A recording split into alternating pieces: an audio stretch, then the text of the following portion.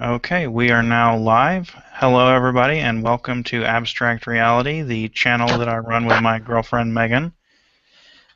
Today we are going to be playing Call of Cthulhu, Amidst the Ancient Trees. My name is Adam Huffman, and I will be playing the role of the Keeper of Arcane Lore. So right now I'm going to pass it on to Tony, I guess, since he's right next to me. Tony, go ahead and introduce your character and tell us a little bit about him. Yeah, okay. My name's playing Jory Seneschal.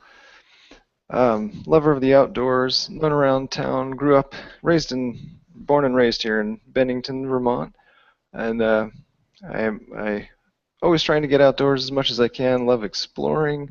Known around town as a hunter. I pull in a decent amount of money that way, selling meats and pelts to the local butcher. Um, I don't necessarily like killing animals, but I find it to be a necessity at times to keep my head clear. But my true passion is low frequency radio. Work at the WVMT AM 620 radio station in town. Work as a technician, trying to find out all the mysteries I can, see what's out there.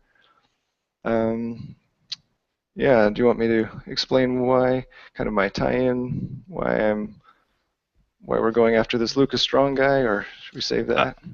if you want, you can explain it now or you can throw it in later.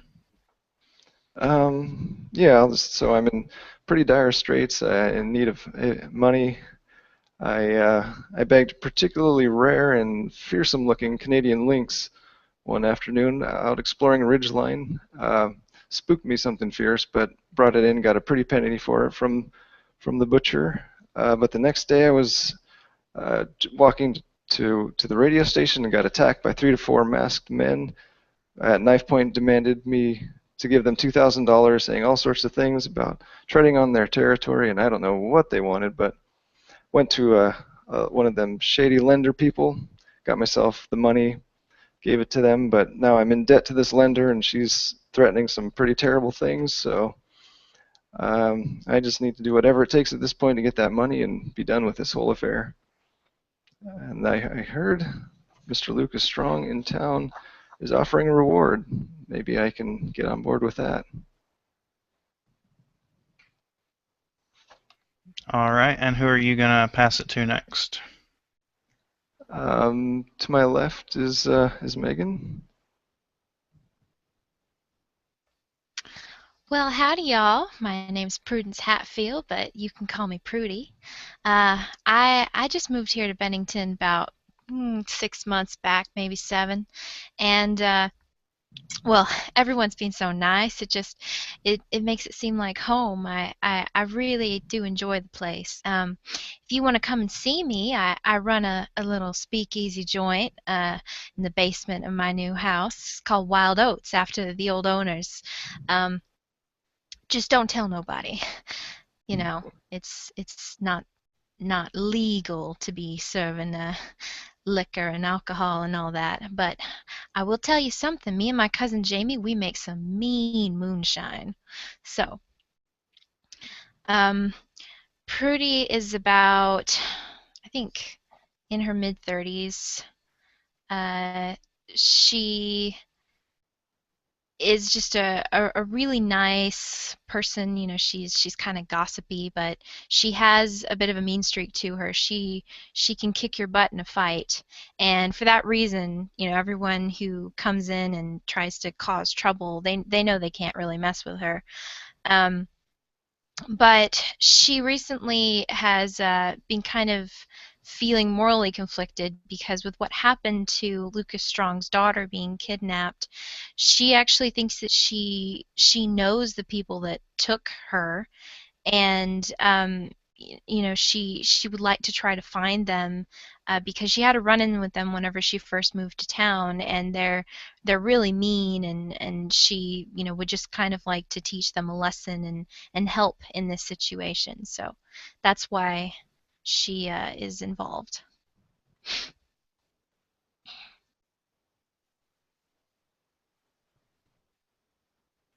Who are you going to pass it to? Oh, I guess I'll pass it to Andrew.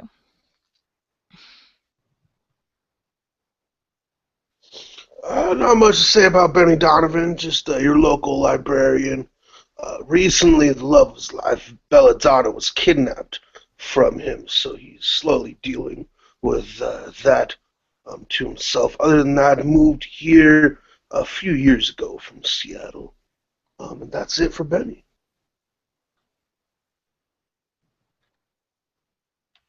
All right. Guess it's my turn. Yep.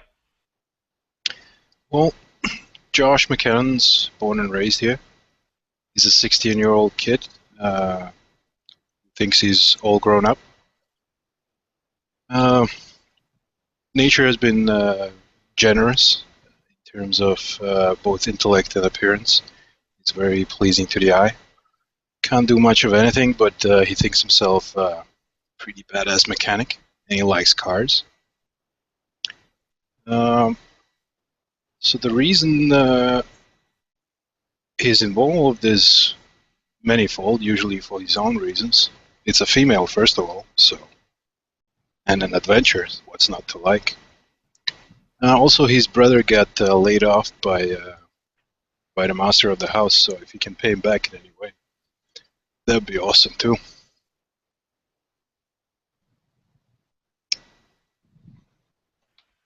All right. Fantastic. So, for anyone who's interested, I am running this game for the Cult of Chaos, Chaosium's new organized play organization, I guess. Yeah, it's not Sort of- actually a cult. That's good. A little bit like the D&D encounters that they run at the friendly local game stores. All right. So, our story begins on a Saturday morning around 10 a.m. The streets of Bennington are just abuzz with gossip about a gunfight that took place on the edge of town the previous night. Many of you probably heard the shots being fired as you were trying to get some sleep. People are saying there were sirens going off, shotgun blasts. They say that 3 of the gangsters were killed and 2 officers also got shot. Some say wounded, some say dead. Word is that the crooks made off with the ransom money and the girl. So now the sheriff is organizing a meeting at the police station to get a manhunt going to retrieve Lucas Strong's kidnapped daughter. The posters going up around town say that Lucas Strong is offering a $5,000 reward for anyone who can bring her back safe. And we open with the 4 of you sitting in the police station surrounded by other members of the community as the sheriff, who is he's an elderly gentleman with a mustache. You all know Sheriff Jenkins pretty well. He's a nice man. Prudy, he looks the other way to your moonshining because he knows that drunk citizens are happy citizens. And coming up, quickly behind him is this sort of rotund man that you all may or may not know as Lucas Strong. He's dressed in a very nice suit with a coat hanging over his arm, and he kind of looks down his nose over the crowd as they've gathered, and he sits down in a chair next to the desk as the sheriff gets ready to address the crowd. So I will give you all a minute to describe your characters and what they are doing as they're sitting.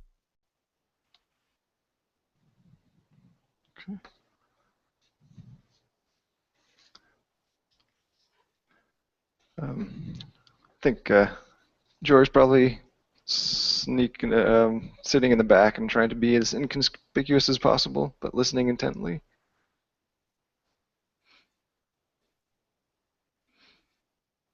Well, Prudy is sitting and she's actually talking to 2 or 3 different people. It's sort of like the same story that's been going around, but people just keep talking about it, and so she keeps talking about it too.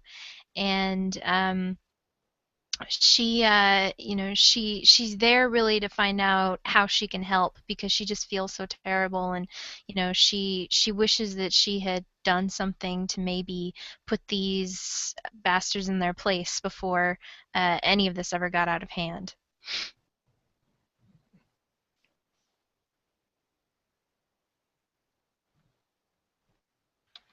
All right, Benny.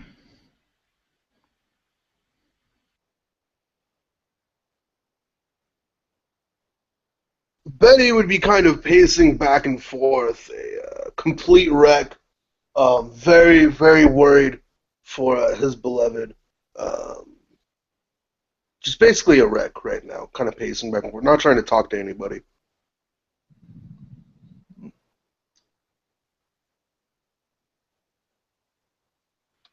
All right, Josh. Josh wouldn't be in the background. He'd probably be hanging somewhere to the side, chatting up a girl if there is one. If there isn't, looking to find old Bill, who always has some hooch somewhere, and share a sip.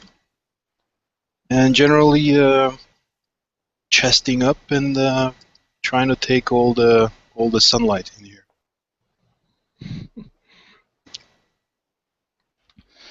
All right. So at this point, you hear Sheriff Jenkins kind of clear his throat. He raises his hands and says, "All right, now you all settle down." And after a moment, a hush sort of falls over the crowd. He grabs his belt and pulls it up over his potbelly a little bit and says, "Now, as many of you might be aware, there was a gunfight on the edge of town last night while we were attempting to exchange the ransom money for Mr. Strong here's daughter, Belladonna. Old Sidney Harris got a little nervous and things went south. After 2 of my men got wounded, 3 of his got killed, him and one of his accomplices, Eugene Clayton, made off with the ransom money into the forest. Now at this point, we're tired of playing games with them. We need volunteers to go into those woods and get Mr. Strong's daughter back. And if you can, bring back Sidney and any of his accomplices along with the stolen ransom money." And at this point, Lucas Strong stands up and says, "That's right. And I'm offering $25 a day for anyone who's willing to help hunt these scoundrels down. I don't care who you are, man, woman, black, white, whatever. If you're willing to help, then you'll be paid." Sheriff Jenkins kind of pipes up again and says, "But we want you all to understand, we don't need any heroes here. These men are dangerous. And if you go out there looking for them, you could get hurt. So don't let the promise of cash money cloud your senses." All right, so who's going to volunteer? And several people in the crowd raise their hands. What do you do? I do so immediately, of course. I'd raise my hand. Definitely. Troy raises his hand and says he's pretty good at tracking, so if I could be of use out there. Joel, I already know you can count on me, Sheriff. All right. So he starts going individually to each person in the crowd, assigning them into groups, and he comes over to you four and he says, "All right, Seneschal, Hatfield, Donovan, McKinnon. All right, you four will be in a group together. Now, you've got about 2 hours until noon to gather any supplies you might need or look around for some more information. At that point, I want you all to meet us in the town square. We'll send you to your starting points. You got it?" Got it. All right. And Benny, he kind of, slaps you on the shoulder and says, "I'm real sorry, son. I know that girl was sweet on you. I hope it turns out okay." Ah, thank you. If there's anything I can do to help find her quicker, I will. Well, we appreciate your cooperation. Sweet on you, not for long. Real quick, before he dismisses us, I'm going to ask the sheriff, so are these goods subsidized by any chance? Are we getting some funds to pay for these, or are you just giving us some time?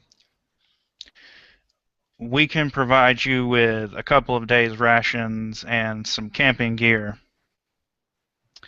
You might want to go over to old Arthur J. Spence's hardware and gun store for anything else you might need. Got it. So before we leave, Prudy would sort of, stand up and gather her things, and she has a bag on her shoulder, and she'd reach in, kind of come up to the sheriff and shake his hand and just thank him for everything, and promise him that they're going to do the best they can. And as she does, she just sort of very subtly slips him a jar of moonshine and winks. The sheriff smiles and says, "All right, Prudy, you be careful out there. I'd hate to see such a pretty young thing get into danger." Yes, sir, but I can hold my own in a fight. That I do, and he kind of rubs his jaw a little bit.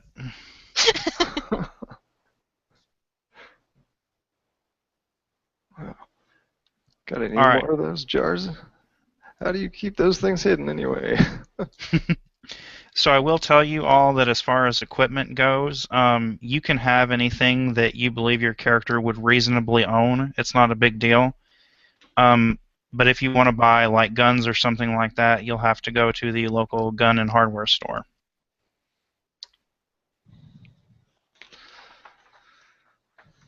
I don't know if rope is something I would normally have, but I might like to get some rope. Yeah, your character would probably have some rope lying around. I mean, you are pretty used to camping after all.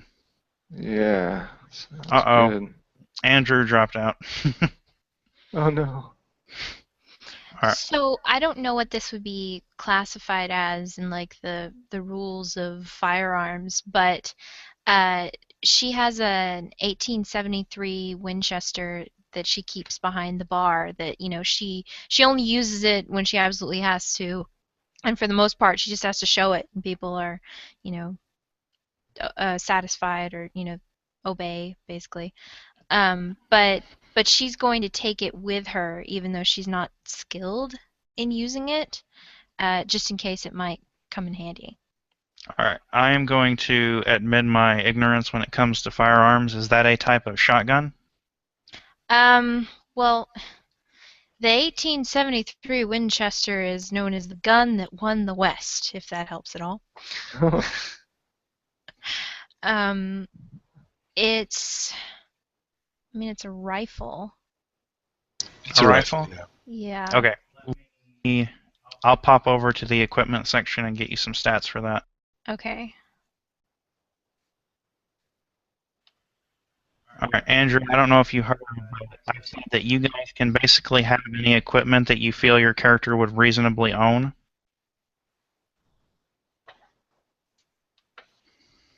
Which names did you say?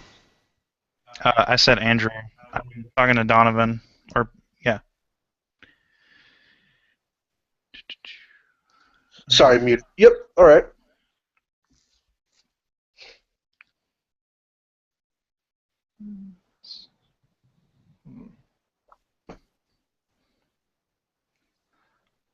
I don't know if there's So, sorry, it's 44 caliber and it's a lever action repeating rifle. Hopefully that helps. Yeah, so... Alright, you can go ahead and write the name down. That uses your firearms rifle skill. Okay. The damage is 2d6. Okay. Base range is 50 yards.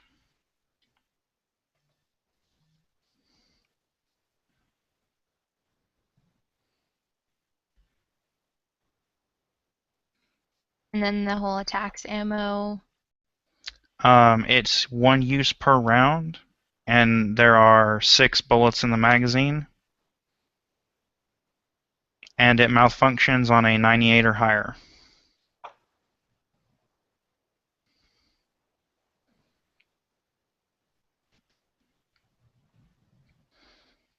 Alright. Anyone else have any questions about weapons or anything like that?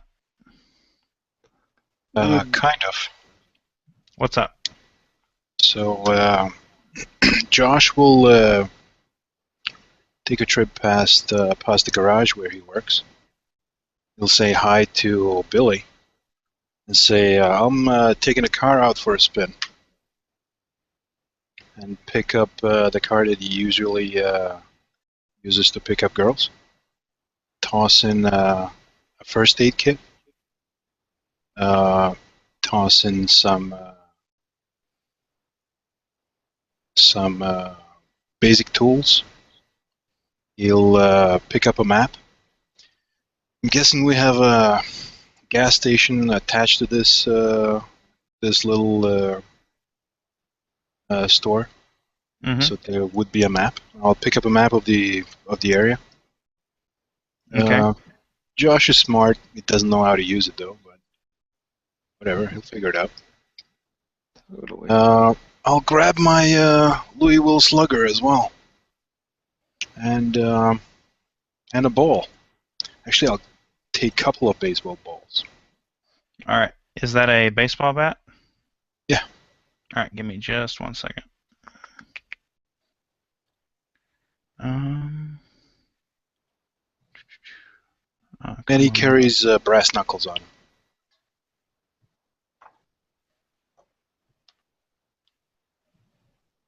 Just in case of disgruntled boyfriends. Common occurrence. All right. For the brass knuckles, that is fighting brawl. 1d3 plus 1 plus damage bonus. The range is touch, and it's 1 use per round.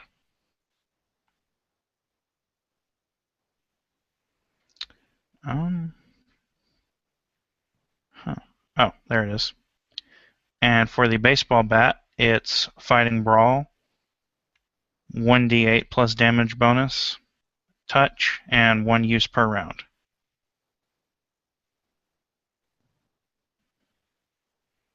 Cool. All right, so you load all of that up in your borrowed automobile. Anybody else?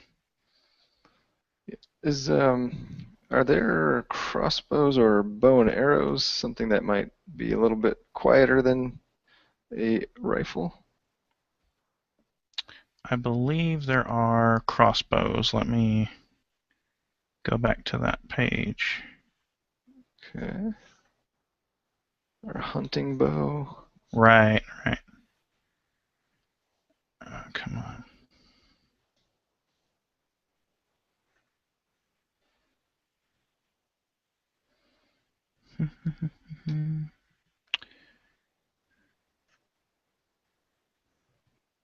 Where is it?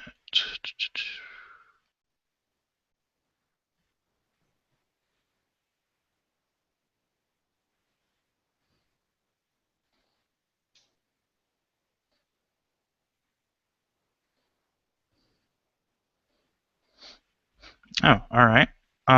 Yeah. So for a bow, it is firearms bow. That's the skill. Okay. It is 1d6 plus half damage bonus.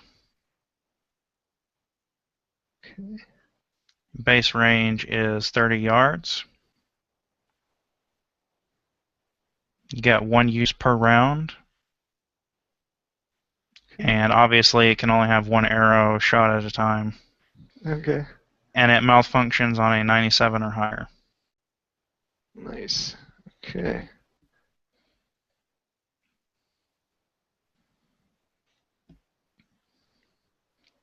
I don't know if this exists in this world, but is there something like chloroform or some kind of close quarters knocking out type of like more, yeah, chloroform type thing? I'm not sure that you'd be able to get that just from a local store. Yeah, maybe not. But if you'd like to see if maybe they have some at the local pharmacy, you can give me a luck roll. Okay, I can try that. If not, you can always go for just trying to throw dirt in someone's eyes. Yeah. Sometimes the simpler things are better. Not creepy enough. Yeah. Okay, I got a 7, so is it just if I get lower than my luck value? Yep. Which I did, looks like. Yeah, actually, as you approach the pharmacy building, the pharmacist is getting something out of the trunk of his little car, and as he walks by you can hear the glass bottles clacking together, and you see that he's actually just carrying in a shipment of chloroform bottles. Ooh, nice. I run up real quick and stop him. Hey, there's some bad dudes in town. The sheriff has authorized me to do whatever means necessary to bring them in. Can I borrow a couple of those from you? I'm sure the town will pay you back later. He kind of raises an eyebrow at you and says, "Well, what are you gonna do to them with these?" Administer medicine as appropriate. Just incapacitate, possibly. Whatever I can do that's less than murder. He looks a little bit uncomfortable and says, "Well, I suppose I could let you have a couple of bottles for $5, but you didn't get them from me. Got it. Absolute secrecy. I don't want any scandals coming my way. You understand?" I understand fully. All right. As you all are walking around town, you kind of hear rumors about the forest you're going into. The Bennington, Vermont is close to the Green Mountain National Forest. And, you kind of hear people talking about strange goings on in the forest, like Indian burial grounds. Some people even mention the ghosts of Civil War deserters, and you keep hearing a specific name come up, Joseph Turner. They say that him and his band of renegades ran off into the forest to escape conscription into the Union Army, and now their ghost haunts the forest to this day.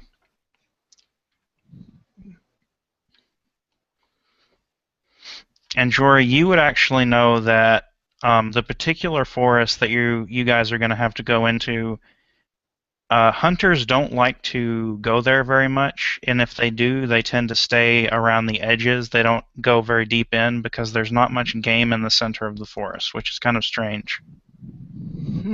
Okay. Interesting.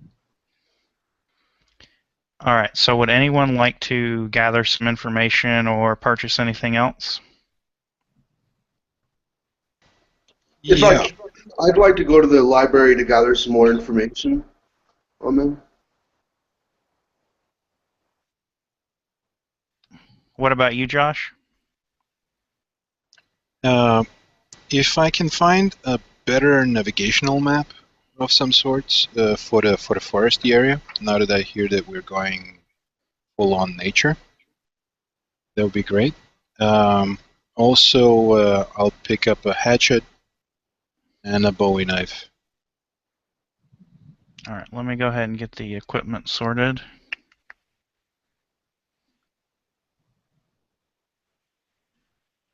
Where is it? Knife.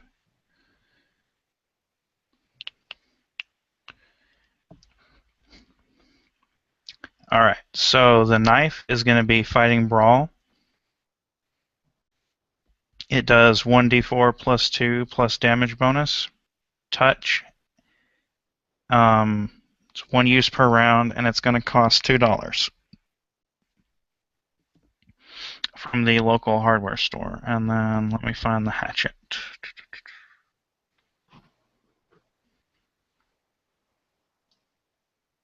Here we are.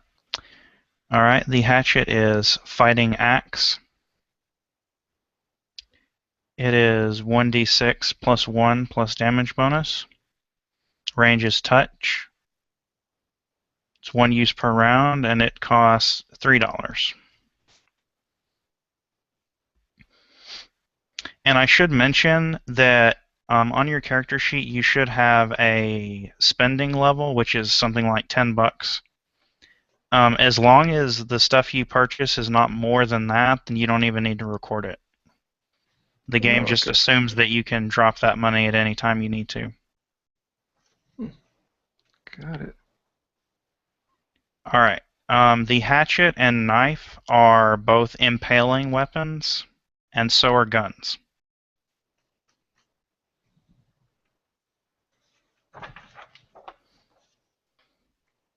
Knife was a brawling skill, right? Or... Yeah. Cool. All right. So, Jory and Josh, you actually end up at the same place on your quest for, or not Josh, or not Jory, sorry. Josh and Benny, sorry. You end up at the same place on your quest for more information, the local library. And as you're sort of digging around through the old newspaper clippings of the Bennington Banner, you find several articles talking about Civil War deserters and how they may have used trails through the forest to escape to the Canadian border. Yep. And so what I'm going to say is, since you all, were able to look this up and you have sort of a vague picture of what path Sydney Harris might be taking, the next the next tracking roll that you make, you'll get to use a bonus die. And that goes for both of you. You also find a more recent article talking about Lucas Strong's business endeavors. And it mentions how he recently became the head of the Vermont Water Board, and he is hoping to put in a reservoir near Bennington.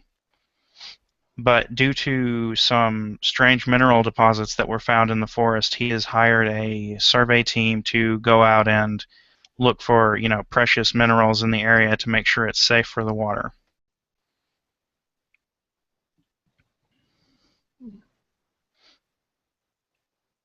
All right. I'll say that one more person. The area?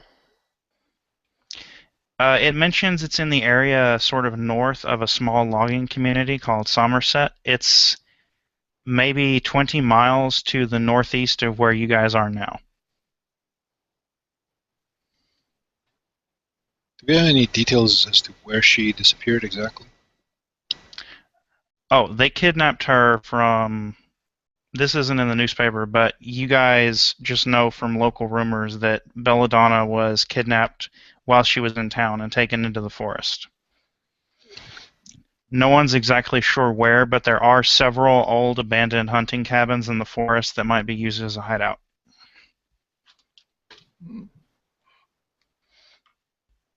So I'm going to say that one more person has time to do something before it'll be noon. So does anyone have anything else they want to do?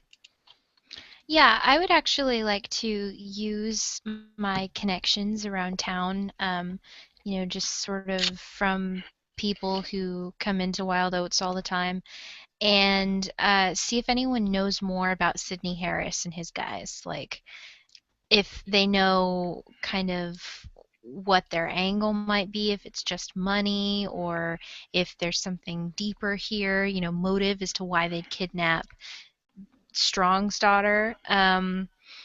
Maybe if anyone knows if they have a hideout in the forest where they would likely go and stay until anyone came to investigate, that kind of thing.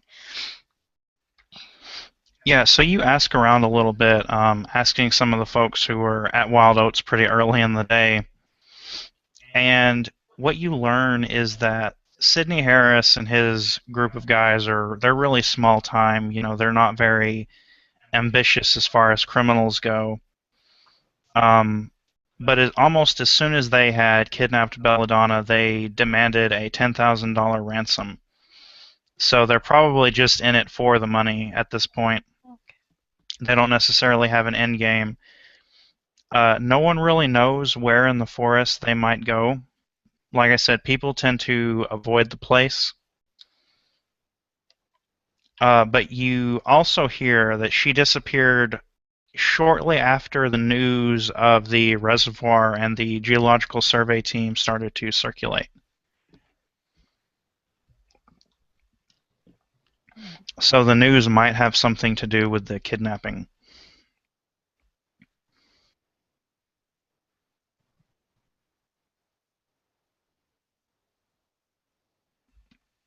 All right. Well, thank you. That information will actually be quite helpful in this investigation. So, free glass of moonshine on me when I get back. Nice. Jamie, who is behind the counter at this point, hears you say the words free, and she kind of like gawks at you a little bit. Now, don't give me that look, Jamie. You know we can afford to give some to these nice people here. They were helpful. She just shakes her head and mutters something about running a business and kind of waves you away. Don't mind her. She gets her knickers in a twist all the time. All right, so the local clock tower resounds off 12 times, letting you all know that it is now noon and you need to gather in the town square. Right. Start to make my way. Yeah. Okay. How cold is it? What time of year is it? It is summer, so it's not really cold. It's I actually don't know much about Vermont. I think it's kind of hot, but it's not, it's not like Texas hot. Well, But nights do it's get warm. cold.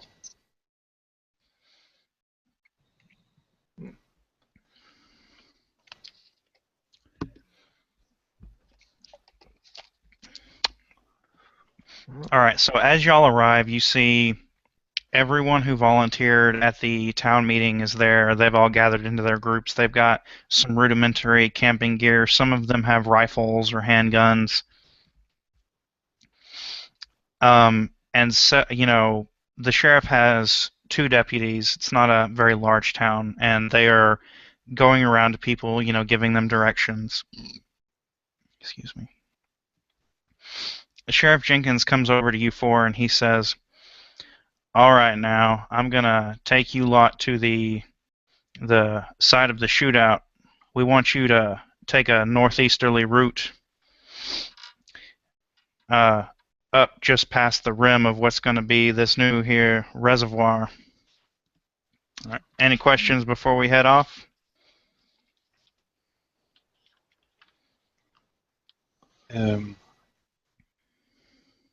This is kind of an out of game question. We are What's up? picking up some. We're picking up some gear with us, right? Not out of game. It's in game, but out of character. Yeah, he distributes. He gives you all rations and some basic camping gear.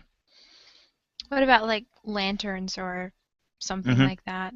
Okay. Yeah. Actually, you'd probably have flashlights. It's 1925. Yeah. Also, I just did a quick Google search, and so at that time of year, the weather would probably be in the mid to high 70s, if not low 80s. Nice. Get down to about 60 something at night. So Not All too right. bad. So the sheriff leads you all towards the edge of town in what is now a clearing. There are stumps and piles of fallen trees laying about. It looks like there's some logging going on here. And you can kind of see the edge of the forest that you're about to go into from where you're at. And as you look around, you notice, some of the stumps have like bullet holes in them or places blown out of them from where they were caught by a shotgun blast. There are spent casings laying here and there. And there are these 2 large pools of dried blood. You think this might be where 2 of the police officers fell. The sheriff kind of takes off his hat and fans himself a little bit. It's a little bit of a walk from town to here. He says, "All right, now y'all can follow the path into that there forest. You should be able to pick up their trail fairly quickly. this is where they ran off last night with the money. Y'all be careful. Like I said, these men are dangerous. We don't know what they might do if they catch you alone out there. And just how much force are we authorized to use here out of curiosity? Son, as far as I'm concerned, if you see them, you are free to shoot them. Understood. They've caused this town enough trouble. I agree.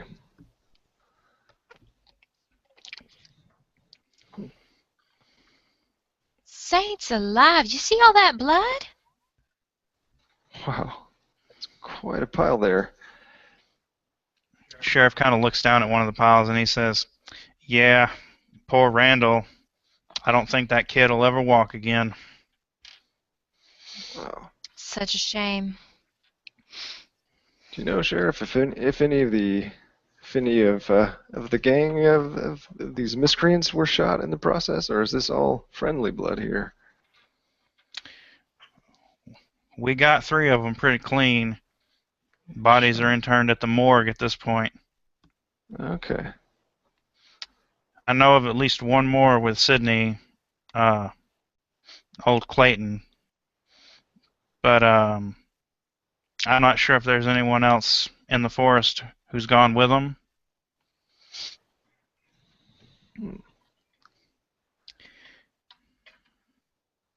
We got Clayton pretty good. I believe he's injured, so you might not have a difficult time taking care of him.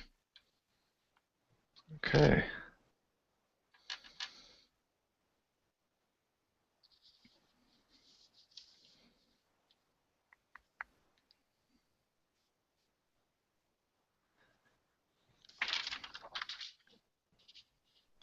Is there any sort of searching I can do around here to just see if anything stands out, or look more closely at the ground to see where the trail might start, or anything like that? Yeah, as you look around, you all easily see the spot where it looks like Harris and Clayton were sort of taking cover, and their trail is pretty easy to follow into the tree line. They obviously weren't trying to cover their tracks. They were just trying to get the hell out of Dodge. Nice.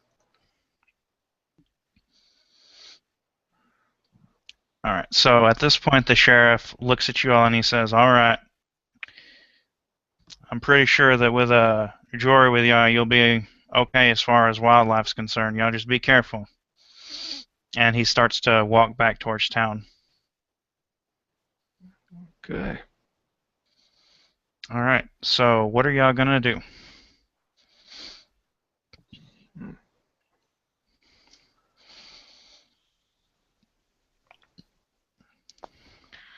Well, seems to me we should follow the trail as much as we can till nightfall and then find a good place to camp. That's what I was thinking. How much time do we have here? Is it getting on towards evening? Oh, we left at noon, right? Yeah, it's about 12:30, maybe 1 o'clock at this point. Okay, got some time. Yeah.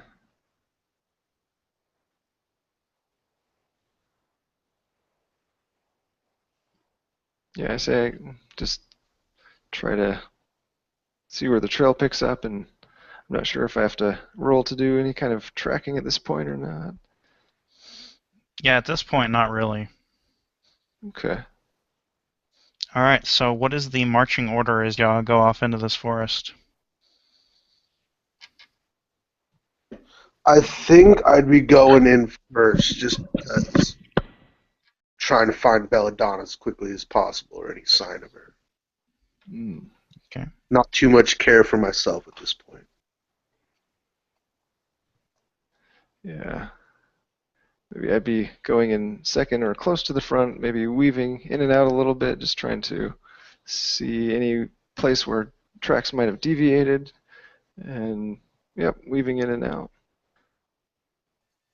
And Prudy would kind of hang back with, both hands on her gun, like holding it up, walking as she's going, just sort of looking for anything that might seem amiss.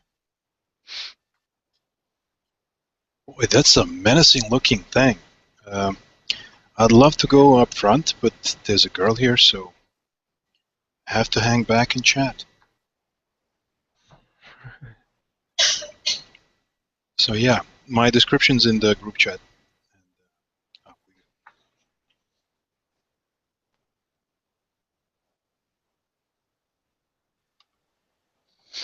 All right, so you begin to travel. Like I said, the trail at this point is actually really easy to follow.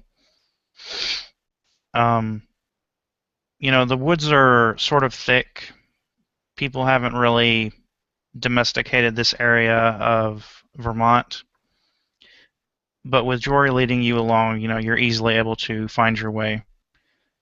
If y'all want to talk amongst yourselves for a little bit before we move on, you can do so. Well, you're awfully young to be on this investigation, ain't you? Awfully young, I don't know what you mean, miss.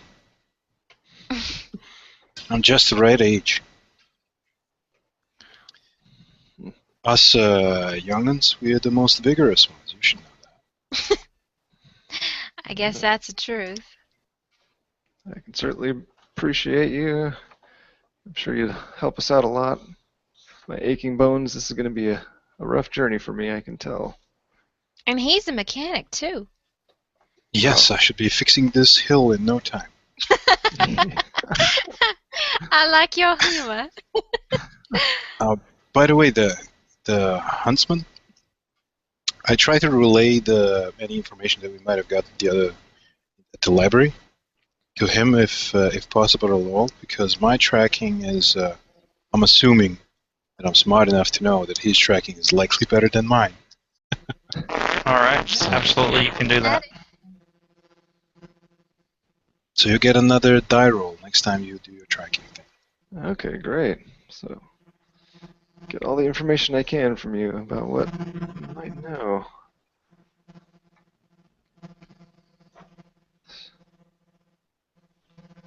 All right. So you travel for about hours. Get back. Whoa. Oh my God! Yeah. The demon's already attacking? How about now? Still the Slightly same. worse. I think I got too close to the computer. Whoops. There's like this creepy echo and everything. It's really weird. Yeah. It's quite frightening. All right, what about now? A little better. There's a crackling noise. Try to say something. Testing. It's okay. All right, cool. There we go. So like I said, you all travel for a few hours. The sun is starting to not necessarily dip below the western horizon, but it's definitely getting into the evening. At this point, everyone but Josh, he already posted, but what is everyone dressed like? So Prudy has on some really thick leather boots. They look kind of like, just your standard cowboy boots you'd wear on the farm, and some heavy-duty dark Wranglers. She's got this kind of oversized leather coat that she's wearing over a button-up shirt, and she sort of has her hair, which is kind of like a sandy brown color, pulled back in a braid.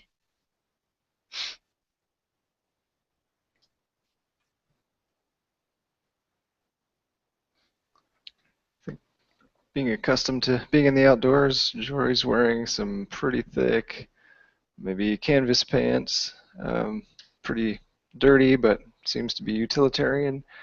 Some kind of wool and or water, a wool overcoat. Sort of thin, but with a hood on it.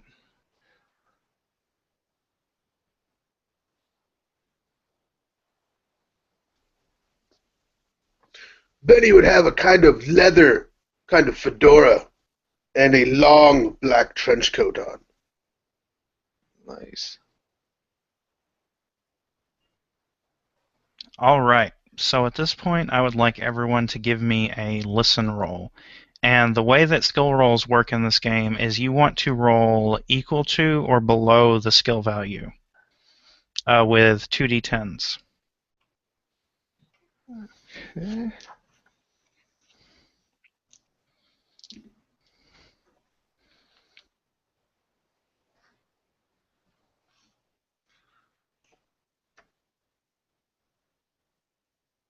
I failed that convincingly. Me too.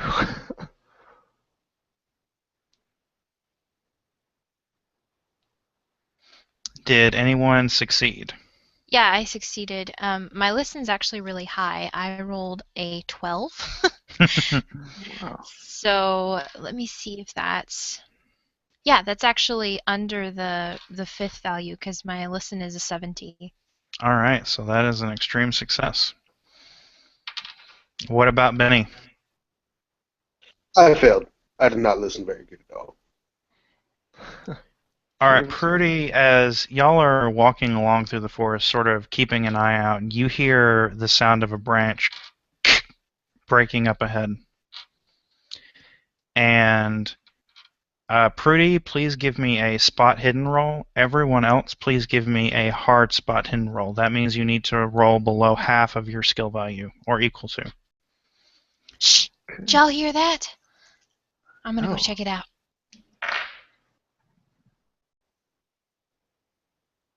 I succeed. What do you know? 12 and my hard is 22.5. Not quite sure how I rolled 2.5, but Woo! I have a 57 and I rolled a 51. So Ooh. All right, how did Jory and Benny do? I failed. You said a hard roll. I got the hard roll on spot hidden.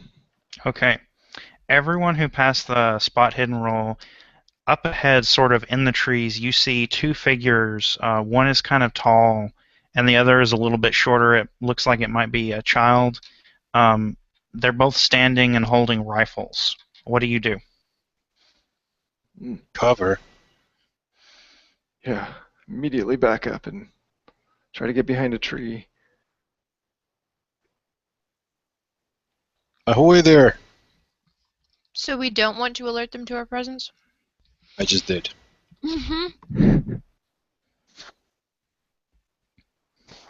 So Prudy she'd kind of like lift and point her rifle to the trees and say, "All right, y'all, we see you. No need to hide. No need to think you can ambush us. Just tell us what you want, and we can take care of this nice and quiet like, okay?" You hear a call back. The taller figure says, "Wait, don't shoot! Don't shoot!" And he and the shorter figure, they kind of sling their rifles over their shoulders and they walk forward out of the brush. You see that it is a man and what looks like a 14-year-old boy. He says, "Hello, my name is Alistair Lawson. My son George here and I are on a hunting trip. What are you folks doing out here? Are you hunting as well?"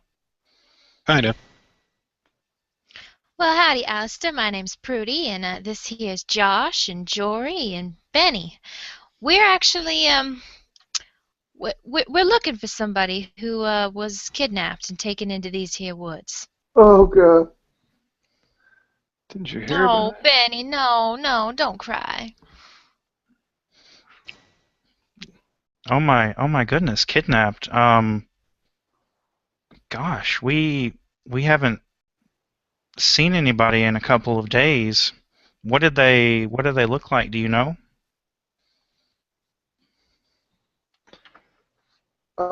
She's a beautiful girl, brunette hair. eyes that you can just look into for days. Oh, God. And he starts bawling his eyes out. Oh. How long have you guys been out here anyway? We've only been out here for about 3 days. We came with our neighbors. We're from Boston. Like I said, we came out here to teach our boys how to hunt. But George and I haven't really gone very deep into the woods. We've been kind of keeping to the edge. How long you been here? About 3 days.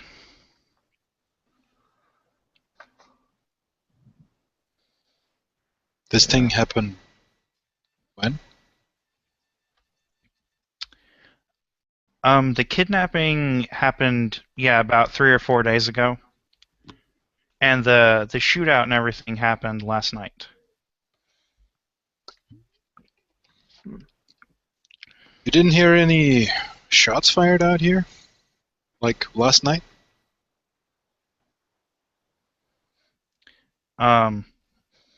No, we haven't really heard anything odd other than the occasional sound of a truck engine up on the road headed north.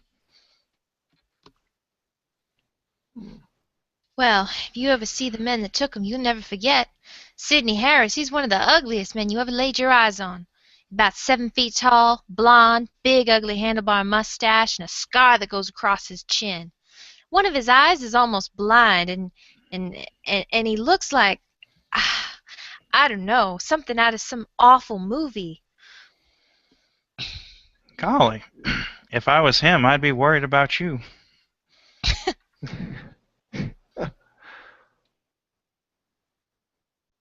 You can say that again. If I ever see him, I'm going to bury a bullet between his eyes. He's a nasty individual. Oh, well, no, like I said, we haven't run into anyone out here since since we last saw our neighbors. Brian and Arthur, they actually went deeper into the forest a couple of days ago. We haven't seen them since. Are they your traveling companions? Yeah, they came out here with us. If you folks plan on going deeper in, would you mind looking for them? I'm getting awfully worried about them. Brian's a tall man. He's got dark skin, and he wears a big Texas hat. What you mean by dark skin?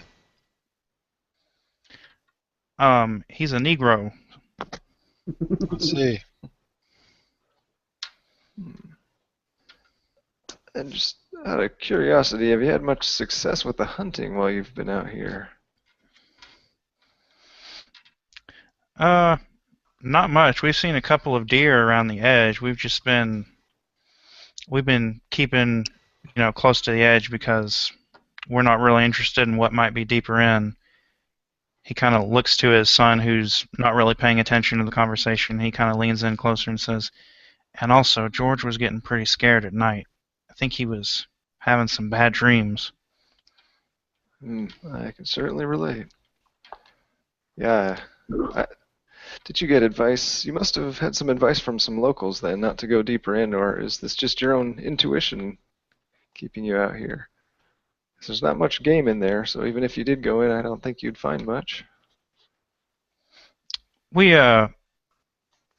just felt like sticking to the edge. Yeah.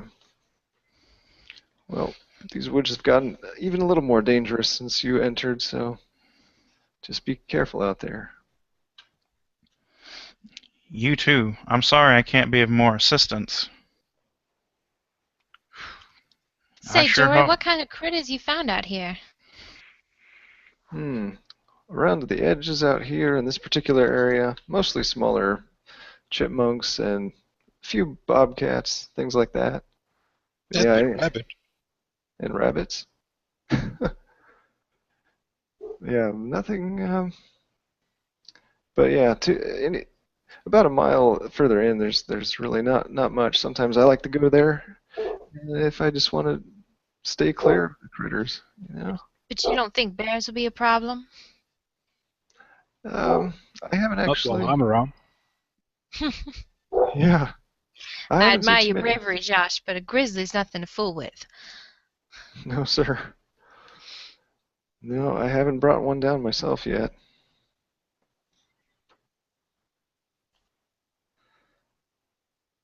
We should be cautious.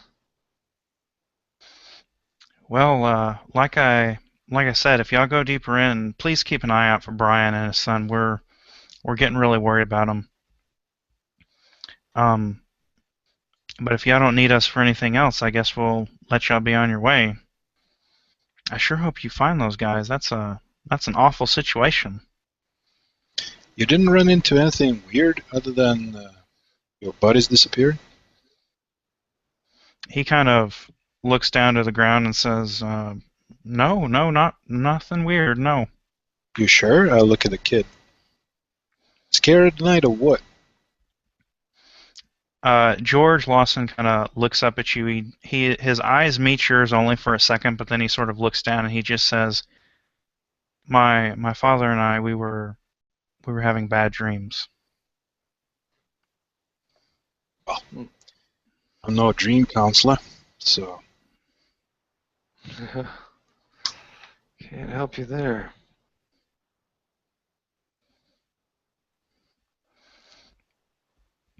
All right, well, we'll get out of y'all's way. And Alistair sort of reaches out to shake each one of your hands.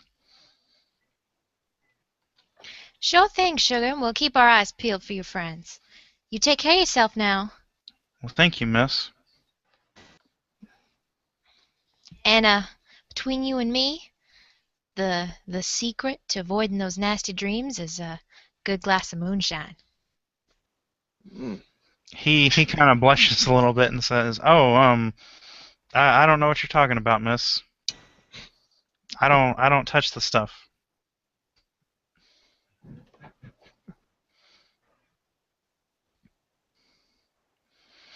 All right, so do you all continue on? yeah. Yes. Yeah, I'm gonna maybe unsling my rifle and keep it at the ready just in case. All right. Just for mechanical terms, having a weapon at the ready makes your dex go up by 50 at the start of combat. Oh, okay. Just for anyone who didn't know. All right. But So it doesn't hinder me in any way, though, just from normal travel or anything like that? no. Okay.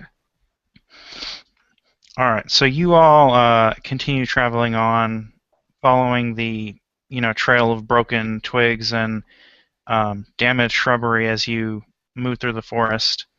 The sun begins to set, and you start to feel the aching in your muscles. You've been traveling over this rough terrain all day, and you feel like it might be time to start setting up camp. So what do you do? Set up camp. Yeah, I think. Yeah, Prudy would start gathering logs and stuff for a fire and maybe, pull a pot out of her bag to make some soup or something for dinner. Yeah, I would. We'd step away from the path a bit, just so if anybody passes through here, they don't run straight into us. Yeah, y'all easily manage to find a small clearing off to the side of the trail where you can set up camp and get a small fire going.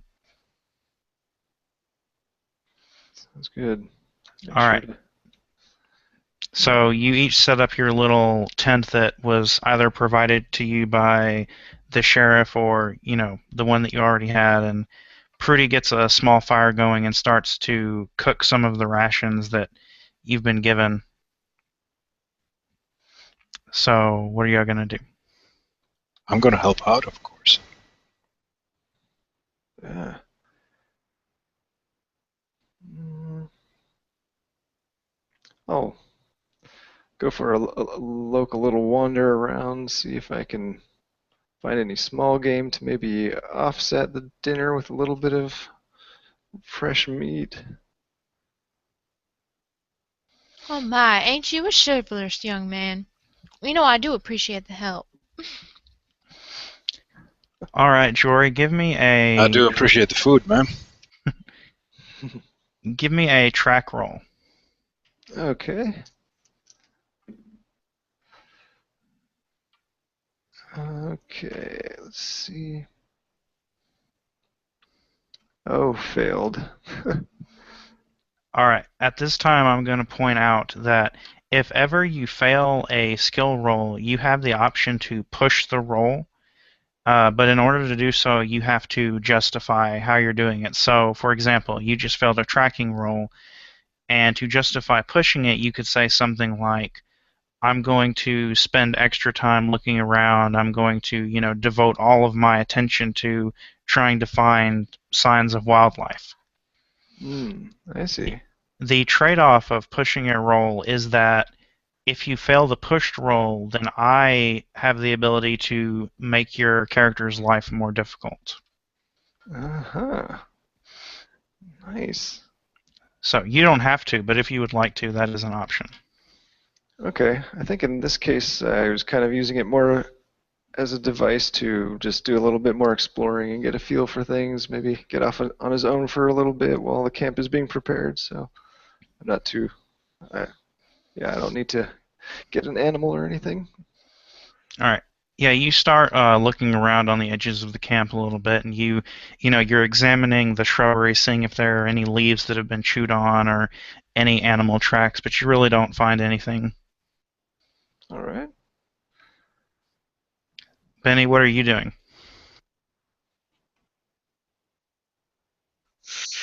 I'm going to be trying to help out, eating my rations, kind of sobbing a little bit.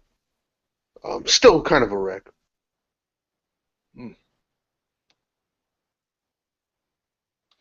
I see Prudy's munching away at that stew. Wow. Good stew. I'm really hungry.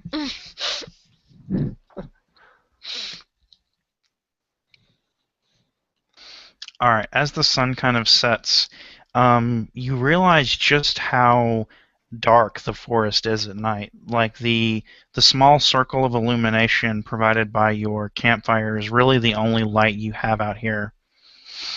And you might even begin to feel a little claustrophobic, as the trees sort of press close into the camp as you're sitting there eating.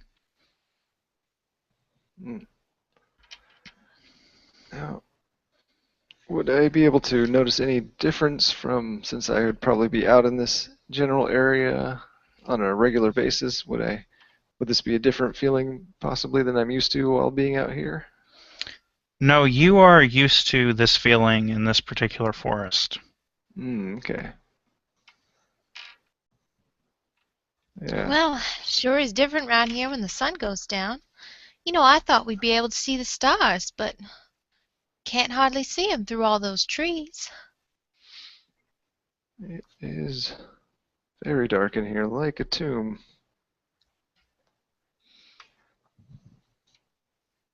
Yeah, just like a tomb. Yeah.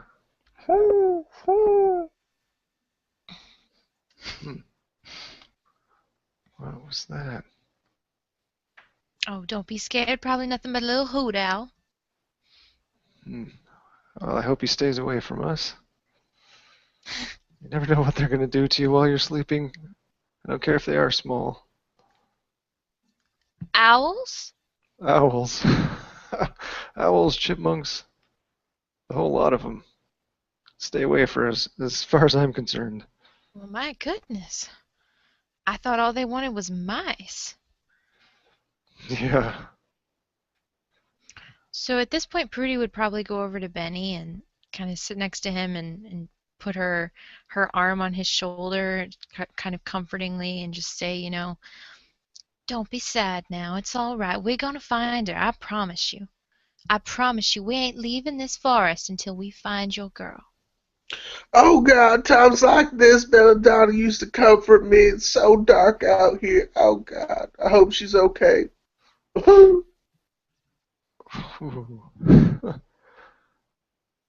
It's rough. We'll get her.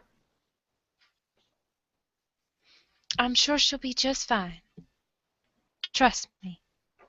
I can only pray. We all praying, sugar. We all praying. Having,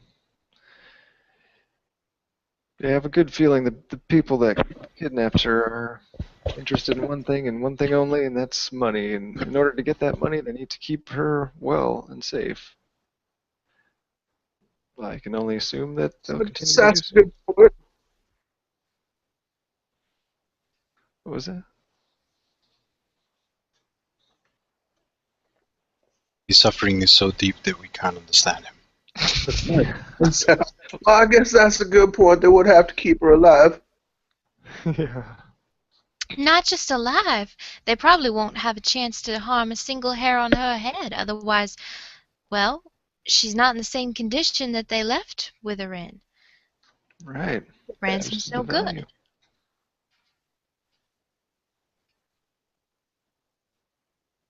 That seems logical. It'll all be all right, honey.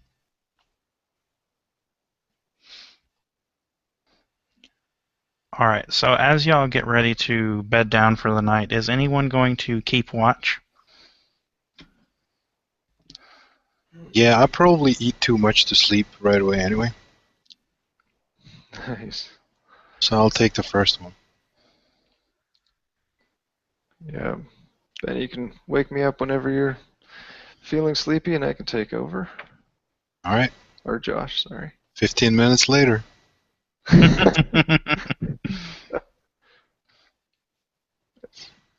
All right. Who is going to be keeping watch at around midnight? It'll probably be the second or third watch at that point. That'd probably be whoever's after me, and that's our Yeah, huntsman. probably. Probably me. All right. Okay. All right. I would now like everyone to give me a power roll.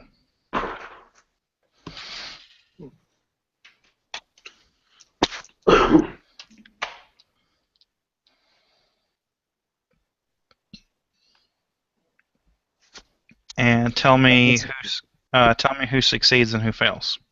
I succeed severely.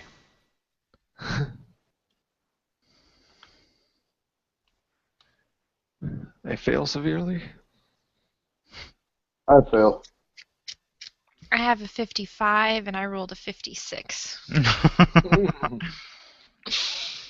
All right, so Josh, once your watch is up, you kind of rub your belly filled with the stew that Pretty made, and you just drift off to sleep, comforted by the sounds of the forest. Everyone else, your sleep is far from restful. You toss and turn from side to side, bombarded throughout the hours of darkness by images that you can barely recall when you awake. Maybe it's the previous day's trek through the forest that's influencing this. All you remember are the dark trees surrounding you, the sickly yellowing leaves falling to the ground. You feel a terrible foreboding. Something is out there, watching, waiting. You wake feeling exhausted. It's as if you didn't sleep at all. You suffer one penalty die on any con rolls throughout the next day until you sleep again. Okay.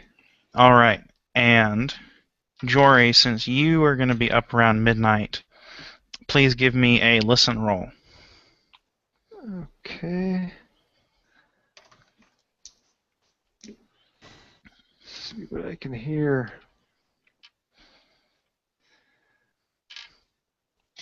Okay. That would be a hard success.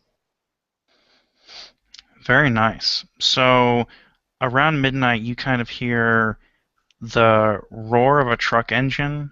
It's a little far away, and you don't see any lights, but it's definitely coming from the north. And then maybe half an hour to an hour after that, off in the distance, you hear the sound of gunfire. It's coming from too far away to pinpoint it's echoing off of the trees. What do you do?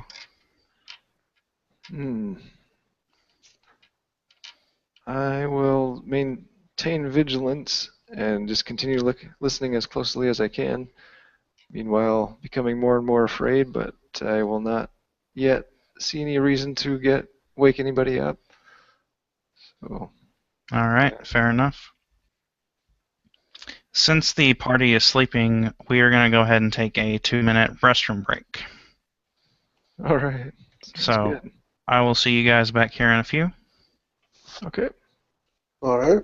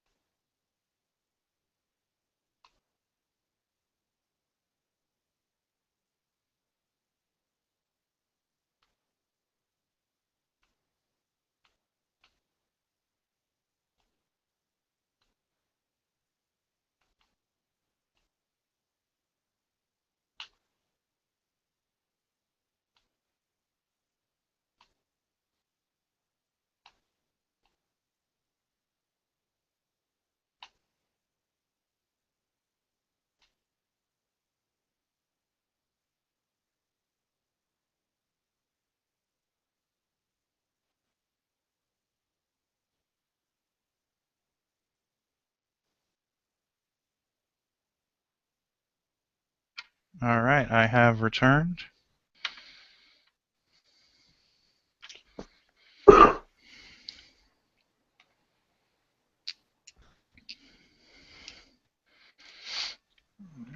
Is everybody ready to continue?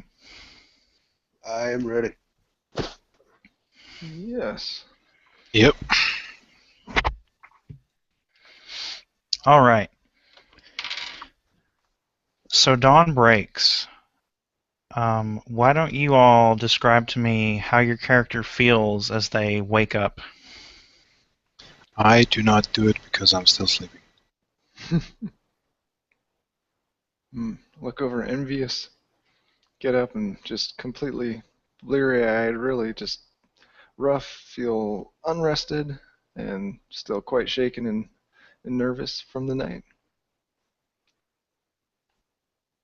Well, Jory, I don't know how you do it. I don't know about y'all, but I ain't never sleeping on the ground again after this. Ooh, that was the worst. First night always is. I need a nice soft bed. One thing I know for sure. You'll get used to it.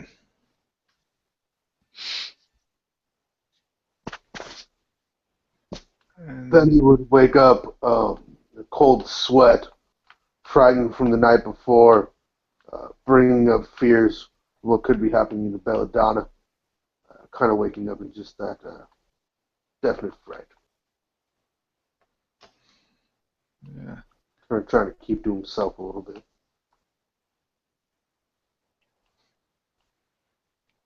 Look over at Josh and ask the others, is he still sleeping over there? Well, I stir as you guys are being loud and get up, looking around. Wow, hell, it is a bit tough ground, but I gotta hand it to the sheriff's office. They get some comfortable sleeping bags. Yeah. So, how about some breakfast? Okay. Well, we've still got some stew left over from last night if anybody wants some. Yeah, let's warm that up. I kick up the fire a bit and put the rest on lukewarm. Yeah. Break out a. Coffee, anyone? You have some? Well, I'm guessing somebody has some. Ah, yeah, I need coffee. Oh, honey, you know me too well. And I pull out this like little tin of coffee and I start scooping some stuff. Travel variety, nice.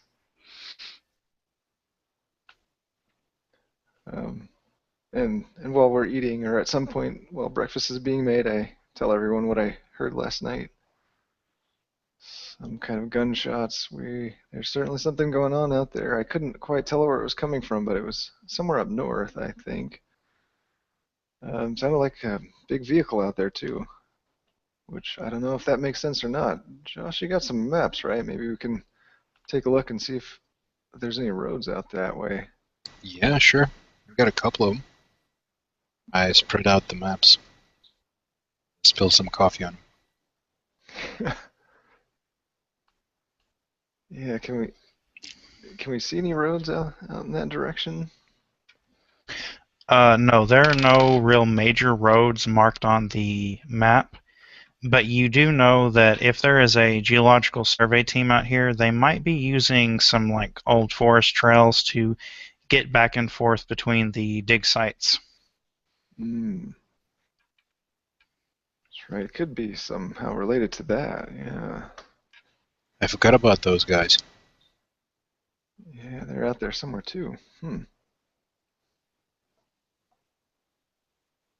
They're pretty far from here, right? They're like Somerset, north of Somerset, 20 miles northeast. Mm-hmm. Yeah. That's quite a trek from here, right? Mm-hmm. Okay.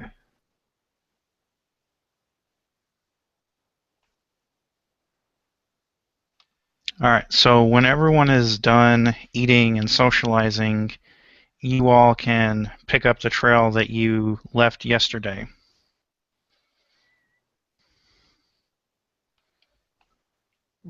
maybe a little bit less spring in our steps, a little bit less enthusiasm, at least for me. Sounds like I'm in front now. Yeah. So after kind of cleaning up what little bit of a, bed place Prudy made for herself last night, she's just going to put her stuff on her shoulders, pick up her gun, and very sort of poignantly, all right, what you say we head on? I concur. Yes, the faster the better. All right. So anyone who wishes to can give me a tracking roll with a bonus die. Picking up the trail isn't hard to start with, but as it goes deeper into the forest, it looks like the men you're chasing after started to slow down a bit, and so they're not leaving as obvious signs of their passage. Okay. Ooh, that is a horrible failure for Benny. Poor guy's just so distraught. Yeah.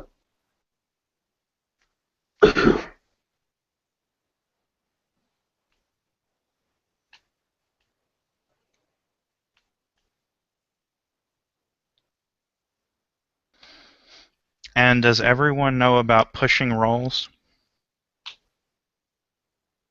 Nope.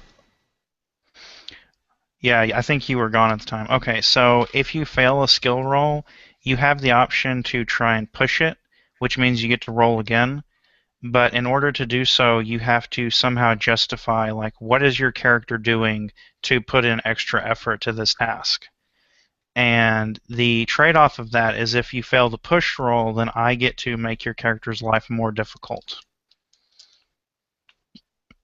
Well, Josh will point and say, "There's a tree." Good. You're learning.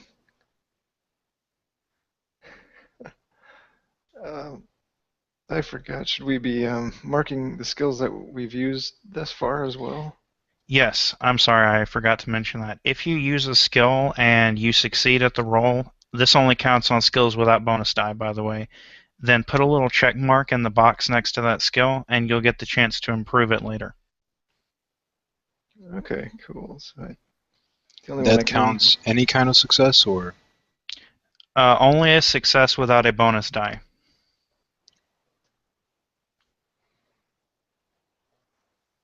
Alright, did anyone succeed at the tracking roll? I did. I got an extreme success. Prudy? Yeah. I didn't roll. I didn't know you wanted us all to roll. Oh, if you didn't want to, that's fine. Okay. Alright, so you all are pretty lost at this point, but, you kind of stay close to Jory as he's Elmer fudding his way through the forest. Done this before. And you notice that as you're getting deeper in, there are, where before, you heard the sounds of birds chirping at one another, and you saw the occasional deer, leap out of the brush and dart into the woods. There are actually fewer animals in this part of the forest as you get deeper in, sort of lending credence to what the hunters say about how there's not as much game here. And after roughly 45 minutes of traveling, I would like everyone to give me, we're going to do what is called a combined skill check for tracking and spot hidden. So you can either use tracking or spot hidden, whichever one you want to use. Just let me know which one you used.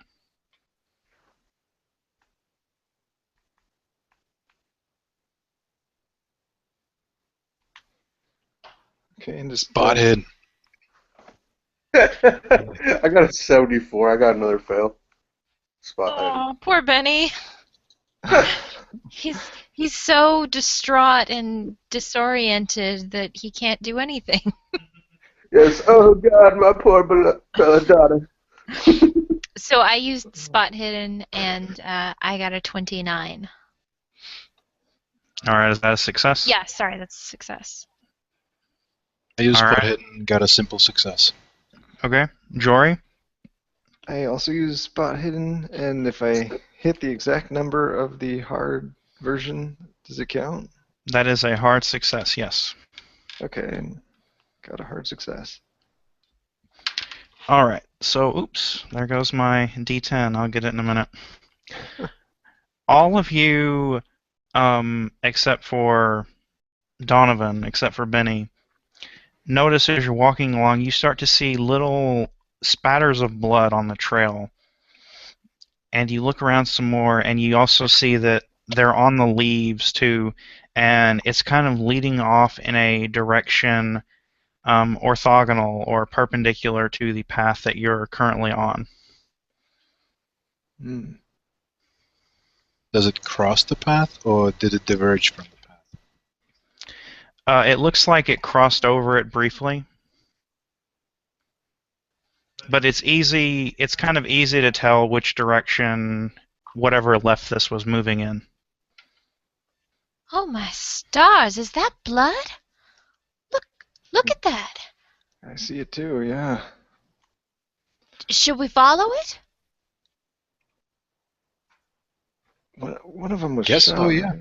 It's physical evidence, as they say in the theater. Yeah, Oh God, be Belladonna's blood. can't. One of the Well, even if ruffians- it is, it's not too much. She'll be fine. Okay. Yeah, I have a strong feeling that this might be where we need to continue the track. All right, so are y'all going to follow the trail? Yeah. All right, so it diverges from the path that you are currently following, and as you're going along, you see, the splatters of blood start to get a little bit bigger and bigger. And actually, Prudy, as you're walking along, you hear and feel something under your foot. It goes click. And when you look down, you see it looks like an old hunting knife. What the? Well, would you look at this? And you can see on the blade there's like this sticky red substance. Hmm. Where'd It you looks get like that? it looks like congealed blood. You just found that on the ground there? I think somebody may have used it to hurt somebody else. Oh God, you don't think it was Belladonna, do you? No. Roll a DNA test skill. Wow. Okay. And wow, that's a success with a 6. Nice. Benny's just like, okay, so here's what happened. All right. As you continue along this path of, whoever was leaving this blood, you see a shape lying in the undergrowth ahead of you. And as you approach it, you realize it's a body. Oh, no. Look And right there. getting closer to it, you see there's this nasty wound on the side of this person. It looks like someone took a huge gash out of him with a knife. And he's attempted to bandage it, but he hasn't done a very good job. So See, it's not Belladonna.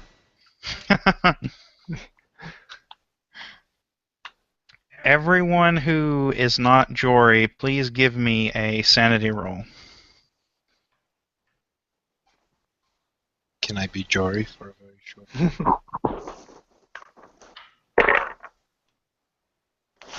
Ooh, pass.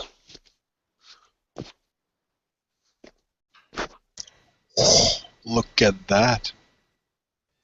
I failed. Yikes. 0-4. Wow. I rolled what I think is a 700. Your head explodes. No, it's a 70, and then the other one is a 0 because it's just the 10, you know. So Oh yeah, 70. yeah. All right. So Prudy, as you look down at this body, you're not used to the sight of death. You know, you've had bruised knuckles, you've had a busted lip before, but this is an honest to goodness dead person. Just kind of describe to us how it feels as you're looking at his pale skin and the blood that's coalesced around him as he's laying in the grass. So you know, running a bar for really, let's call it what it is.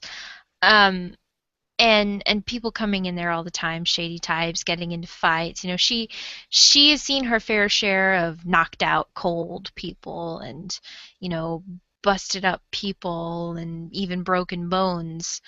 But death is not something that she has seen as far as like people go. You know, she's familiar with dead animals and she grew up on a farm, and so you know things would happen, and she's gone hunting, so even like blood isn't really scary to her. But this is a person. This is a person who once had a life, who has a history, who probably has a family, and this is the most terrifying thing that she has ever seen, knowing that the life that this person once had has ceased completely, and there's nothing that anyone can do about it but bury this person in the ground.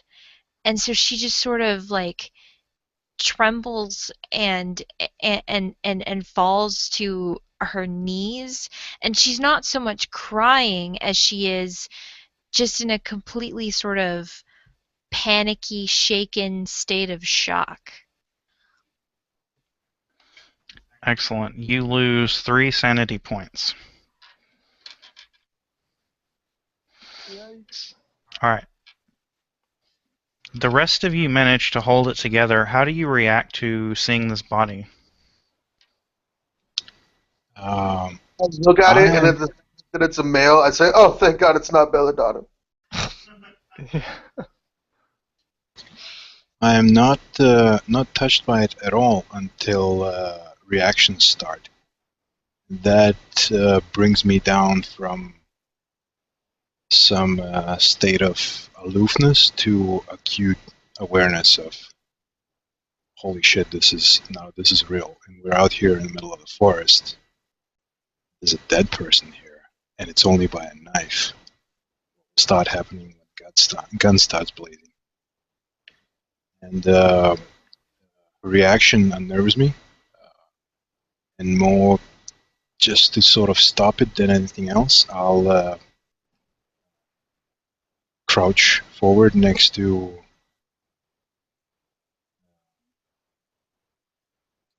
Prudy and sort of grab her shoulders and say, "It's all right. It's all right. It's been here a while. There's nobody in the area." Sort of try to lift her up.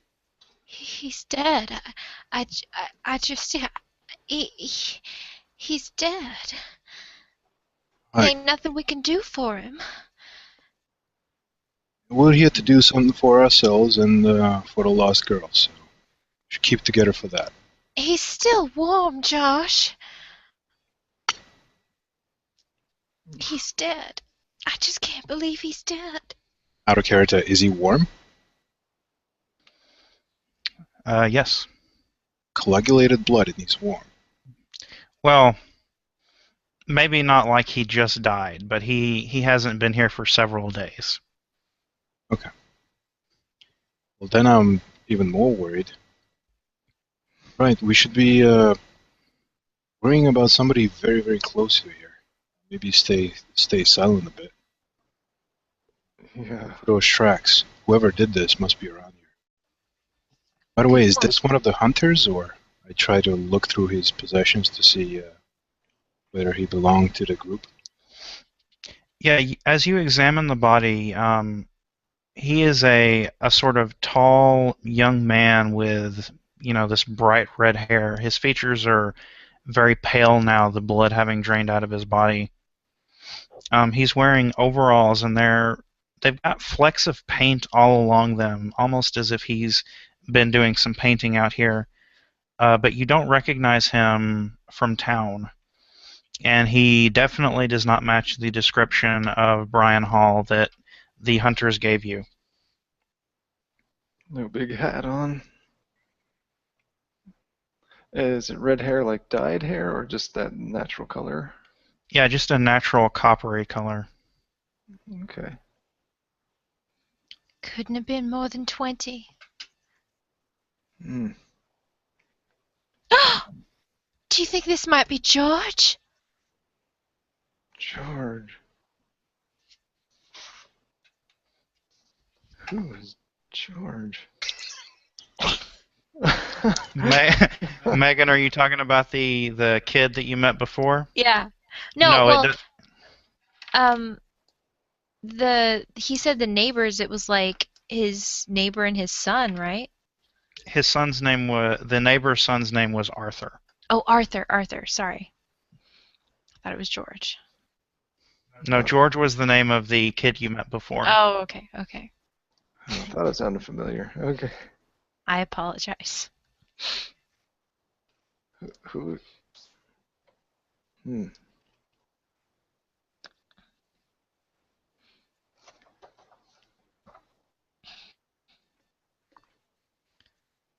So what are you all going to do? First of all, does anybody here know Arthur? No. He came from Boston with his father and the father and son that you met before.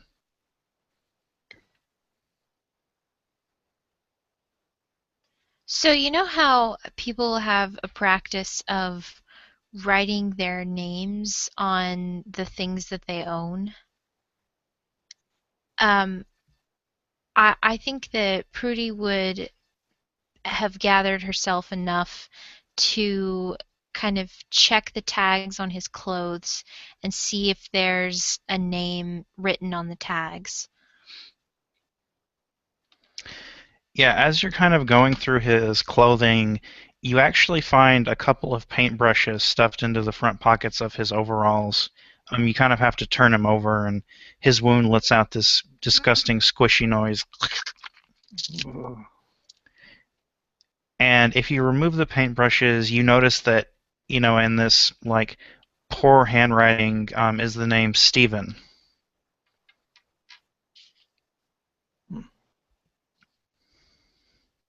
That's a completely unknown entity for us, right? Right. Are there any people just living out here in the forest that we don't know of, or that we know? As far as you know, the only buildings out in the forest are some old abandoned hunting cabins. You haven't heard of anyone who would want to live out here.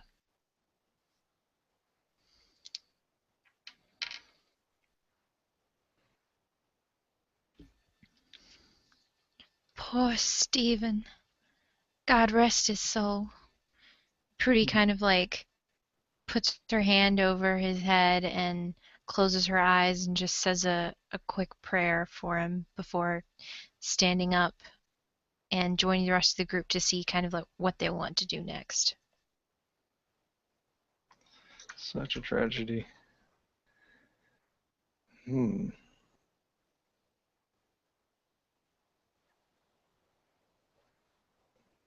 Well, we're gonna have to leave him out here, but we should mark the spot. Unless somebody brought a shovel.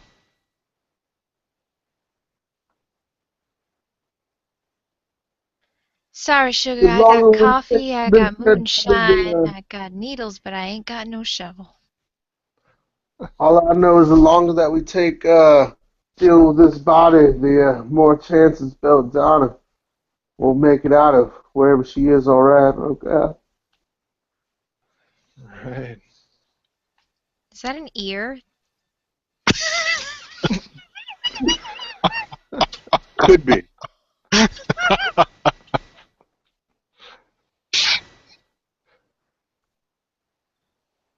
I'm sorry. sorry. I was trying to figure out what we were looking at. And I will point out, you would all know this, the body is about half a mile off of the trail that you were following before, just for reference. Okay.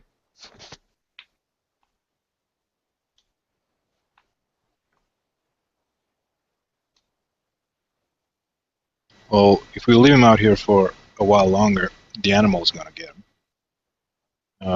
So unless we're digging him down, there's no real reason to do anything else but just mark the area roughly.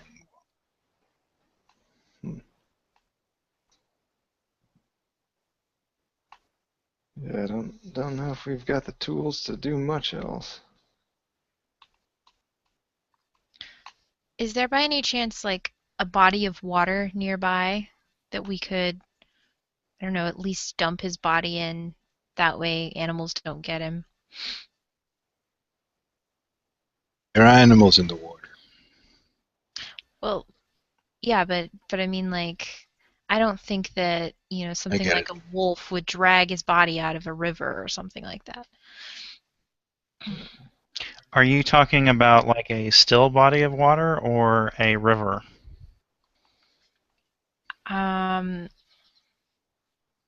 mean, I was really thinking a river, but like a still body of water, like a lake or something, is also good. Okay, give me a luck roll.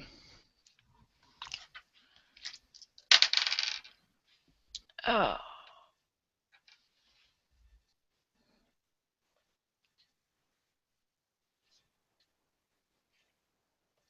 Okay, that's a success. All right, so you kind of ask around. You're not really familiar with the area. Jory, why don't you tell Prudy what you know about a sort of small river nearby here? Oh yeah. Yeah. There's a little creek down the way. It's fairly narrow and fast moving in places, but there may be a few spots where the water pools up a bit. Might be able to get it out of the way. Off the land at any rate. Just out of curiosity, Jory, is dumping bodies in the water a known way of preserving them? Not particularly, but if it's only a few days, yeah, we'll have to make sure we tell the authorities as soon as we can where to retrieve him. It's better than having him ripped apart by a bunch of wild vermin. No, about that. He'll be all bloated in a couple of days. You're right. I seen one of those when I was a kid. I don't know. I'd rather get ripped up by animals. Mm.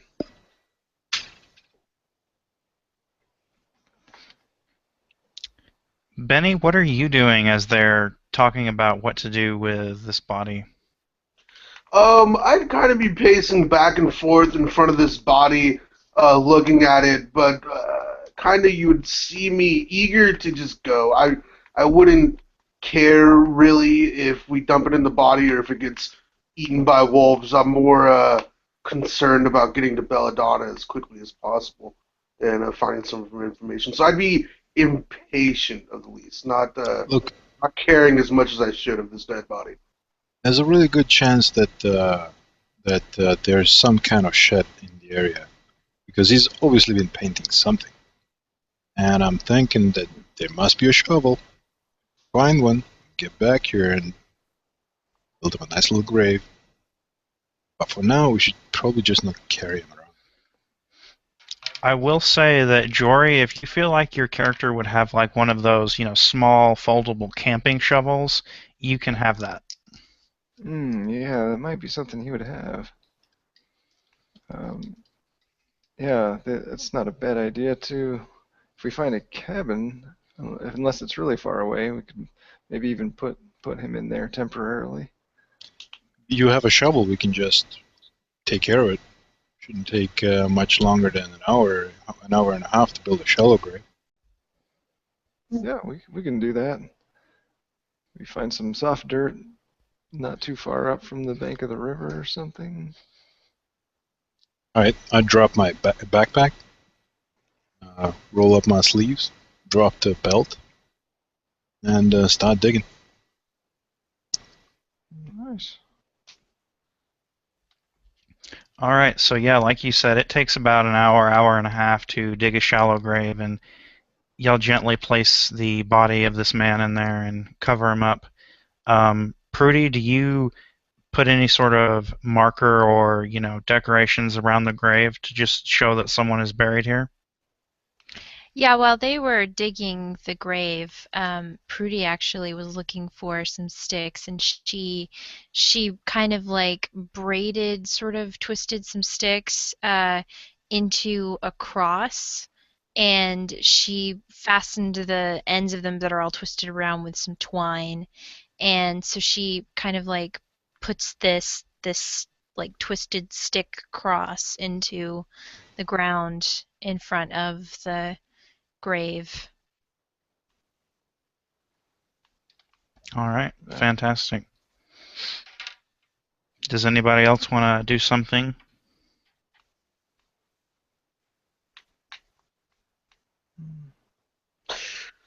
Nope.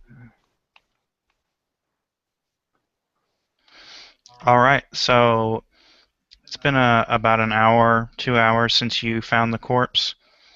Y'all can go back to the original trail that you were following and get back on Sydney Harris's path, or you can do something else that you have in mind. What do y'all Well, want to do? after saying a couple of words, even though we don't know the person, sort of halfway promising that we'll be back if we survive. Yeah. I vote we go back to the trail, because unless there's a trail continuing from here somewhere else. Right. Yeah. Say we press on. Thank you for that, boys. It means a lot to me. And Prudy just starts sort of softly singing Amazing Grace as we continue on back toward the trail.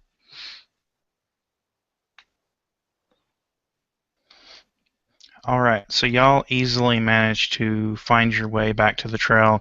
It's probably about 11 o'clock noon at this point. The sun is high in the sky as you're walking along.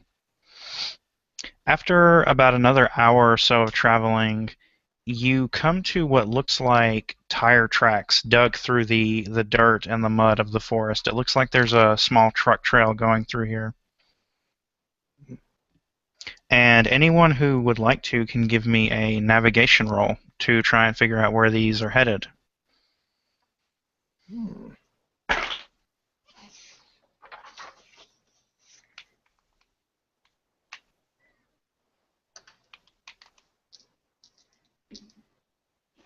It'd be a 14 for Benny.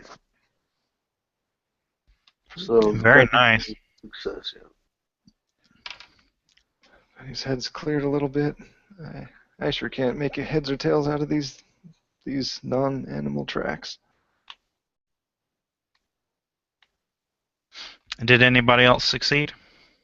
Yeah, Prudy actually succeeded with just a simple success.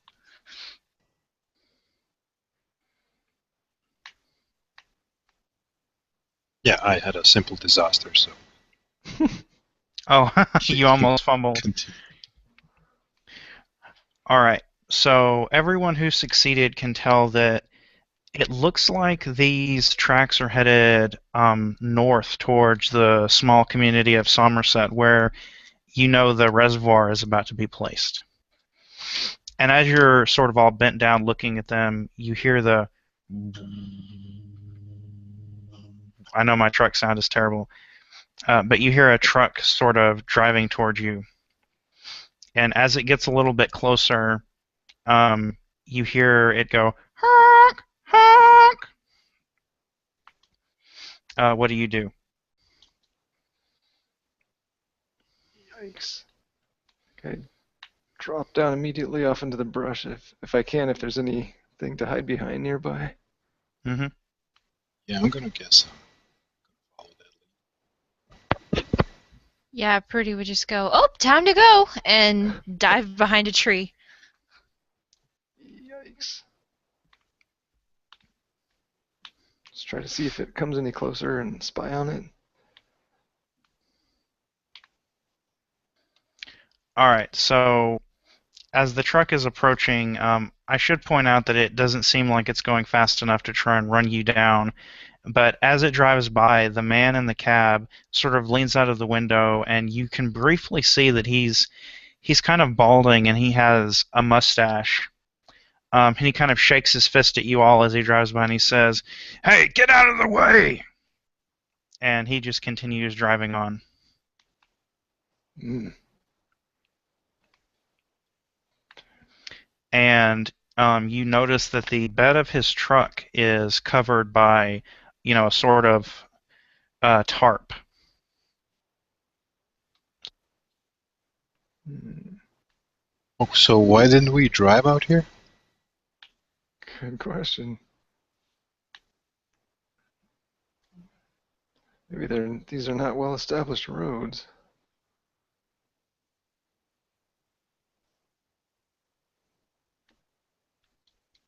If he's taking supplies somewhere or covering up something he doesn't want seen. You do know that the path that these truck tracks are following diverges from Sydney's trail. And like I said, it seems like he is headed north towards the side of the reservoir. Oh, all right. Ah, we should have hailed the guy then. Darn it. Oh.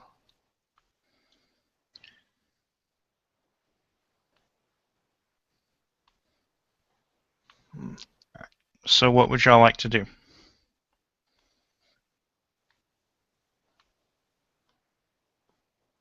I'm kind of curious about that dig. Yeah.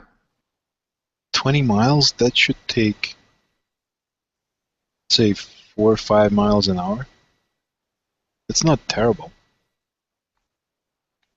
Yeah, as far as covering it by walking.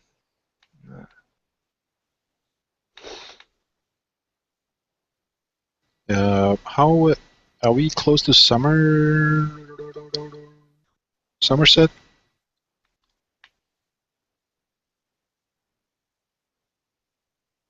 Are we close to Somerset or no? Give me just a second.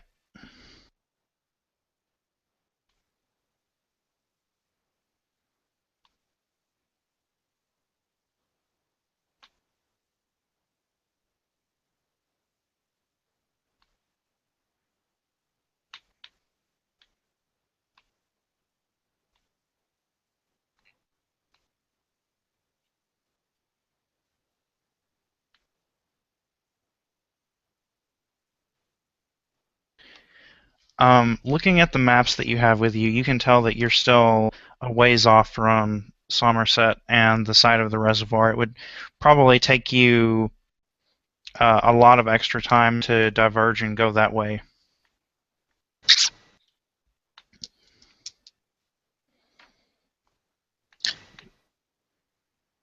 Well, that's not going to happen then. Yeah. Yeah, I think that we should probably stay on Sydney's path and stick to our objective. Yeah. Guess we have no big reason to believe there could be anything going on out there other than the truck sounds and gunshots I heard, but we have no idea if that's related. Right. And the sooner we find Belladonna, the better. If not for Yeah. anyone's sake but Benny's. Yeah.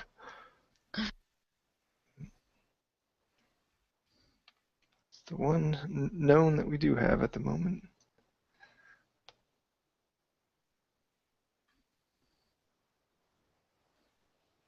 All right, so y'all are going to continue following Sydney's trail? I'd say so. Actually, I'd like to leave a message. You say that it diverges from the trail that we've been following. So I'd like to go a bit down the road of their divergence, and leave a message for the truck coming by next time, and just mention that there are some bandits in the area that they should watch out. All right, how are you going to leave a message? That's a really good question. We have paper and I don't have anything of that sort. he's a librarian. I don't think a librarian in the forest carries his library. Probably doesn't do much librarian duties out there. You're probably right about that. Is there a like I ask you actually, Jory. Jory, is there a sort of a universal sign for danger that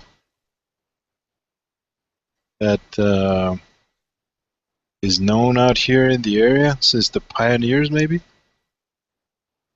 I don't Must be something. Watch out for the Yeah. Indians or something. Something illiterate people would know. Right, something at least hunters use to communicate, maybe about dangerous game or big game in the area. Or, Yeah. yeah, I would sure think so. Yeah. Say there's a couple crosshatches across the bark of a tree. Make it nice and obvious, and do it in a birch somewhere where the bark is easily shown. There you have it. That's what we do. All right, fantastic. So you kind of scratch some symbols into the side of the tree, revealing the whitish, not as dark as the bark wood underneath, alerting anyone who's familiar with, the habits of hunters that there is danger in the area. Yeah. And for a driving truck, I'll just pile up some rocks on top of each other so vibration may knock them off and draw his attention to the tree. Absolutely. And then I'd like to build sort of a canopy. Just kidding. Treehouse Palace. Okay, off we go then. Yeah. All right. So you travel for a few more hours. The sun's starting to set again. It's approaching evening. I would like everyone to make a hard spot hidden roll, please. Alrighty. If you look at my screen, you will see that I just did it. Well done. That's a fail for me. I got an extreme success. Just failed.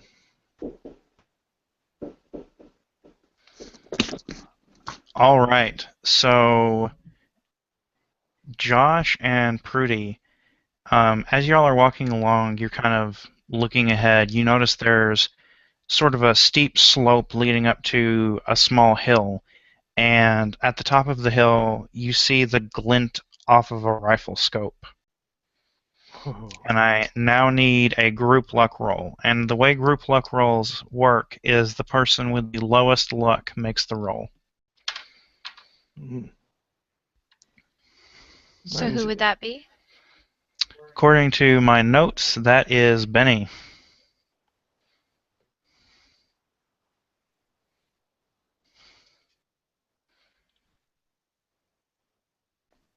Sorry, I just had a visitor. What was that? They notice the glint off of a rifle scope up ahead, and I need a group luck roll, which means the person with the lowest luck, being Benny, needs to make a luck roll for me. Gotcha. I passed 21. Nice. All right, so even though you see, what looks like a gun trained on you up ahead, it doesn't appear that whoever's holding it has noticed you. You don't hear any gunfire. So what do you do? I let the rest of my party know this, the glint of the rifle. I'm the closest person I'm pushing them off to the shrubbery. We're getting out of those sights. Yeah, I agree with Josh. I think that, Just having hasn't noticed us yet. seen this, we should kind of like nudge all the other people and, make like shh kind of motions and point in the direction that we need to go to get out of the scope. Well, All right. Y'all are easily able to find cover in this forest. The trees have pretty thick trunks, and there's lots of foliage around. So once you've taken cover, what are y'all going to do? Are you going to try to sneak around or sneak up on the person holding the gun?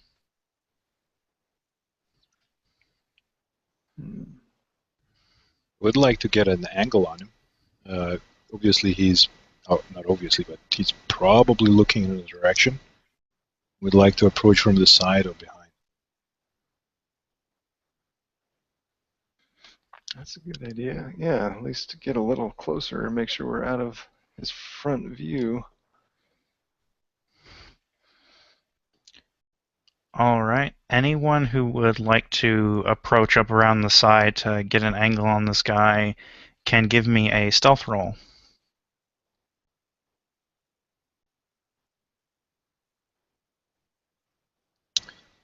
Does anyone have any stealth worth mentioning? Yeah, I'm pretty okay. Give it a shot. All right, tell you what. I'll go a little further. I'll leave you here on the side. I'll go a little further and start approaching from the back. He'll probably notice me. I'll take cover, give you some distraction if he does. Sounds good. So we approach from two directions.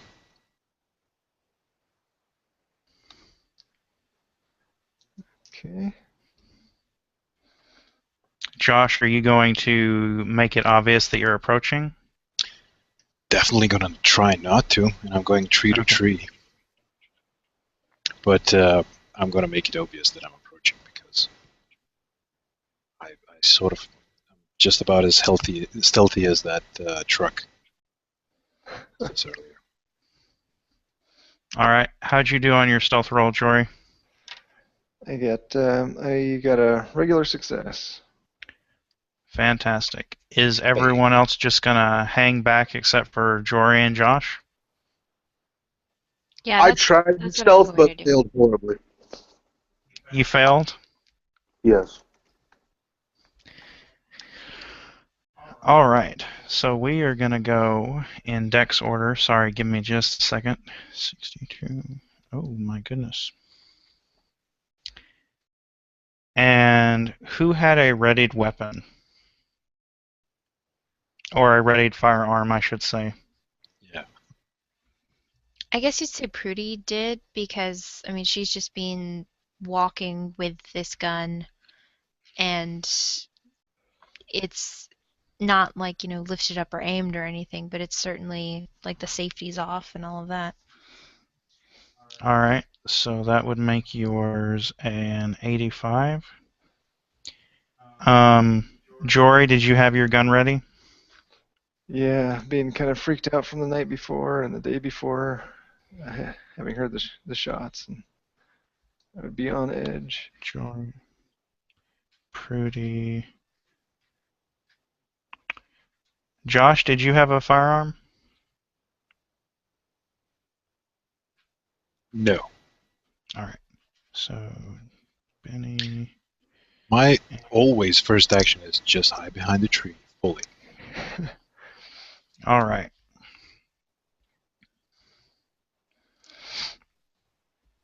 So, Benny, as you're kind of trying to, sneak closer, you kind of tense up as you feel something crack beneath your foot. It goes, and you look down and you see a branch, and all of a sudden you hear, and a bullet flies over your head, taking out some leaves and branches in its wake, some of the canopy falls on your head, and you hear someone cry out, "You stay back! You stay back! I don't want to hurt you!" Whoa, whoa, calm down, calm down. I yelled back, we don't mean no harm. And as you're approaching from behind Josh, he kind of looks back at you, and he's got this wild, look in his eyes, and he's obviously afraid, and he says, "No, don't come any closer." We'll stay right here. I'm gonna stay kind of concealed and just see how it plays out, just in case we need backup. All right, Jory is going to hold his action. Purdy, what are you doing?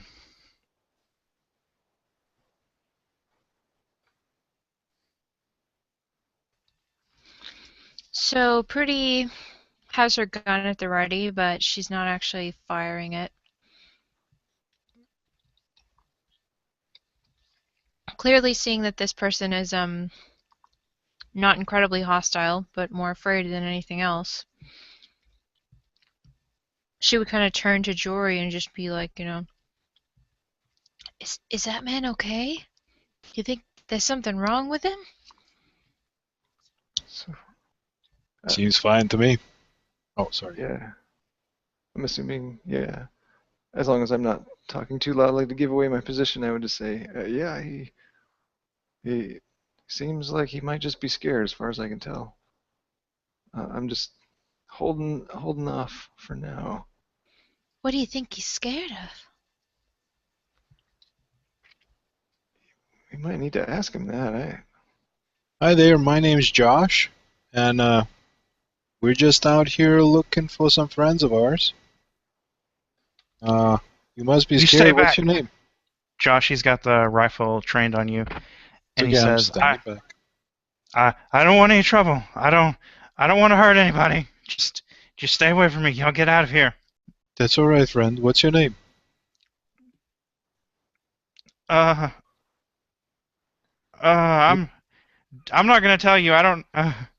And you can see that he looks like he's sweating a little bit, like he's uncomfortable, and on his side there is obvious, blood staining his clothing. It looks like he was hit with a shotgun blast or something. You don't And look so good. We should probably look at that wound. Actually, anyone from town would recognize this as Eugene Clayton, one of Sidney Harris's. Oh no, not again. Is it better? Not quite. It's the Atom headphones. Yeah, yeah. What about now? No. This is the best part of the game. We should all make insanity rolls when this happens. What about now? Not quite.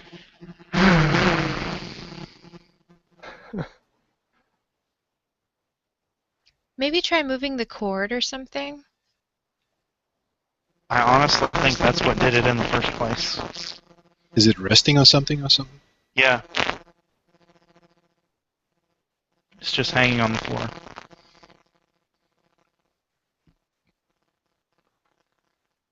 Oh,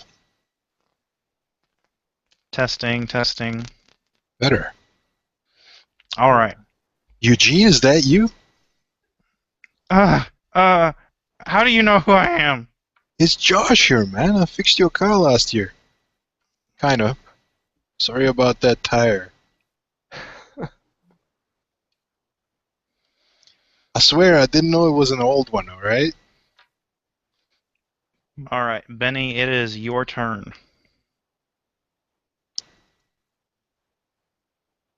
Why, Eugene Clayton, that is you! I'll look at him and say, Eugene, enough of this. My belladonna. They have her. We need your help. More pressing matters afoot. All right, Josh, it is now your turn.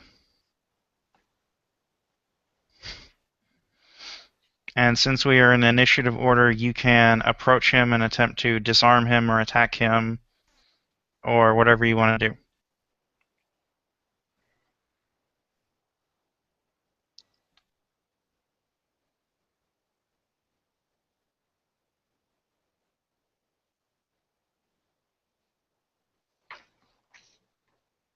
Who are you talking to?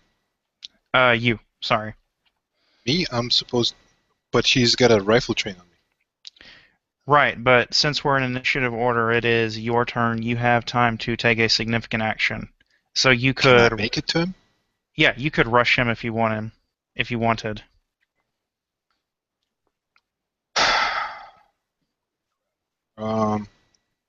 Does he look like he's responding positively or not?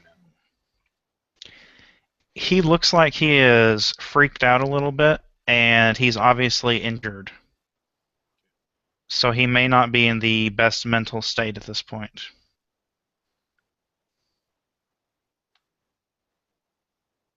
Alright, I'm gonna try it. What's the worst that can happen, right? It's just Are a you... rifle. Yeah. Are you going to do just a straight up attack, or are you going to try to disarm him? I'm gonna try to not disarm, just sort of move the rifle out of the way of my chest. That would be beneficial. If I just can grab it, that's fine. We can wrestle from that. All right. So you... Simple as possible. Right. You run up to him and give me a fighting brawl check.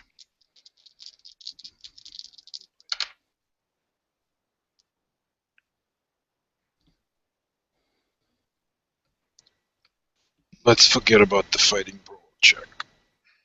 Oh. Did you fail? Yes. All right. So as you run up to him and try to grab this rifle and, sort of move it out of the way so it's not pointing directly at you, he kind of spooks a little bit and he rears back, and with the butt of the rifle, he comes in across the side of your head and just gets your cheek a little bit. And you... Give me just 1 second. Where is it? Ah.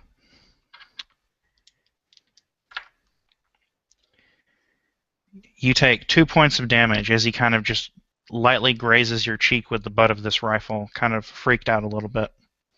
I scream in pain. No. I stop. Whoa, Eugene! No violence, man! How you doing? Oh my. Eugene, honey, put the gun down. Come on. We ain't gonna hurt you. We just want to talk, okay?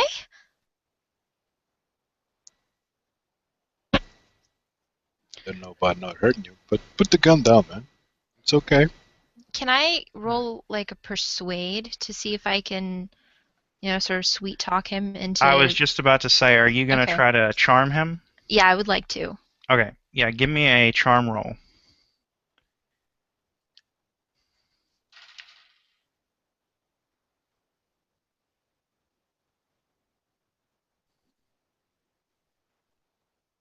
All right, that is a hard success. Nice. All right, so as you do that, he kind of takes a deep breath and, looks like he visibly calms down a little bit. And he lowers the rifle and he says, I'm sorry, he grips his side. Oh, it hurts. What happened, honey? Oh, damn cops. Oh. I would like to go up to him and see if I can, maybe get a glimpse of what has happened. If he'll let me examine him, I would appreciate that. Yeah, anyone who approaches can clearly see. It looks like he's taken a bit of buckshot in his side. Okay. There are several small holes in his pants and shirt, and he's obviously got, this blood that's just sort of radiated outward from the wound. He does not appear to be actively bleeding. What'd you do to piss off the cops? Sydney said if we kidnapped that girl, they'd pay us some big bucks. At the sound of that, I would like to strike him in the face. Oh, calm down. All right, give me a stealth roll, please. Alright.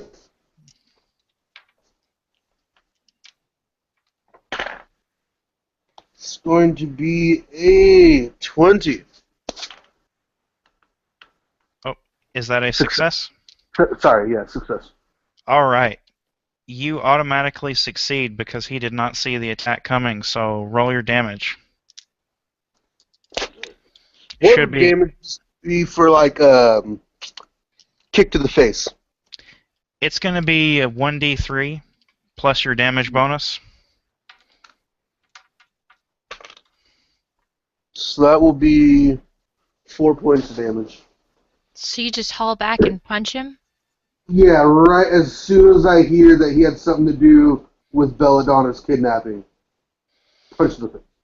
All right, before he even gets the last word of the sentence out, this fist just comes flying in and just and he stumbles backwards, drops his gun and like falls against a tree.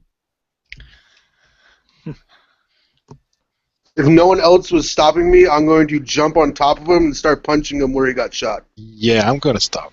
No, hey now, we don't want any of that. Look, can't you see he's hurt? Oh, Is somebody grab the gun out Here, Lord. of this animal here? Yeah. I'll make sure I go up and leave my spot and come up and grab the gun and make sure it's out of reach. that's good thinking. We need him to tell us things, not just bleed to death. All right, Maddie? Yes. So Prudy is going to step up and kind of crouch down where he is and start digging through her bag. Lucky for you, Sugar, I always carry a first aid kit on me. So why don't you let me take a look at that wound and I'll see if I can fix you up, okay? He kind of rubs his chin, eyeing Benny warily. He says, yeah, okay, all right. And he lifts his shirt a little bit, and it looks like there's a makeshift bandage on it, but it's obviously not been changed in a day or so. Okay. So I would like to make a first aid check to see if I can bandage him up properly.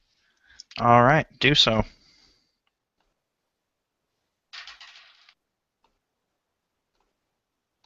Yes, and that's a success.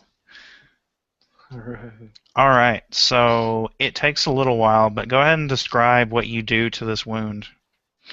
Okay, so I just have a basic first aid kit in my bag, some alcohol, some gauze, maybe a bit of like thread and a needle for sutures and that kind of thing. But I clean it up really well. I reach in there and I manage to get the bullet out of the wound, and I would imagine that he probably like flinches at that. It's all right. It's all right. The worst part's over, I promise.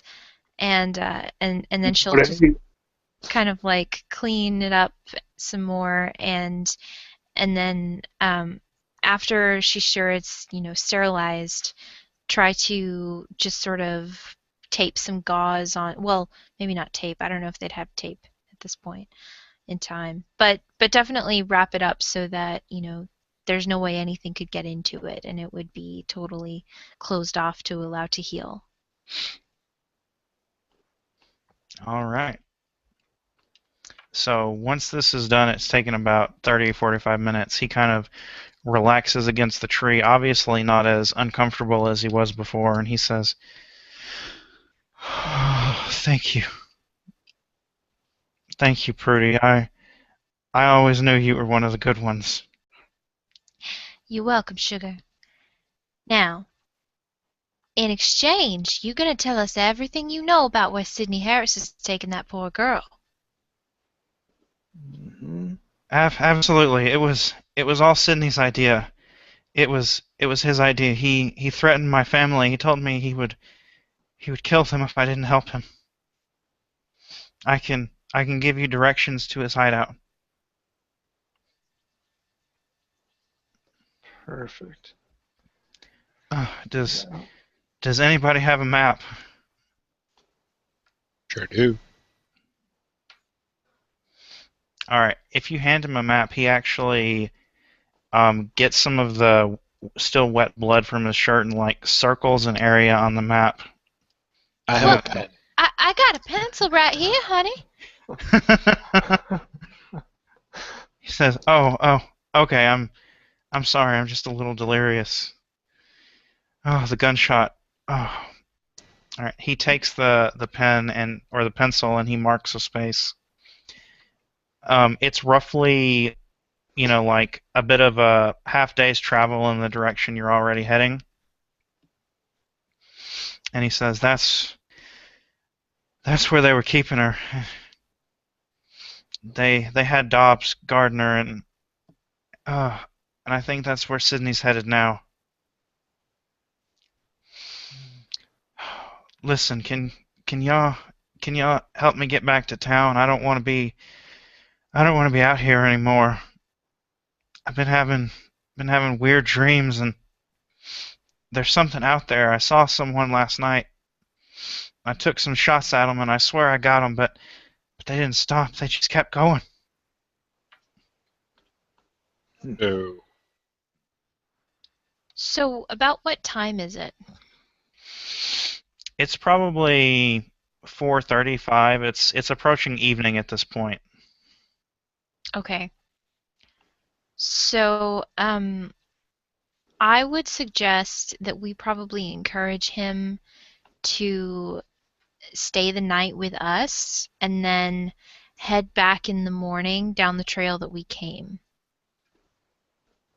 Yeah, if he's good to travel, that's what I would. Well, if he stays with us overnight, he can rest up and maybe recover some energy now that he's bandaged up properly. I described the guy that we found earlier and asked him if he knows anybody. Don't tell him that he's dead. That's a really good idea.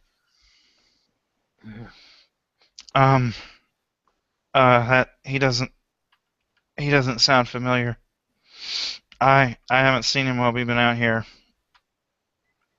Now, the guy that you shot, was he wielding a knife by any chance? It looked like he might have had one. Yeah, I couldn't see him real well. It was pretty dark. I just saw the silhouette. Okay. And have you been doing any painting out here or seeing anybody doing any painting? Painting? What? Painting? Okay, guess He not. rolls sanity.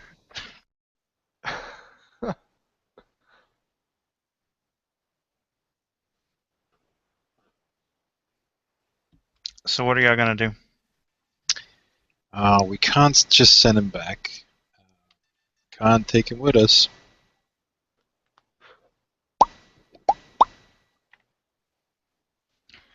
Yeah. So about how much more traveling do you think we could do tonight, or I mean today? You might be able to get in 30 more minutes, but you need to start thinking about setting up camp soon. It's a pretty involved process. Okay, so I think we should probably just start setting up right there, and like I said, encourage him to just stay with us there for the night. That way, maybe That's, he feels better in the morning. I think that's a really good idea. I think we should move away from this exact area because there was a gunshot around here. Right. So whatever's out there might be attracted to it. Yeah. Also, if there are night-wielding gentlemen running through the forest at night, we should probably be more cautious tonight. Yeah. Maybe pick a high-rise or some place where it's easy to defend. Good idea.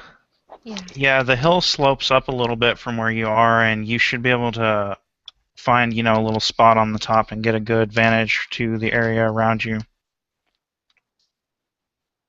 Okay.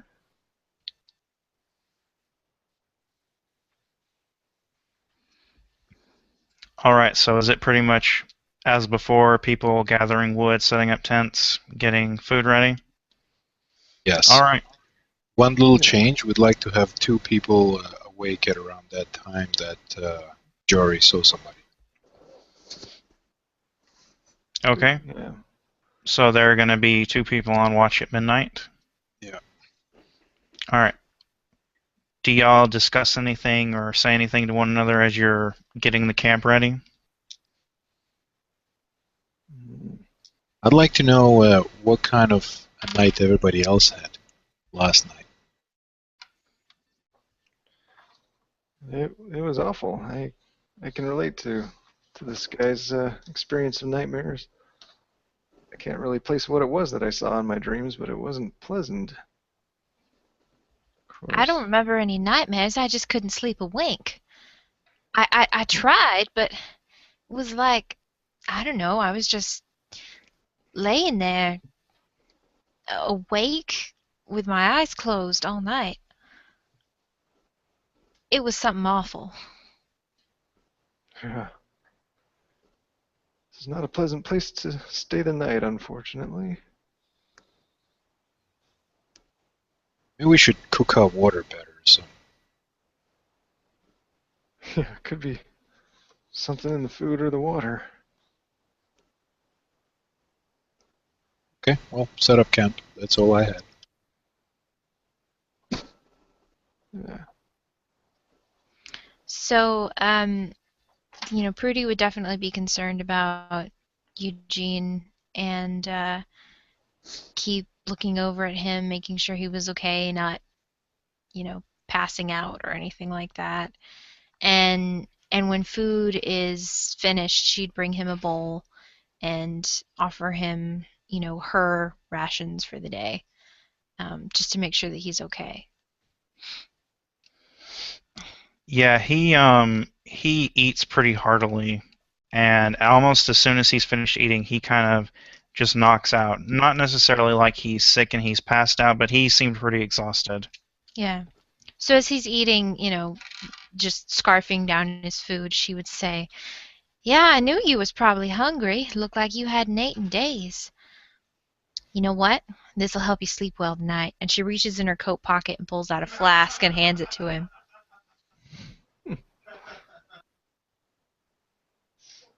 Good medicine. As he's eating, he hears you say this, and he kind of like, thank you so much.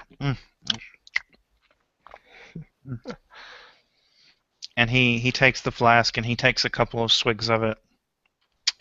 I had almost forgotten what good hooch tastes like. Well, that's not a problem if you come around my place. Just don't be getting yourself mixed up with bad people anymore. All right, so what is Benny doing during all of this? I'm going to be glaring at him, looking for an opportunity. Pretty much. Opportunity to what? Oh, just in case, like, no one else is looking at either of us. That bandage where he just got patched up looks like an awful good target for my foot.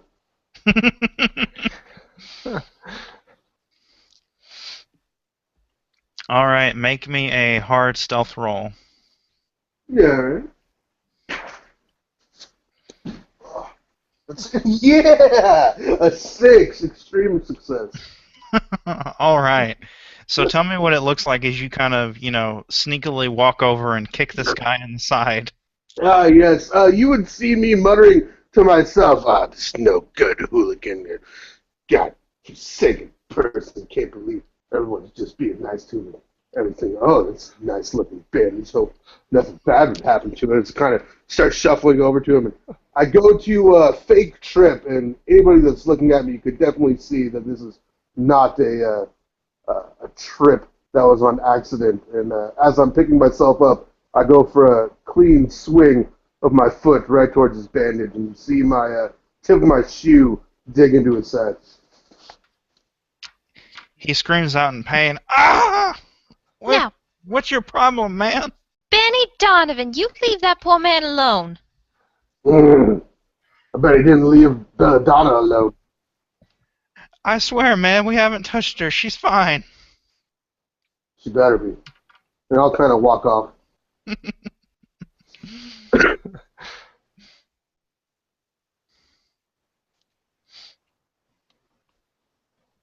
All right. So, you all kind of take to your sleep. The guards take watch. And as you're all sleeping, around midnight, once again, those who are, actually everyone, you're suddenly jerked awake by this huge boom. And as you kind of, sit upright in your beds, you look over in the direction of the sound, and you can see, like debris kind of falling from the sky. It looks like something might have exploded. And for just a moment, you see this blue light reflecting off of the bottom of the clouds before it fades away. And you realize this is in the direction of the dig site. What do you do? Oh, fuck. What was that? How far is this? Did y'all see that? Yeah. It looked like it was a few miles away. How much hooch did you give those people? Land sakes, I don't know what that was. Sure was loud, whatever it was. Yeah, it was. Would everyone please give me a listen roll?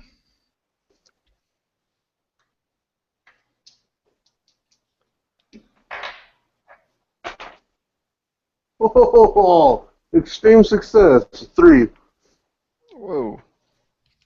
Oh, extreme failure. Yeah. Failure. Is Benny the only one who succeeded? No, I succeeded. All right. So Benny and Prudy, as you're sort of in awe of what you've just heard and seen, you hear a rustling in the bushes behind you. What do you do? I turn around immediately and check to see what it is. So Prudy sleeps with her gun on her chest, almost like a teddy bear or something. She's like holding her gun. So she would have it in her hands already, and she would just like turn and aim it kind of at the bushes. All right. As you do so, you hear someone say, "Don't shoot!" And you see Sheriff Jenkins walk out of the underbrush, followed by several of the townsfolk.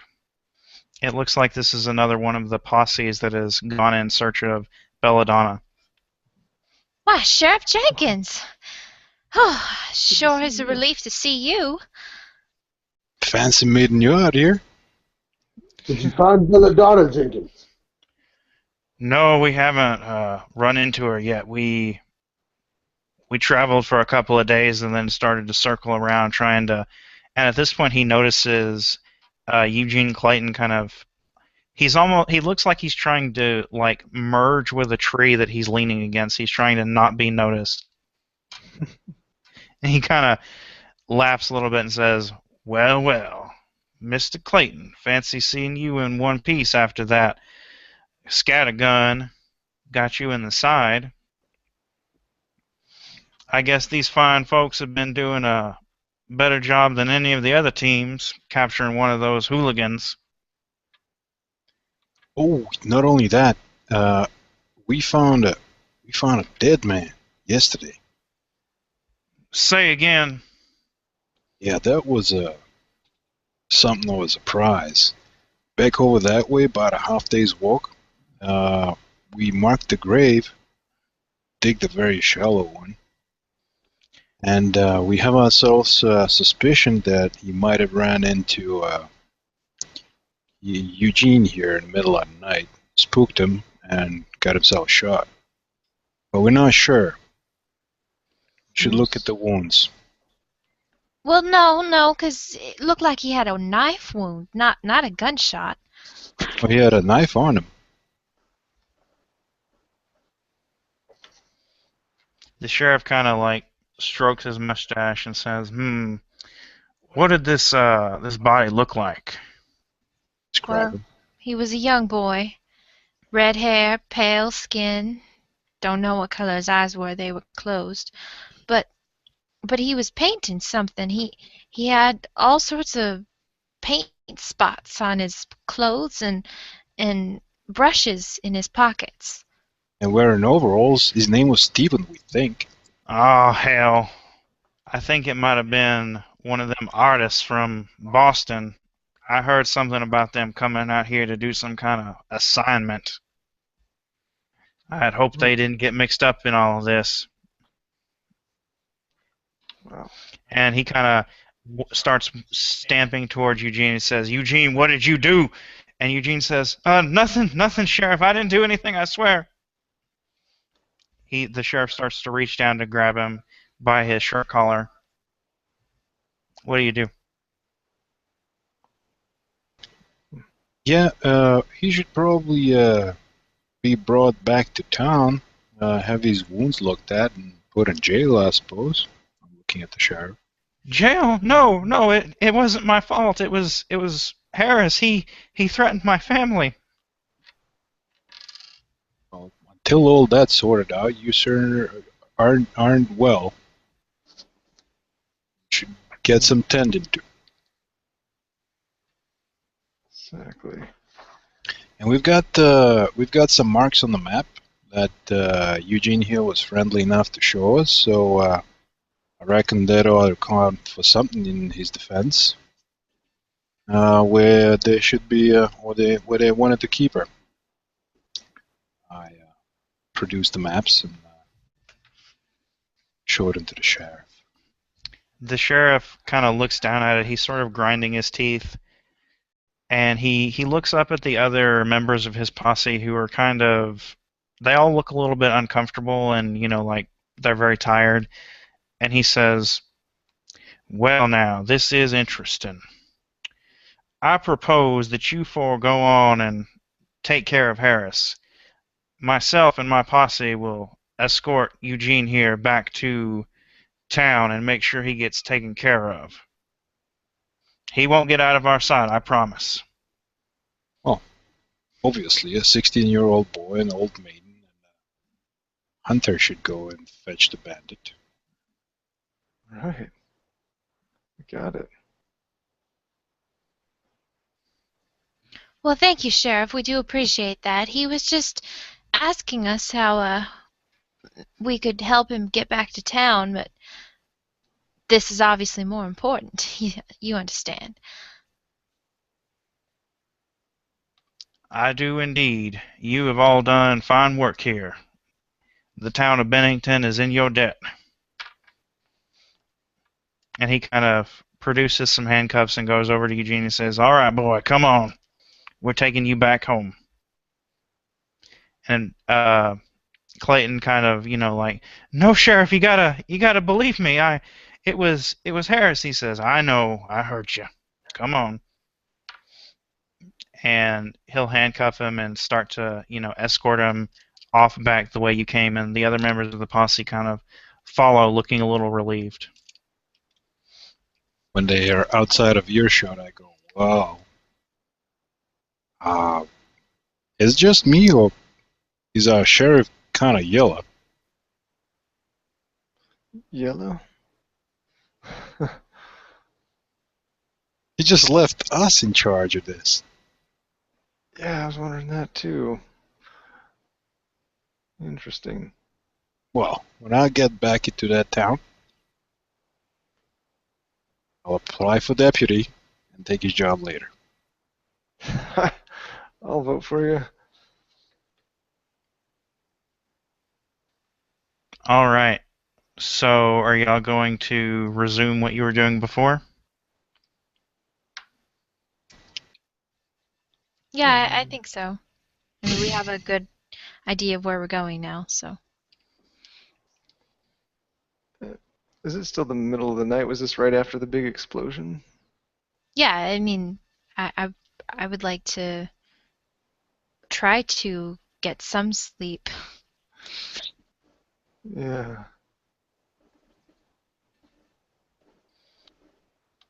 All right. We're gonna start.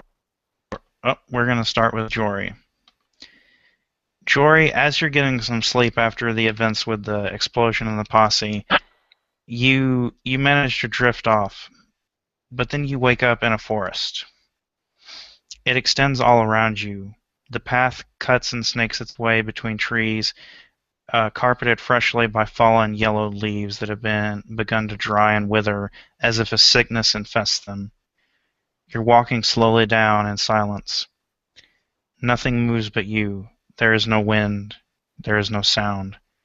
Everything is dead. You feel something calling you from further down the path, just out of sight. There's a clearing up ahead. Yellow light reflecting off something. Could it be water? There's a snap of a twig behind you, and as you turn to look, a sharp pain sinks into your chest as something plunges into you. You wake with a gasp and splutter. Oof. Do I remember this dream now? You do. Okay. Prudy.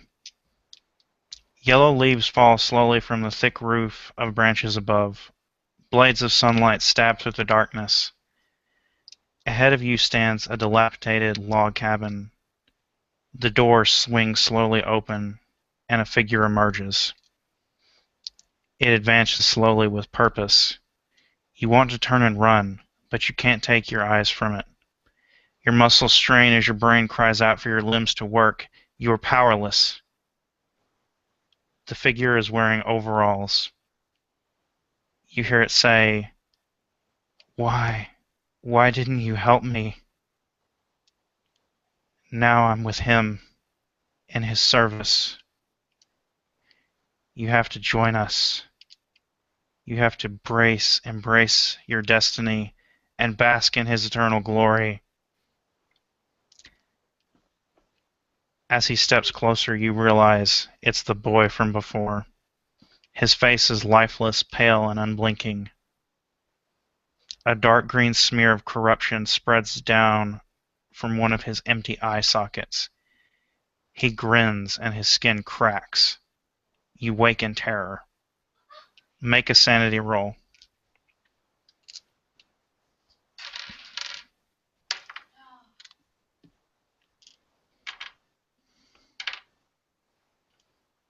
How'd you do?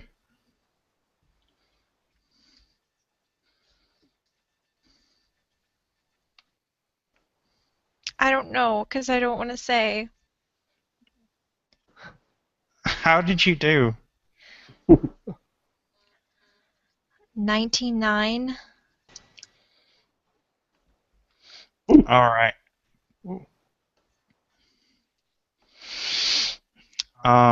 Tell me how Prudy reacts as she loses 3 sanity points. So she wakes up and it's definitely like this. She's gasping for air, her heart is racing, and she's looking around in the darkness, and the fire, I would imagine it's just a bunch of like wood embers now. It's kind of, there's a dim glow but not much light at all of the campsite, and she's just sort of muttering in you know confusion herself, but kind of incoherently to anyone else that could hear her. I'm, I'm sorry, Stephen. I don't know what you're talking about. No, no, I don't want to serve whoever. Who are you talking about? And she just sort of like rolls back and forth and grabs her head and is trying to get rid of the image of him standing there with this evil grin on his face and the darkness in his eyes and the sort of expression he had that looks like he was staring through her, like he was piercing her soul, but she can't. It's just burned in her mind. Benny and Josh, you stand on the shore of a stagnant lake. Black, stinking water lies before you, while the pale moon above reflects off its oily surface. An unhealthy yellow glow shines through the wooded tree line surrounding the lake. You can feel their presence behind you, blocking your retreat. You've stood there for hours, and now you know the time is finally at hand. Strange light pulses from beneath the water. Tendrils rise slowly from the surface, writhing and twisting in the cold night air. At their ends, lids open and blink, revealing inhuman eyes that look into your soul.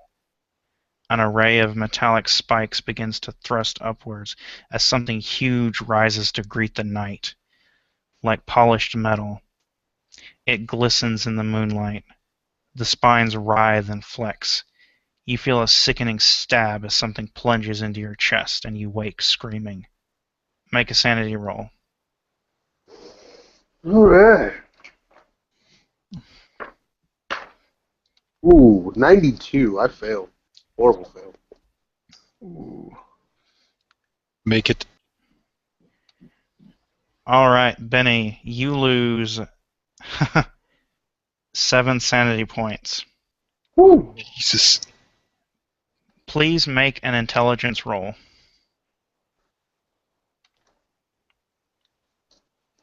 Maybe I'm shooting myself in the foot here, but I'm just curious, why did I only lose 3 and he lost 7 when I rolled a 99 and he rolled a 92? Well, because that's what I rolled on the sanity loss die. Oh, okay. I'm not sure if you should have lost more because that was a fumble or not. I don't know. Okay. Not a So second. I'll look that up later.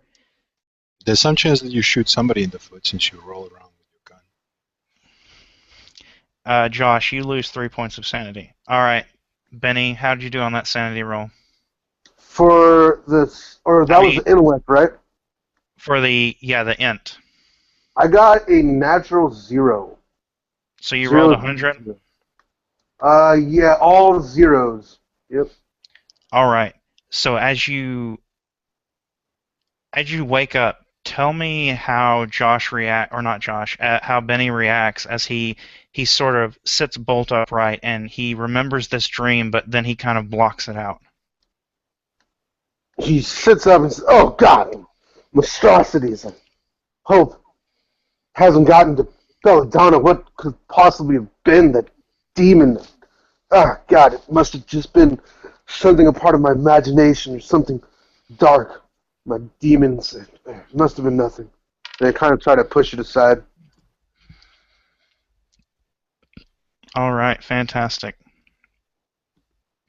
The rest of the night passes uneventfully, and we are going to take a bathroom break. All right. So I'll see y'all back here in a few minutes. Okay, sounds good.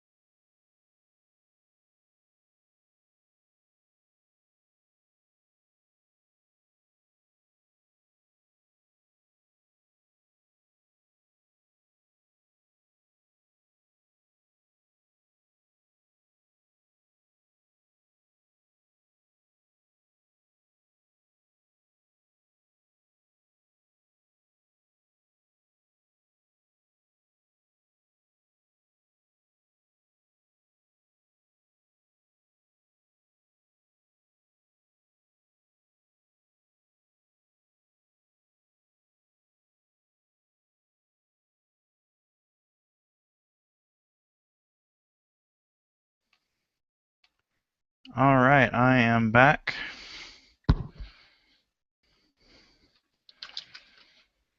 I am as well. Welcome back. Hello.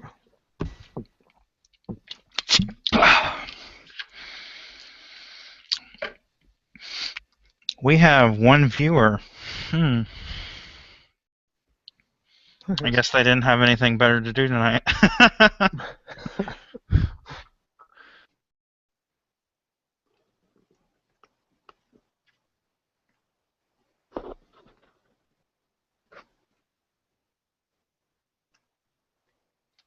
All right, when everyone is ready, we can continue. I'm good. Yeah, we're good. The viewer was a buddy of mine. Oh, sweet. Yeah, we had a couple of laughs, and he had to.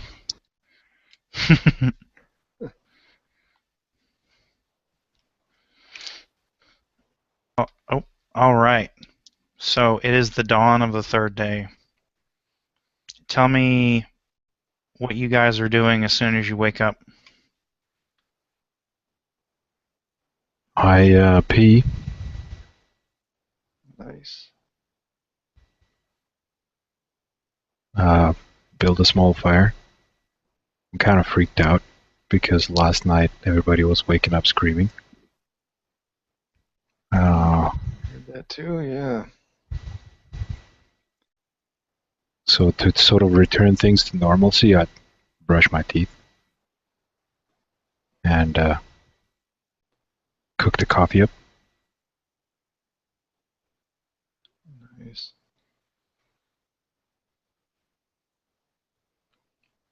Yeah. Break out a couple of pigeon eggs that I've been saving for a special occasion. Feeling pretty out of sorts at the moment. Just trying to do something to calm myself. Make a few eggs for us over the fire. Benny would wake up again in a cold sweat. He'd take off his leather fedora, kind of dust it off a little bit as he reaches in the side and pulls out a pitcher of his beloved belladonna. You would see him kneeling by the fire, just gazing into the pitcher for a while.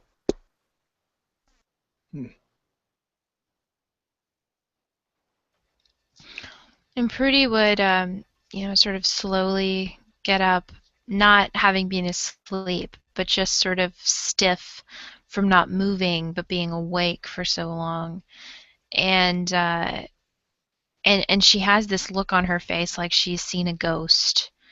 And it's not something that she wants to talk about. If anyone asks her if she's okay, she just sort of says,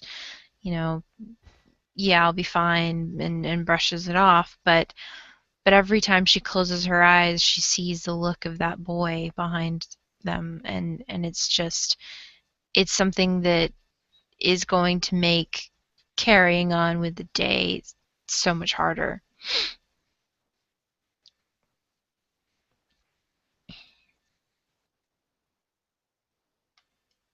All right, so are you all planning on following the directions that Clayton gave you? Yeah, I do sneak a little bit of alcohol into Benny's drink. Josh, did you change your picture to chloroform? Well, not Josh, but can you Kinda. see? There's chloroform. I don't.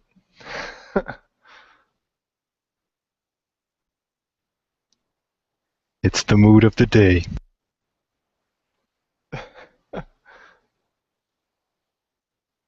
Oh wow, nice. All right, so I imagine that after you've all eaten breakfast, you sort of somberly pack the camp up, still shaken by what you all saw in your sleep last night. Yeah. And as you're moving through the forest, the canopy grows thick, and you're suddenly shrouded in dim light. The sun really is having trouble piercing through the canopy at this point. The trees appear twisted in pain, almost as if they're hurting and they're writhing from something. The undergrowth all around you is this sickly yellow color, almost like jaundice. And Jory, I would like you to give me a listen roll, please. Okay.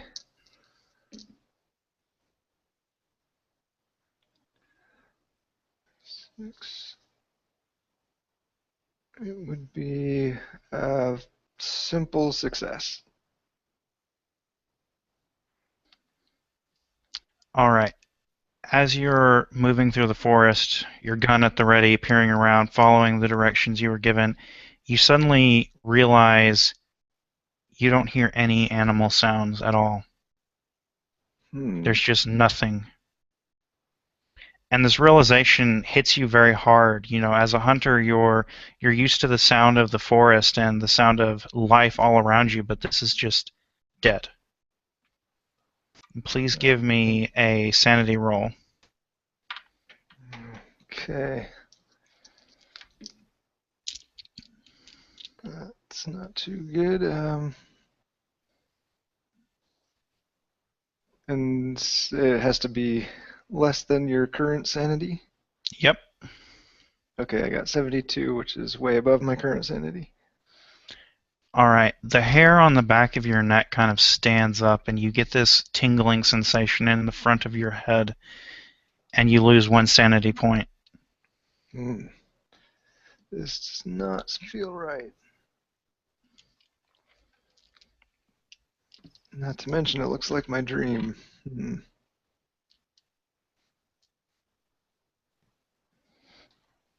All right. Do you talk amongst yourselves as you're moving through the woods?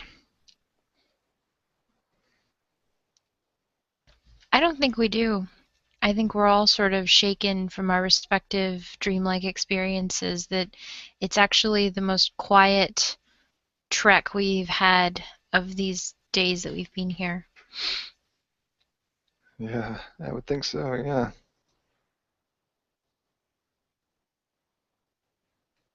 Dead silence. All right. So as you travel on, a few hours pass, and you come to a rather large clearing in the middle of the trees. And it appears that someone has set up a camp here recently. There are some tents around, and there's a fire pit. But as you observe it more closely, you notice that the fire pit is long dead, and the tents are broken. Everywhere there are signs of a struggle. There are tufts of grass that have been torn up.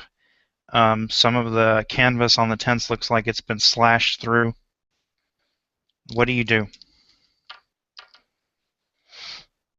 Man.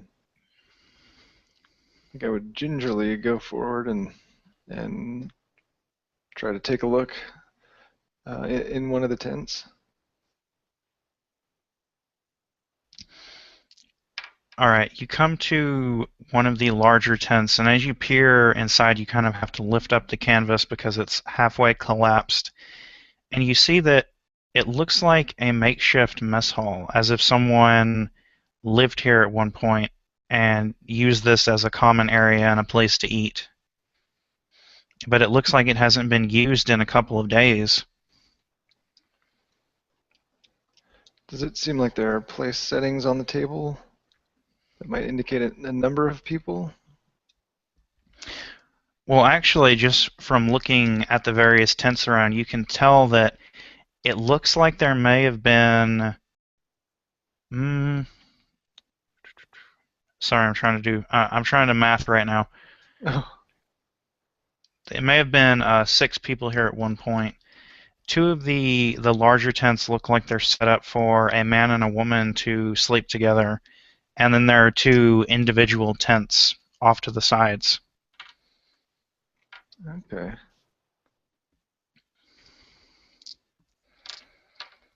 Yeah.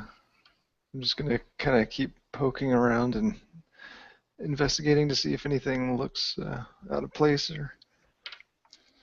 What is everybody else doing? I'd like to make sure that there are no further flashes from scopes, things of that nature. Generally, people in the area.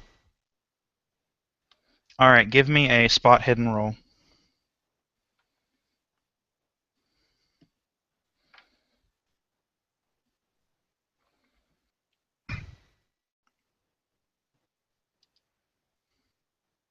'05. That is a critical success. Nice. Fantastic.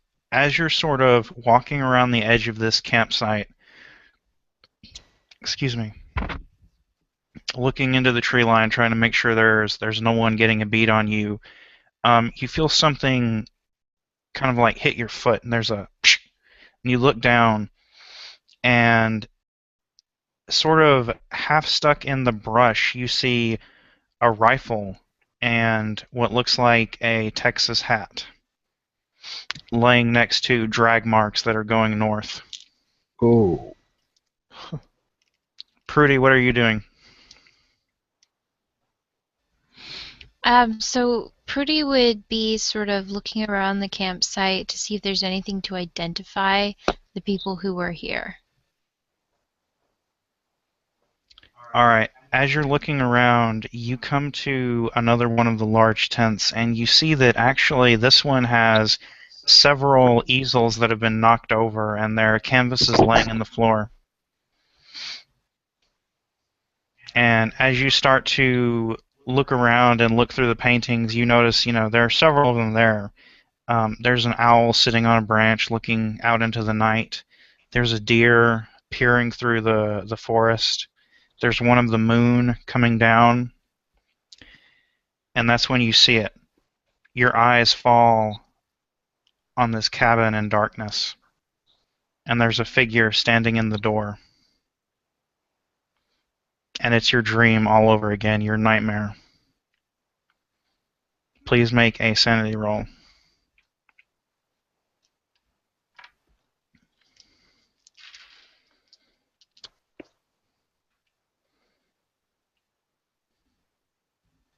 So Prudy is sort of overwhelmed with the realization that this tent is probably where Stephen came from, where he slept and where he had all of his paintings, and that, these were all painted by him. But when her eyes fall on the one with the cabin and the figure, it's like she's sucked into the painting almost. Like the nightmare that she had flashes in her mind as she's staring at this painting, and the two kind of become fused in this sort of blinking, cacophony of images, almost like lightning strikes over and over and over again in her mind. And she sees the figure slowly become clearer and the features more defined, and that awful grin spreads across the face, and she just says, "No!" And she kicks over the easel with the painting on it, and she narrowly passed her sanity roll. Fantastic. She loses 1 sanity point as a result.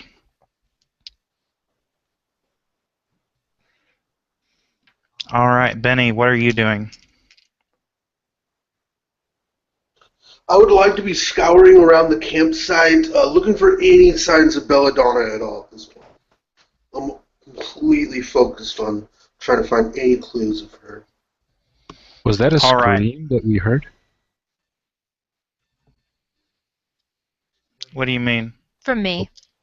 Oh, yeah. Pretty. Well, I guess I'll be sprinting in that direction.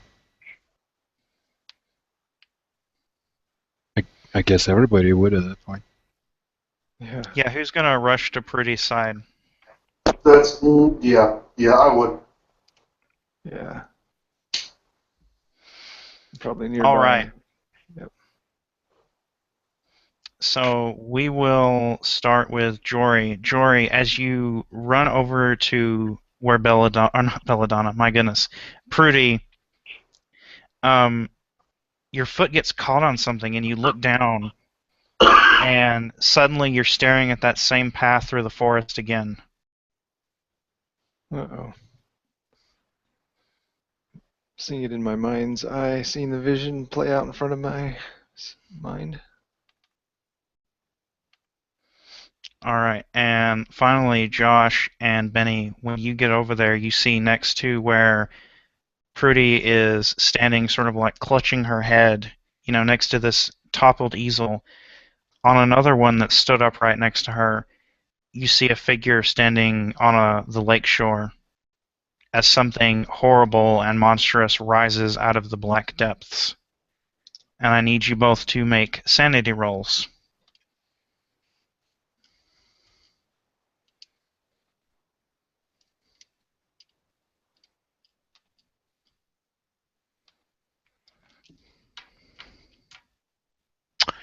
Fail. All right. How many did you lose? How many did you lose before? 0.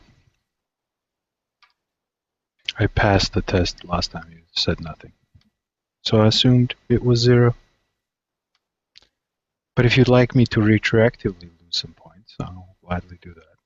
No, I'm trying to remember what I rolled because I did roll for you. I believe it was a 6, so that means you would have lost 3. Indeed. And so now you are going to lose 7. It's not that much. And I need you to make an intelligence check, please. This is one of those things that sucks. I pass with flying colors. Nice. All right, give me just 1 second. Got to get to that section. So Prudy would sort of begin to start recovering from this immediate shock, and she would like kind of pull her jacket closer around her and turn quickly and look up at the 2 men that were standing there and just say, "So cold. Aren't you cold, sugar? I'm so cold." All right. Benny, how did you do on your sanity roll?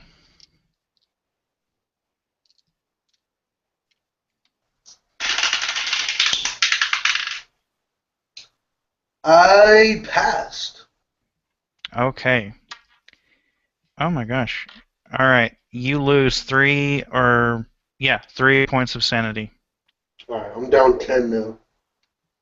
Okay. Josh, as you come to this painting, you're just struck by how it's exactly what you saw in your nightmare, and you fully understand now that this is, not some kind of joke. This is not a coincidence. You are seeing the thing from your nightmare. And as you turn around and look where Jory is standing, you see instead your brother. Or was it your father? I can't remember. I'm sorry. It was my second uncle on my father's side. Okay, you see your uncle standing there, and you are temporarily insane. 4 rounds. How do you react? I stand there for a bit. I'm sort of halfway expecting to get stabbed in the chest. But I don't feel any compulsion to defend myself. I would probably pass Prudy and sort of slowly push her to the side. And then just, "Jimmy, is that you?" Jory, how do you react as he refers to you as Jimmy? I say, no. Who are you talking to? This is Jory, remember? What do you see?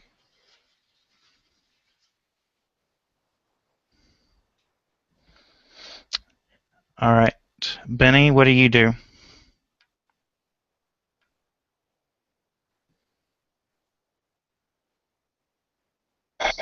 Uh,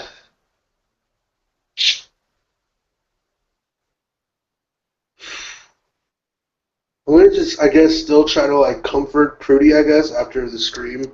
Um, yeah, that's pretty much it. All right, Prudy, how do you react to hearing Josh refer to Jory as someone else and he's got this madness in his eyes? Well, she's worried about him, to be sure, but she's sort of still reeling from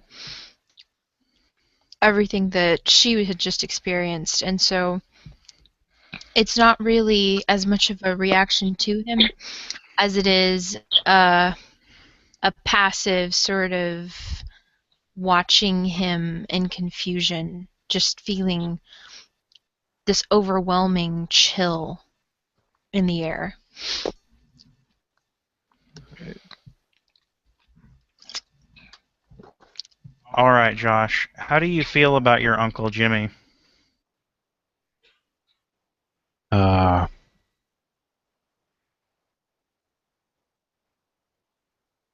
well, it's been a while since I've seen him.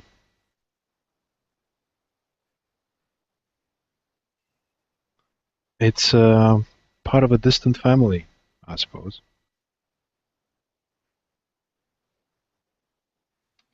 And so now he's here. He's here, stood before you, and he's denying you. He's saying that you're not his family. How do you react to that? Well, that's okay. I play with his son most anyway. His son hates his guts. It's all right, Jimmy. Sort of poke him in the chest, push him backward. Jory, what do you do? I grab his shoulders and sort of try to make him look me directly in the eye, and I just try to see if I can see what lies beyond, see if I can try to straighten him up and just make him look at me, and yeah, just try to figure out what's going on in there. All right, Benny, Prudy, what are y'all gonna do?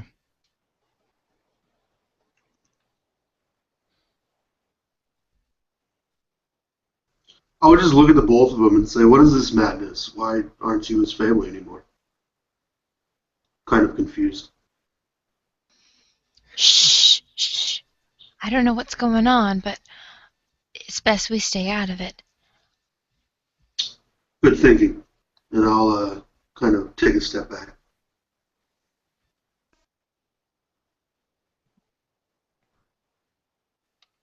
All right, Josh, it's your turn. Well, I'm gonna go out and play with Stan. So I'm exiting the house. They used to live on a mountain, with a lake nearby. Always sunny, beautiful grass fields, and the two of us, Stan and I, would always grab some axes and some knives, go out in the forest, chop some wood, and try to make some flutes. Never really made it that far, so it was always bows and spears and arrows and stuff like that. So I meet up with Stan, and off we go. All right, Jory, you see Josh like with this distant look in his eyes, walking away, and he has his knife in his hand, and he says, "I'm gonna go play with Stan. I'm gonna go into the forest and make some flutes." What do you do as he starts to walk into the woods? I see that nothing seems to be getting through to him, so I reach into my pack and pull out a little cloth that I have stashed in there, pour out a little bit of chloroform on it, sneak up behind him and try to see if I can just get it right in his mouth and calm him down.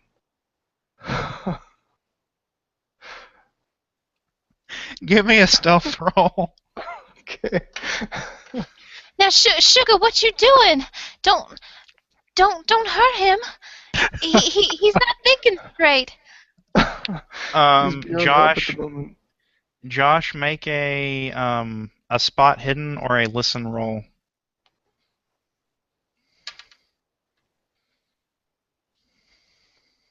Oh, I failed. Yeah, we both failed.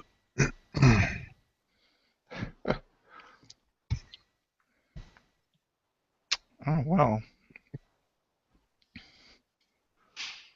You start to sneak up behind him, Jory, but as you try to get the rag around his face, he kind of like pushes you away and keeps walking into the forest. He's just saying, I'm gonna go play with Stan. Benny, what are you doing? I'm letting this play out right now. Trying not to get involved. Prudy? So Prudy kind of takes a step forward, but as she does, it's like she moves forward to leave the tent, and she finds that she can't, and she just hears in her head this like strong and overwhelming, "You must come with me. We must serve him together. There is no other way."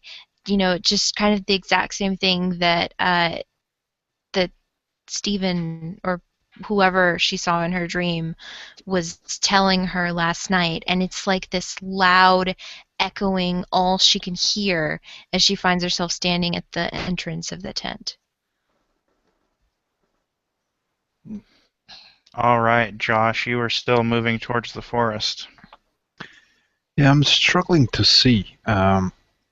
Somehow the sky is melting with the ground because it's too light, too bright. And I'm sort of stumbling on things, but trying to avert my eyes and look closer so that I can get forward. All right, give me a luck roll.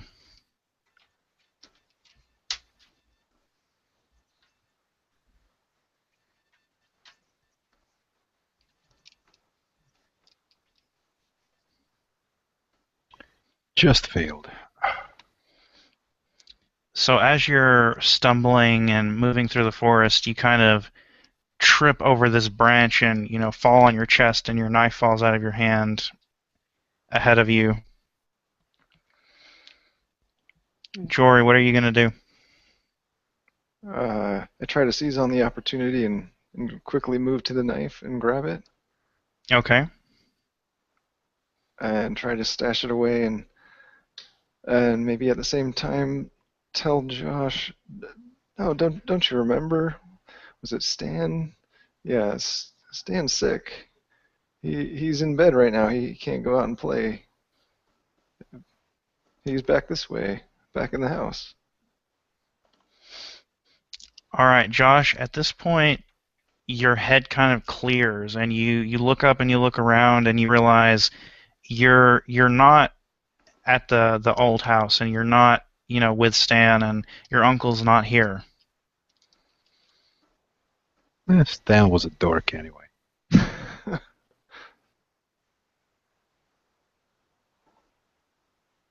What are we doing out here? What happened? You thought I was your uncle for a while there. You seemed kind of out of it. Do you remember what triggered that? Did you see a vision or something? Yeah, it was back in that hut over there or whatever it is. So I start walking back intently. I'm probably having cold sweats and shaking, and am not quite myself, even though cleared has been uttered. All right, you will be temporarily insane for 8 hours. However, you're no longer suffering from a bout of madness. But It if sounds you like. lose, go ahead. I was just going to say, if you lose any sanity points during the 8 hours, you will suffer another bout of madness. Okay. All right. I'm cleared like Tom Cruise is cleared. Good enough.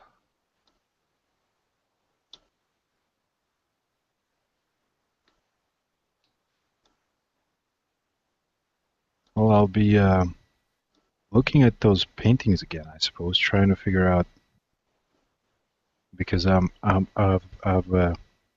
managed to understand, glimpse something here, some reality, and I'm just trying to cling to that. So are you walking back towards the tent where all the paintings are? Yeah. Okay.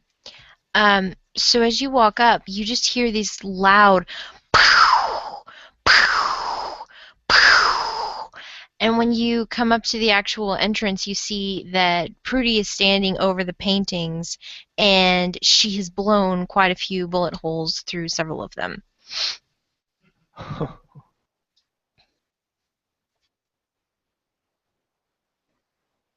Young lady, that's not healthy to do without ear protection. Indoors. Ooh. Don't you talk to me about ear protection. These paintings, I don't know why, I don't know how, but they have some kind of weird power over us or something. I know I sound crazy, but we got to get away from here. And she just, sort of like puts the gun away and walks out. All Benny, right. it is at this point that you remember, as you were searching through the tents, you actually found a journal in one of the sleeping tents. Oh. I would love to read it. All right, so as you're pouring through it while the others are arguing over these paintings, it recounts the story of Jeremy and how he and his classmates came from the University of Boston to complete a scenery assignment. They had to paint some wildlife scenes. And it talks about how, the longer they stay in this forest, the more strange dreams they have. And he recounts in vivid detail stuff you remember from your own dream. And then he mentions two hunters, Brian and Arthur Hall, who they met at night. Okay. And he says that, as they conversed more with Brian and Arthur, they realized that they were all experiencing the same dreams. And that's the last entry.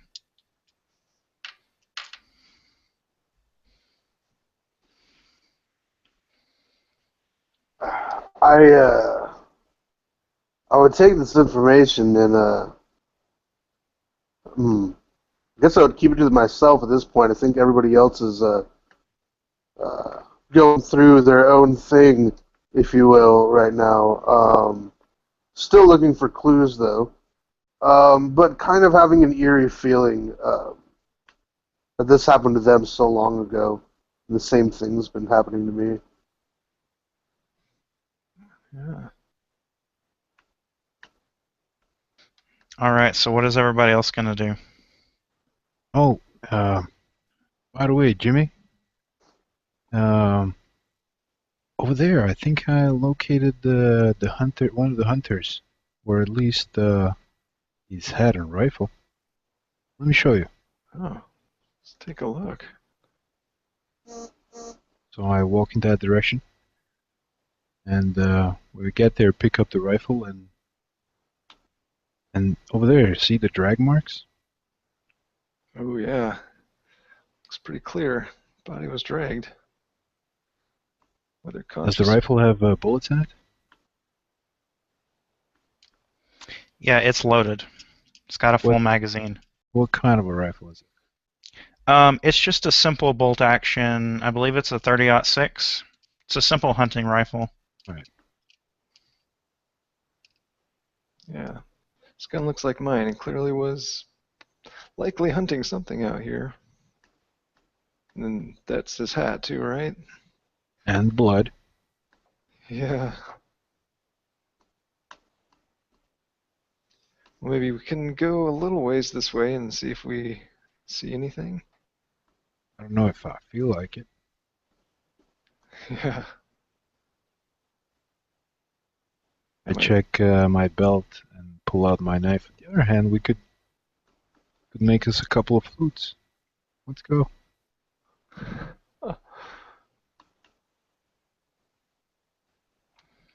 So where are y'all going to head? Are y'all going to follow the drag marks, or are you going to continue to head towards the hideout? I sling the rifle, sort of carrying it like this across my shoulders, and following the drag marks. All right. And I'm just going to kind of grab Benny by the arm and lead him to follow them and just whisper something about how it's best for us to stick together.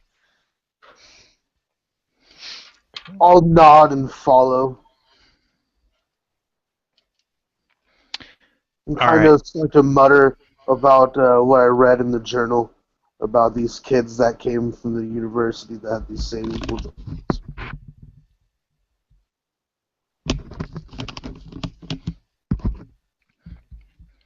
So you follow the drag marks for several hours until finally they break through the tree line and you're standing on what looks like a truck trail. And ahead of you is a path that continues on, but it looks like it hasn't been used in a while. The yellow sickly leaves that have covered the floor are just almost like a carpet. And the trees are gnarled and, almost shrieking in agony. And you kind of realize, it's summer. The leaves shouldn't be falling. And to your left, you see another more recently used path that looks like a truck has gone along it. What do you do?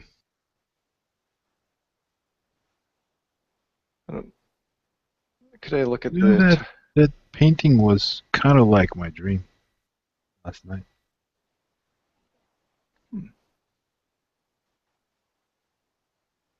I got stabbed in the chest in my dream. Oof. By some tentacles or something. Wow. That's some crazy stuff. What were you saying, Jory? I would try to look at the tire marks, and I don't know if I would have remembered the tread of the other truck, but try to see if I could and see if it is familiar to me at all. Yeah, it definitely looks like it's the same kind of treading. Okay.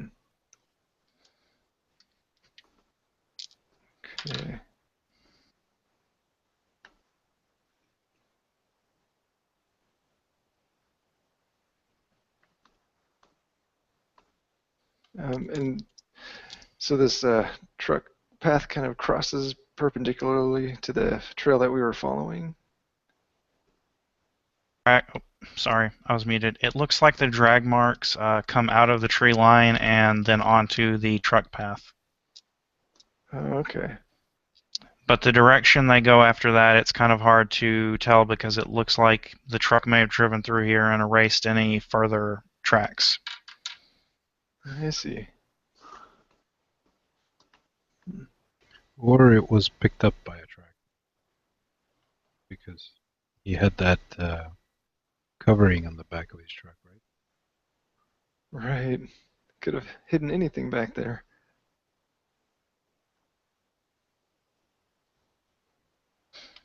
Prudy, Benny, what are y'all doing?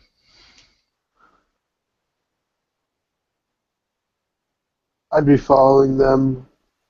looking through the leaves. Still looking, if I can, for any signs of belladonna. Kind of obsessed at this point. Really, I think Prudy would just be standing quietly watching them, trying to um, get a better sense of the information, what that means, and what we should do with it.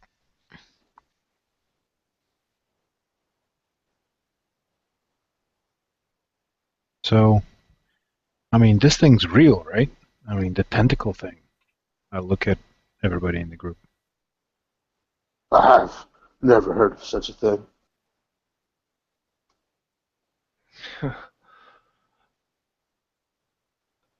Well, I seen it in my dream, and Uh, I see it wide awake, like over back there, with the paintings. So somebody else saw it too. I told you those paintings are bad news. Let's just not think about them anymore. Well, we gotta figure out what's going on. I mean, I had it, it's like on the tip of my tongue back there.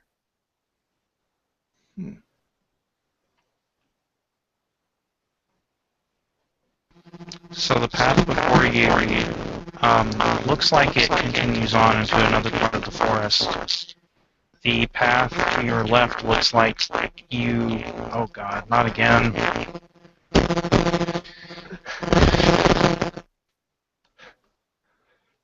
Just have to give it a rest. You can, you can borrow mine. I have a spare.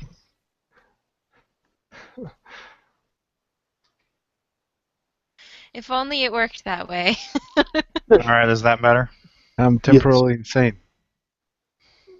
That's right. Okay. The path to your left continues on to what you can only assume to be the dig site. So what do you do? Everything sounds like a bad idea. Yeah. Should we, I'd like to look at those paintings one more time. Really? No, now, Josh, I said we ain't looking at those paintings no more. It's okay. I mean, you can play with Stan while we look at them. Josh, It won't take a long time. Just a jiffy, just to see what we ought to be looking for, right? no, now listen here, honey. We're gonna follow this path. And I just sort of like grab his arm, like his wrist, and pull him, that direction. Mhm. How Yep. rude. Stan's busy right now. Which path are you following? Honestly, I think based on what we have discovered, it sort of makes more sense to investigate this whole shady truck business. Yeah. Seeming more and more likely. Like, I know that we're still looking for Sydney and his men and Belladonna, but if this is an ever-present danger for everything in the forest, maybe it takes precedence over our initial objective. So which way is the? I kind of agree with that. So which way is the markings on the map that were given to us by Eugene? This sort of in the direction of the truck, or no? No, you sort of broke off at maybe like a 45-degree angle from that trail. It looks like if you traveled in a few hours, sorry, I'm trying to think.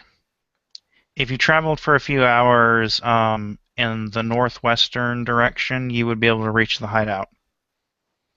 But where you're at now is like really close to Somerset, and it's sort of where the reservoir is supposed to be.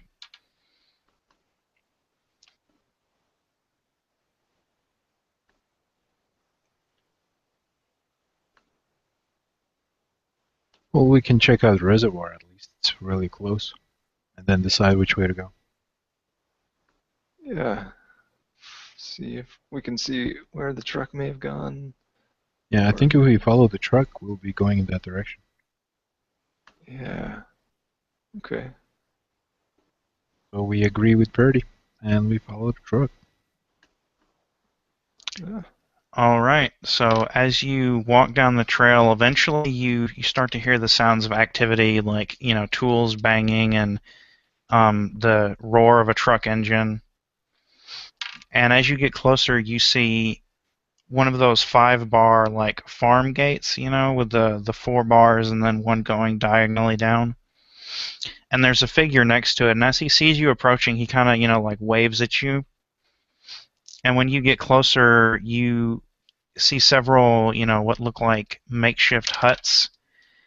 And the man standing at the gate, is wearing like these coveralls, and he's got what looks like a hard hat on, and he says, "Well, hello. What are you fine people doing out here?"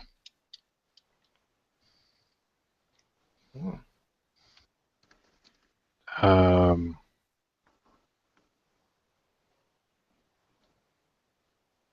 Well, we're trekking in the forest, and who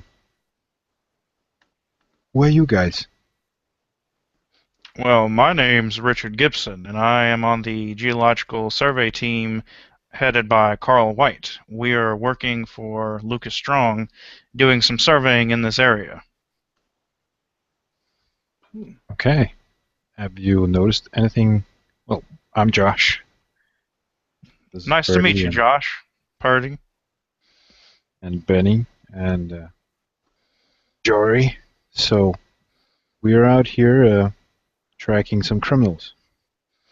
Criminals, you say? He kind of puts his hand on his chin. Well, I don't think we've seen anyone like that around. Had any strange occurrences recently?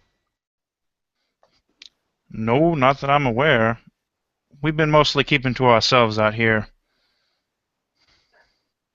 Have you you, noticed, have you had any weird dreams by chance? Weird dreams?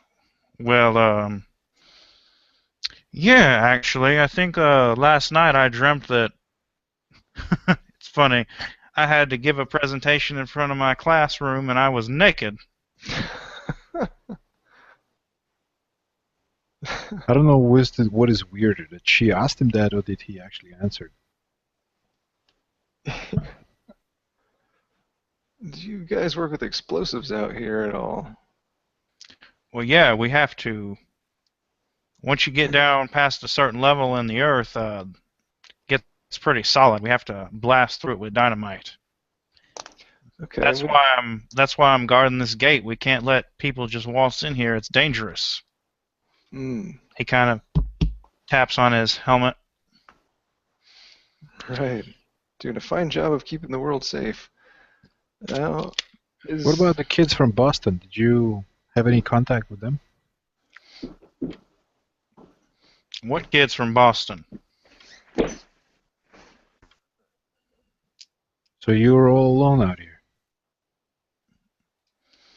Well, I've got my teammates, but yeah, we basically keep to ourselves. Once we're done with this area, we're going to move on to the next site and see if there are any deposits there. So would there be any reason for an explosive to go off in the middle of the night? Yeah, we were doing some late night blasting. Okay. We think we're close to what we're looking for. You see. Those overtime hours. Got it. Yeah, well, not much else to do out here but work. Right. So What exactly are you looking for? Well, ma'am, I'm afraid I can't say. That's up to Carl if he wants to tell you. But he's busy right now, and I don't think he'd appreciate me bringing strangers into the camp. Like I said, it's mighty dangerous with us blasting and all. Well, if we get us some of those hard hats. No, I'm afraid not. You people aren't trained like we are.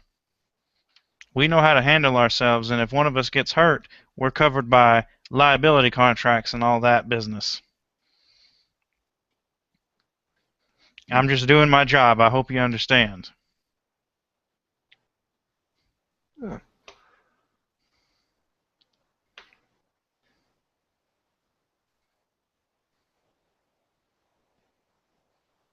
Is this really far away from your survey site? You're supposed to be 20 miles northeast from here, wasn't you? Maybe from the town, but we're right where we're supposed to be out here. Son, I think you've been in the forest too long. You look like a bit of rough road, if you don't mind me saying. He's a little dehydrated, I think. Nothing some alcohol and late night blasting won't fix. Right. So, is there a skill check that I could make to see if he's telling the whole truth? Oh, that is a... yeah, give me a psychology roll. Okay. Oh, nice. Yes. Okay, that's a hard success. Nice. You get the impression that most of what he's told you has been truthful, but he's not being 100% honest with you. Not forthcoming. Exactly.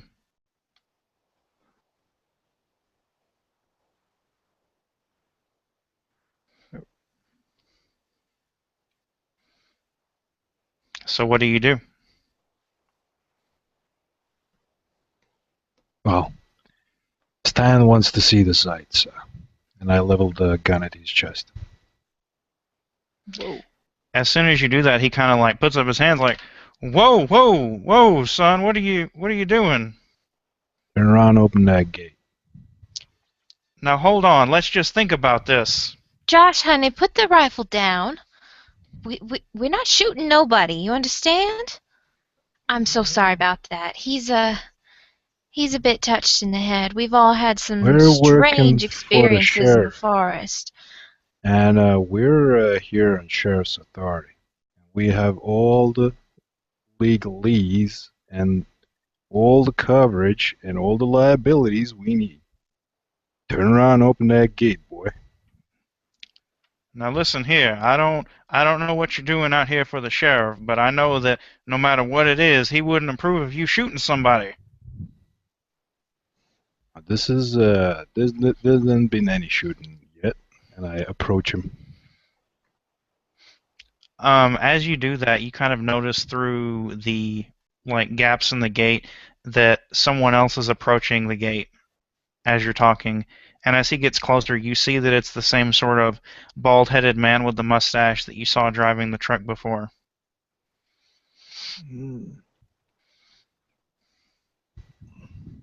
I see. Is that the foreman there? Who? And he turns and looks and he says, "Oh no, that's just Mr. Stanton." Stan, what you doing over there? When the man gets closer, he says, "What the hell is going on here, Richard? What are these civilians doing here?"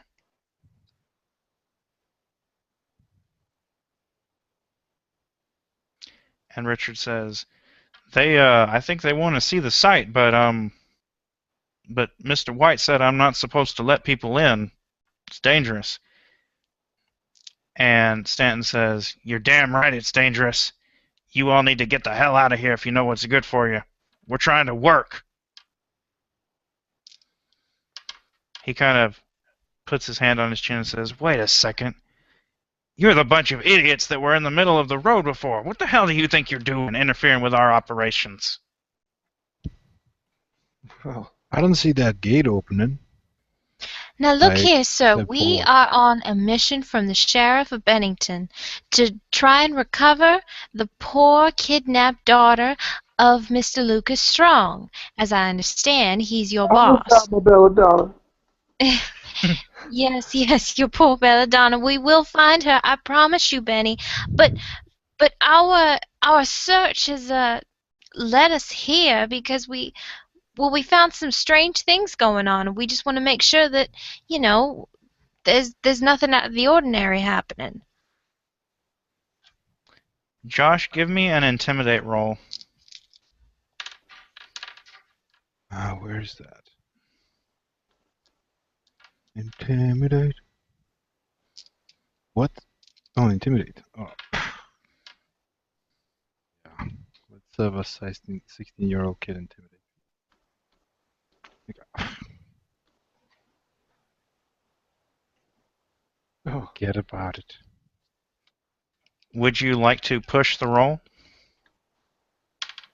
What happens if I push the roll? Well, your trigger finger is getting kind of twitchy. I'm not gonna shoot him, but I am gonna slug him. All right. I'm just saying, if you decide to push the roll, if you decide to, threaten him more, things might get out of hand.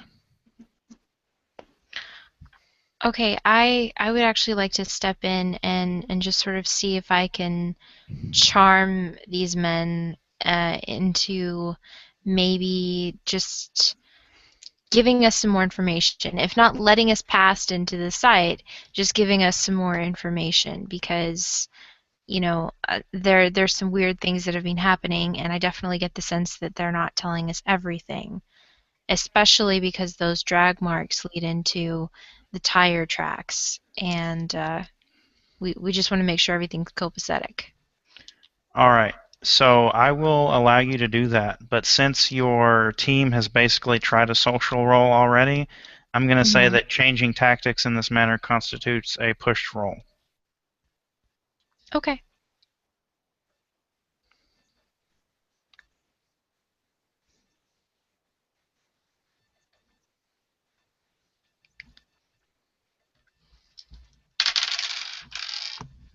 Okay. So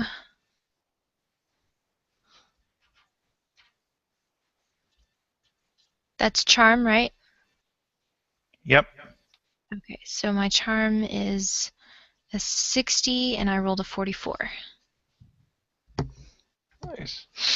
Fantastic. So tell me what you say to Richard Gibson, trying to sort of be friendly and persuade him to let you inside. So basically, Prudy would just kind of like step up and, whisper quietly to Josh as she points the gun away and tries to, just get him to stop wielding that around. And she would, come up and apologize for Josh and say how there've been some odd things happening the past few days, and most recently there was a campsite not too far away, and they ran into some people whenever they first started the journey, and they said that they were there from Boston with some neighbors, and the description of one of the neighbors that the boy and his father gave this group matched some of the items that they found in the campsite. But the craziest thing is that, well, next to the hat, there was drag marks, bloody ones, like the body had been. Oh, I don't want to say it, but have you seen or heard anything that might explain all that? And Richard kind of, he puts his hands down and he takes a deep breath and he says, "All right, I understand y'all are a bit hysterical. Seems like you've been out here for a long time and you've seen some pretty strange things. Why don't y'all come inside for a little while? I'll let you talk to Carl and he'll be able to tell you, exactly what we're doing here and set the record straight. Oh, thank you so much, sir. I do appreciate it, really. And you see James Stanton, kind of snarl and spit on the ground. And Richard opens the gate and, starts to lead y'all inside. And he kind of he waves at an older man with, like the snowy white hair. And he says, "Hey, Carl, these folks here are from Bennington. They're working under the sheriff's orders looking for some criminals in these woods. They just want to talk to you a little bit, get some information about what we're doing." And Carl comes over and, he like takes off some gloves and wipes his hands off and he says, "Well, all right. I don't mind talking to you folks for a little while, telling y'all what's going on. Richard, why don't you and James, take over, get back to work, keep billing, keep looking, seeing if our mineral deposit's down there." Richard says, "All right, sir. Come on, James, let's get on it." And they start, moving towards one of the sheds and, gathering tools and things like that. And Carl says, "All right, folks, well, y'all can just step into my office here. It's a hot day out. Let's get inside where it's a little bit cooler and we can talk." And he starts moving towards the first hut. What do you do?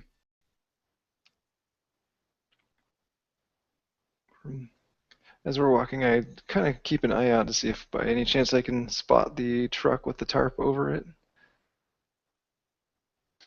You do, in fact, see the truck. It's not hidden or anything. It's in plain sight, but it doesn't have a tarp on it anymore.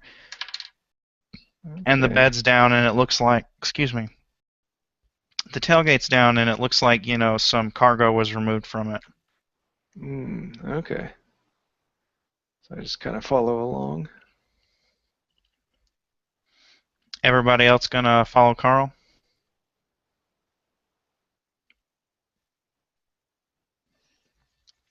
Yeah, Prudy would definitely, follow him and just be really polite and grateful for him doing this for us. I'd follow as well, but kind of be mumbling under my breath, kind of anxious to get back looking for Belladonna at this point. All right. I don't know if Josh is still with us.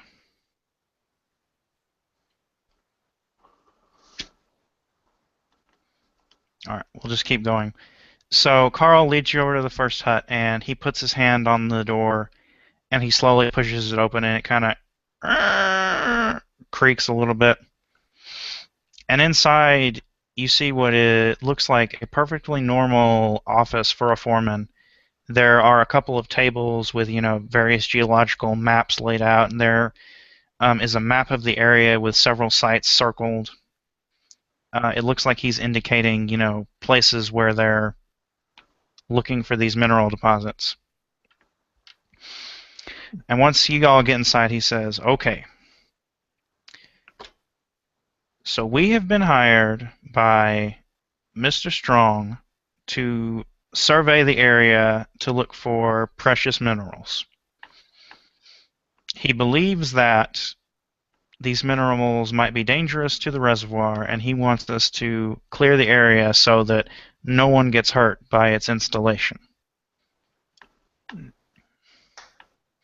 We believe that we have found a deposit of platinum in this area, hence the very deep blasting, and we're getting close to where we think it is."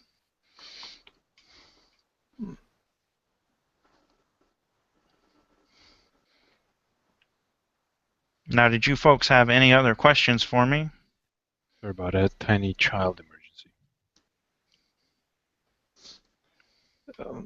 Did Mr. Strong have a specific list of minerals that he wanted you to look out for, or just anything out of the ordinary?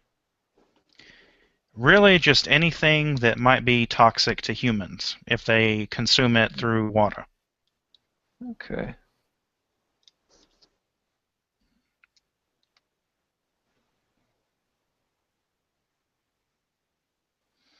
Andrew, or not Andrew, Josh, just to kind of catch you up, they got let inside the camp and they are now talking to the foreman in his office. There or we? You all are. Okay. I'm looking for anything weird, sort of blood marks, spatter on the clothing, disarray in the records, anything that would give away some sort of a, this is not supposed to be happening right No, Carl's office really just seems kind of plain. It's got some geological survey maps. He's got some basic lab equipment laying around. His clothes, they're covered in dirt because he's been working outside, but they don't have any like blood or mud stains on them. And the bald guy was nothing remarkable as well. He just seemed very unpleasant. But Richard was happy to let you inside once Prudy, talked to him.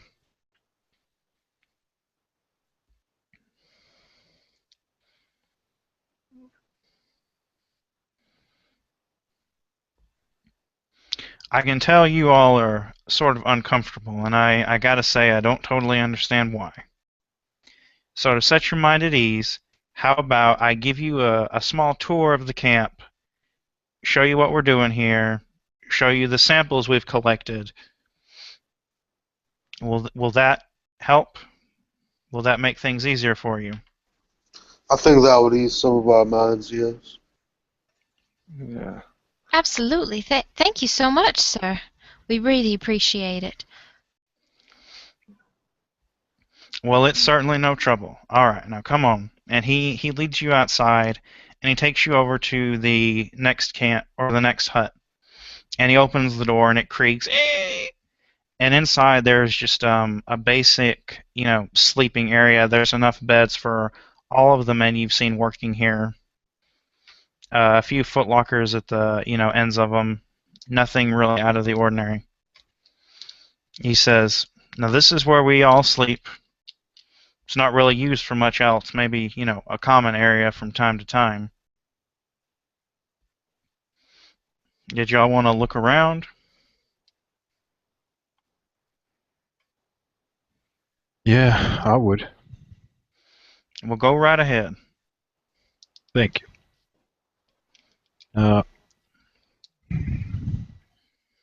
Not quite sure what to check for. I'm basically just trying to find anything out of the ordinary. Yeah, you can go ahead and give me a spot hidden roll.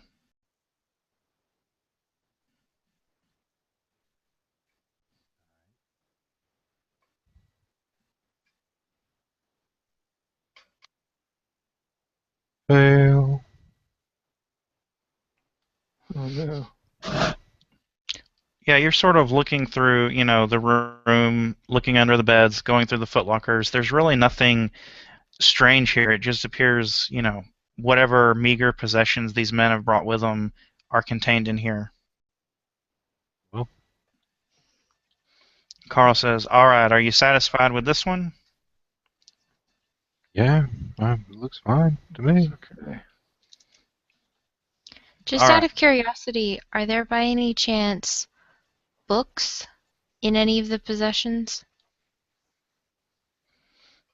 Yeah, actually, he did find a couple of like novels, like I don't know what was popular at the time. She asked about that? You asked about that. Birdie? Yeah, she asked about it. Josh, what books did you find? You found a couple in the possessions. Found, let's say, Brothers Karamazov, because these guys look intellectual enough. And probably a bunch of comic books. Did I find any journals? No, not really. No writing. Okay. I found a turtle. I'll share with you. Carl says, "All right, if y'all are satisfied with this hut, we can move on to the next one. It's the mess hall. It's where we cook and have our dinner." Sounds great. As we walk, I sort of go to the person that isn't near him. Whoever I can expect can have a sort of a discreet discussion with me, or a conversation, or just one way. I sort of feel this pressure that I need to relieve and say, how is this happening? What's different about this place? All right, who is sort of at the back of the line that Josh can speak with? Okay, probably would be Jory. Juryman, how is this possible? Everybody else is going nuts. That's what I'm wondering too. They seem completely at ease, as if they're just carrying on with normal business. We could always do an experiment if it comes to it, and we have the opportunity to stay near the camp. See if there's some kind of buffer here. Maybe something's not right with them. Yeah. Let's check their mess hall. Maybe they're eating or drinking something different. Yeah. All right, so as you approach the mess hall, Carl lets you inside, and when you're looking around, you can kind of see that, I mean, it doesn't look like they've been eating anything out of the ordinary, but it definitely looks like maybe they haven't eaten in about a day or so. Hmm. Carl says, "I apologize for the mess. We actually have been pretty busy with this area. We're anxious to move on, and so we haven't devoted much time to meals. That's not healthy, I know, but I'm sure all of you understand what it's like to be obsessed with your work." Indeed. No. I sure do, but at the same time, you should probably eat something soon. You don't want to pass out from fatigue. Yeah, miss, I will surely take care of that just as soon as you folks are on your way. Where does the water come from? Is it like bottled water or Yeah. something of the sort? Bottled water. You guys drink the water from the reservoir?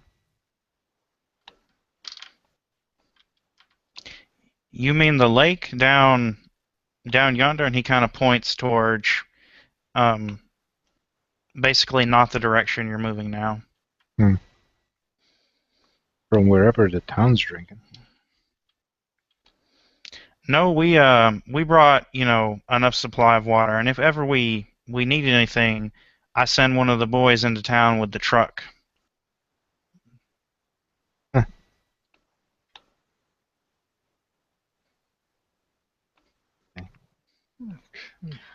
Well, let me ask you a question. How long have you been out here? Oh, let's see. Maybe 5 days. And in all that time, have you had any difficulty sleeping? Bad dreams, night terrors, that sort of thing? Oh, no, ma'am. By the time the day is over, I am so tired that I just fall in my cot and go right to sleep like a baby. I'm not as young as I used to be, you see. Yes, I understand. I understand.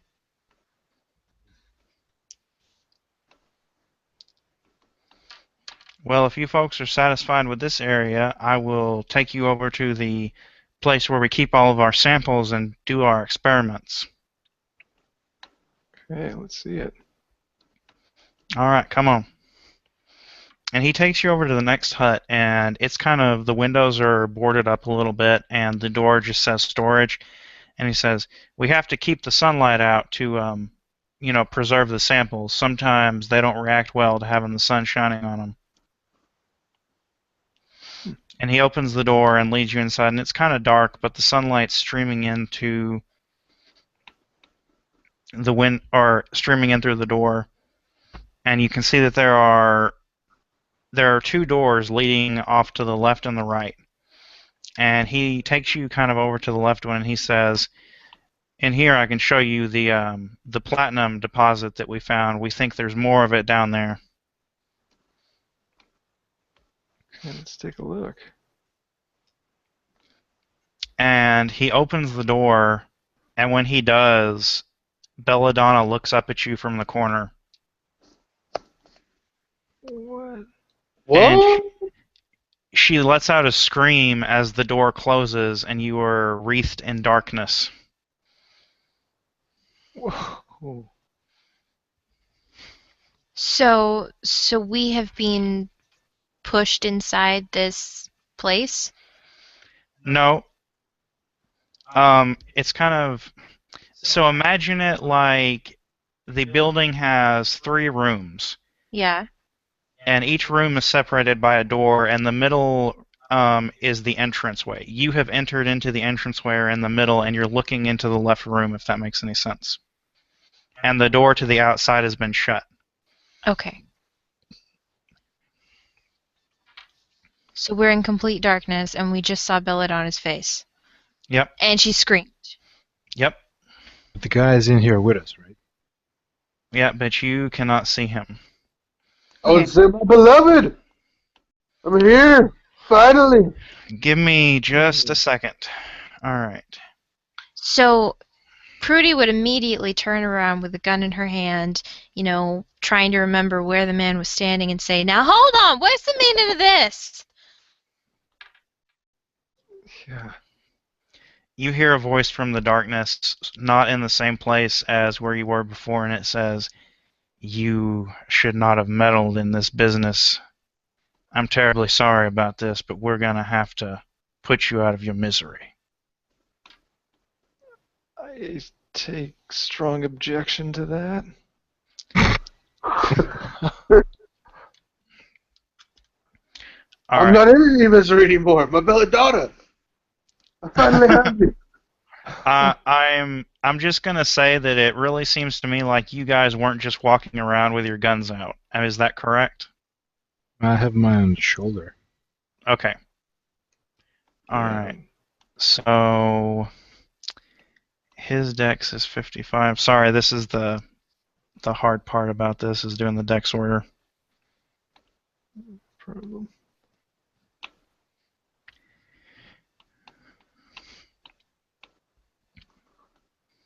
Oh man. All right.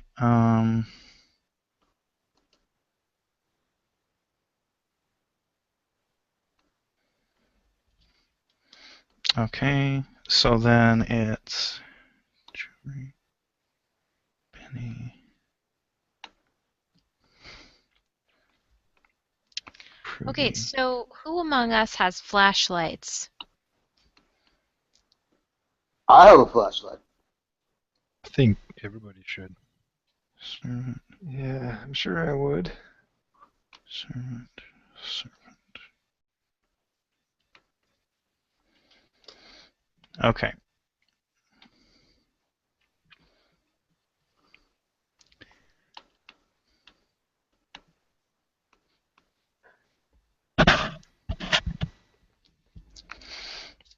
All right. So, sorry that took so long. No problem. Benny, I need you to give me a power roll, please. Of course, of course.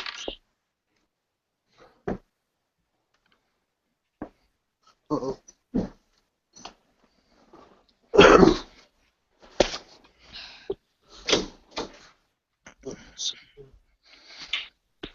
All right.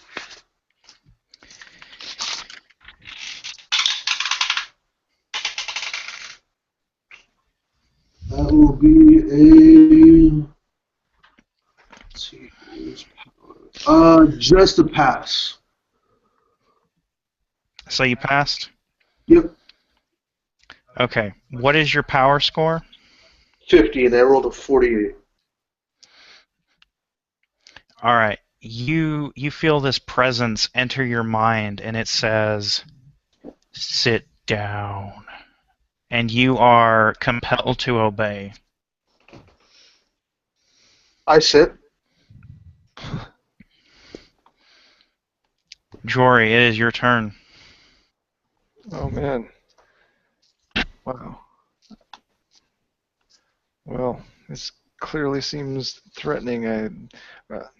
I can't really shoot at him in the dark though, right? You could try, but you would make your attack with a penalty die. Okay. I think for now, did I hear the voice? I didn't. So if I dove into the room that has Belladonna in it, would I know that that's away from the direction of his voice? You did not hear the voice that Benny heard. Oh, okay. I mean the voice that told us earlier. Oh, The yes. foreman that was leading us. Yes. I think I'll dive into the room, get my rifle ready, kind of point it at the entrance, and get out of the way of just ready myself. Okay. So you're getting your rifle ready? Yeah. All right. That's going to put you at initiative plus 50. Okay.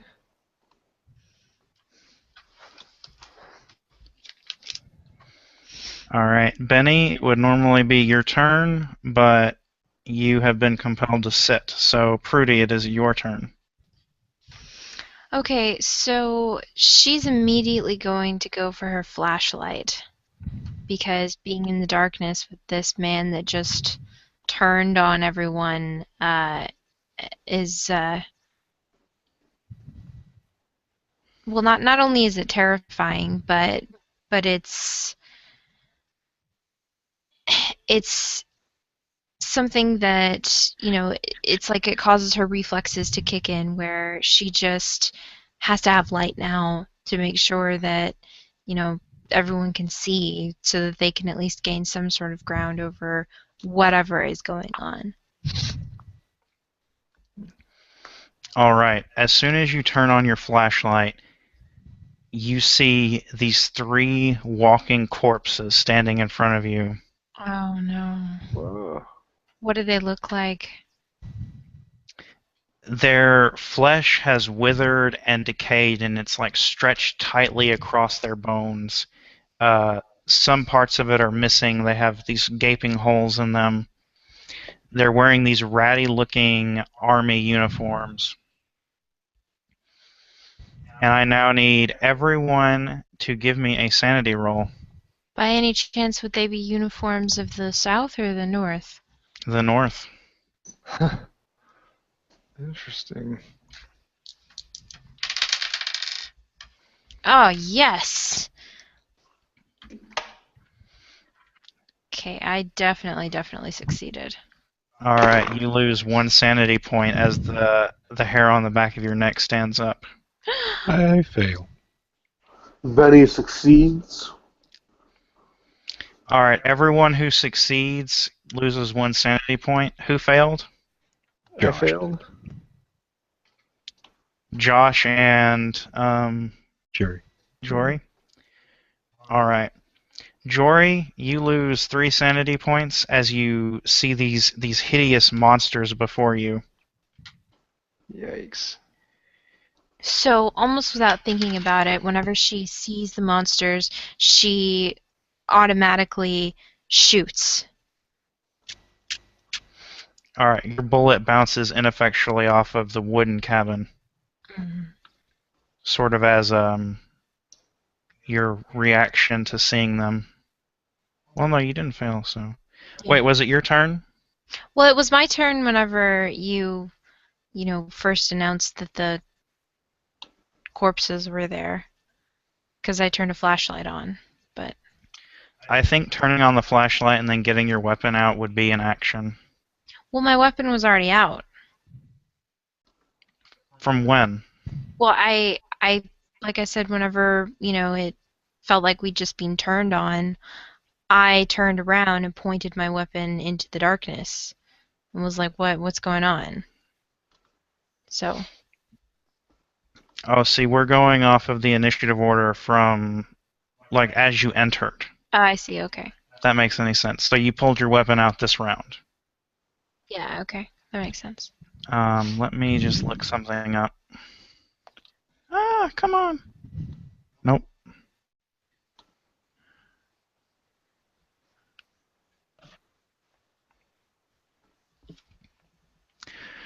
All right. Josh, you also lose 3 sanity points. Mhm.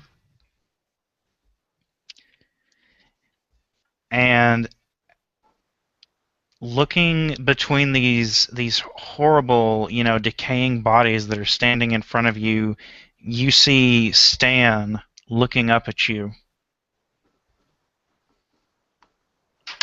Dad, watch out! And he is going to be there for 8 rounds. Alright, so Prudy now has plus 50 dex. Let me figure that up. Am I stuck for 8 rounds? Is that what's the point? No, you're just seeing him there, and whatever your relationship to Stan is, you're going to try and act on it. I'm gonna try to protect him. Alright. 55. Prudy, your dex was 35 plus 50 is 80 something. So yeah, you are now, it's Jory, Prudy, that guy, Benny, Josh, S. Alright, Benny, it is your turn.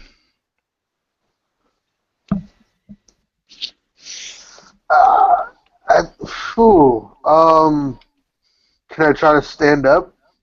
Oh, wait. Never mind. Your turn already came and went. Sorry. Josh, No it is your problem. turn.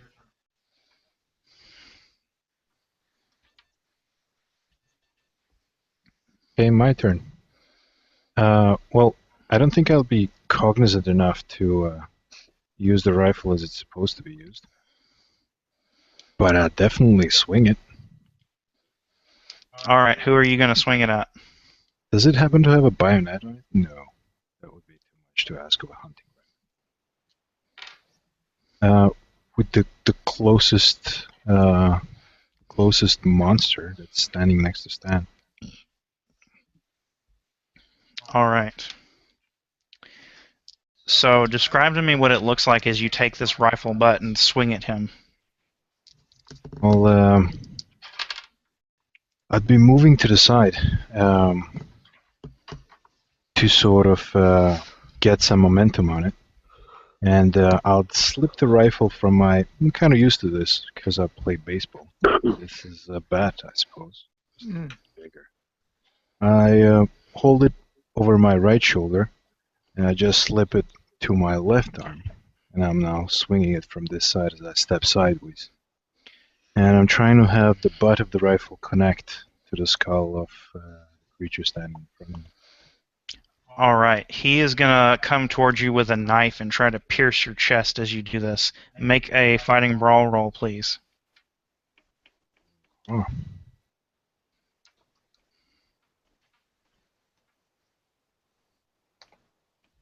That is 0-1.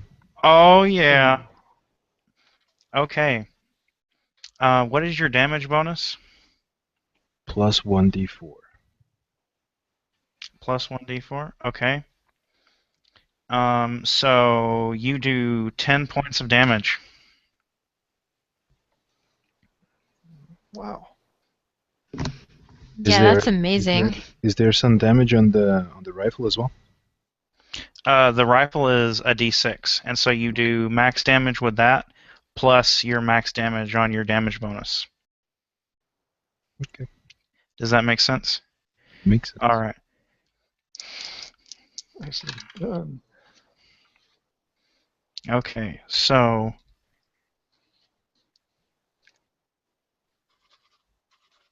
he is... All right, so the butt of your rifle connects with this thing's skull, and there's this sickening crack as the tendons in his neck sort of break and his head like slumps over.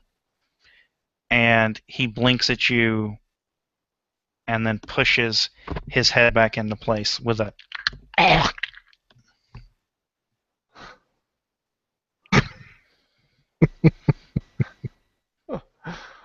Nope, All right. nope.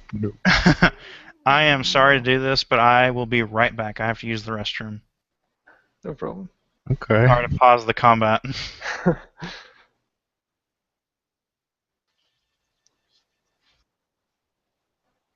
Well, at least they're aware of their appearance. I mean, They're not. let's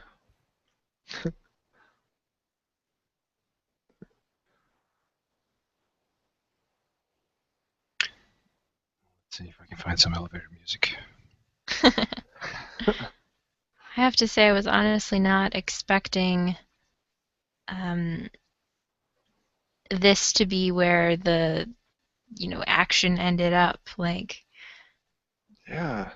I thought we were I going to was- find something weird happening, but I didn't think that it was going to be such a clever trick. I knew that I know. was going to be like, I should have pulled that trigger. Should have pulled that trigger. Should have so pulled that trigger. Yeah.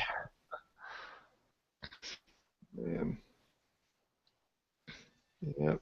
Just kicking myself that whole way, just leading us from one place to the next, not asking why is this happening. Also, this theme that they've been, or at least Prudy was exposed to some invitation to follow a certain whatever. That should have been a bit of a clue. Also, entering this room without weapons at the ready, it's dark, and we don't have our flashlights out, all that kind of stuff. I guess in a distraught state, it would be realistic. Yeah, true. Probably wouldn't be thinking too clearly. Hindsight's 2020. Yeah.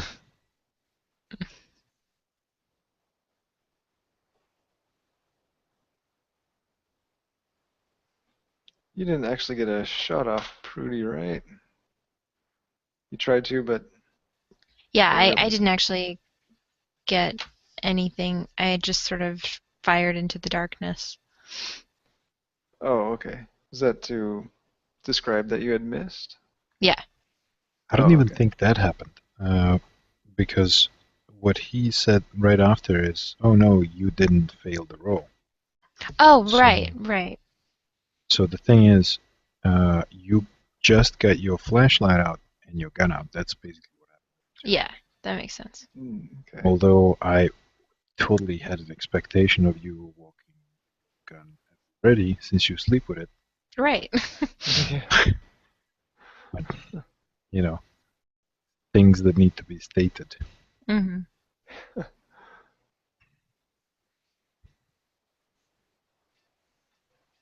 it's okay. I'll fire something off on my next turn. Yeah. I don't even know if these soldiers are armed. He didn't mention. Mm-mm. They may be pretty easy pickings as long as we can see them. hmm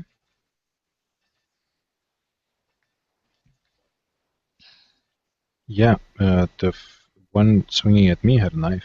So Oh, that's right.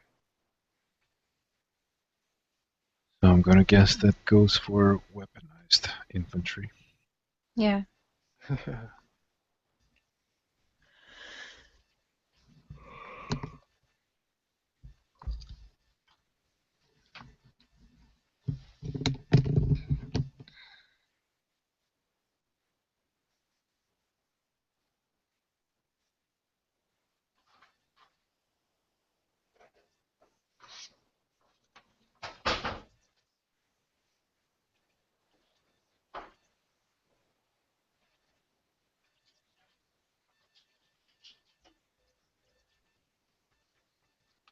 Megan, are you dead?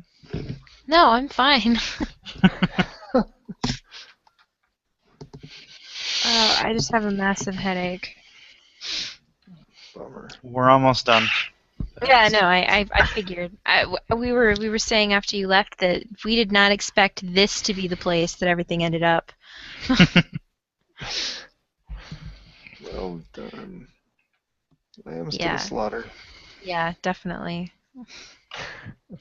Josh, after this creature puts its head back into place, it starts to step towards you and it says, "You will serve our master now." And with surprising speed, he is going to lunge behind you and attempt to grab your hands and put them behind your back. So he is attempting what is called a fighting maneuver. And as a response, you may fight back and attempt to damage him, you may dodge and attempt to get out of the way, or you may also perform a fighting maneuver. Which would you like to do? I'd like to let him go his way and then fall on top of him, smashing his skull into the ground. All right, so give me a fighting brawl roll, please.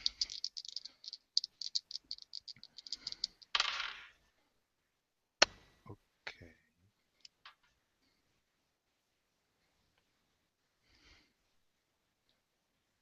Yeah. He's You're really good at those fighting brawl rolls. Wow. Did he roll another one? No, he rolled a 6. It's a critical still. Oh, wow. All right, so tell me what it looks like as you bring the butt of your rifle down on top of this thing and smash its skull. As it lunges forward, I would thread the belt of the rifle around its hands, then simply let him continue forward as I sling the rifle around its neck so that his arms go this way and the head follows. It's just twisted around until they go 360 degrees. And the body continues. All right, this thing's head twists completely off, almost like the lid on a Coke bottle, and it just falls limply onto the ground. But the head is still looking up at you with these eyes that are just staring into your soul.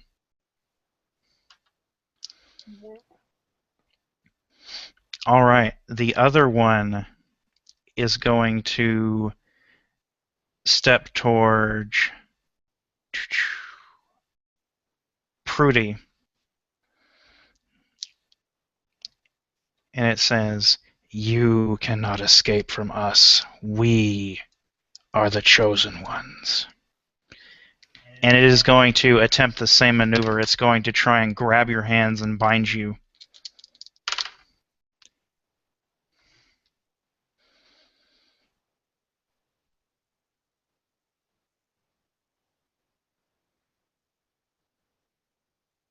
So what are you attempting to do? So do I need to make some sort of dodge roll or fighting brawl roll to grapple with it or something? You may dodge, you may fight back, or you may try to perform a fighting maneuver. Which would you like to do? Hmm.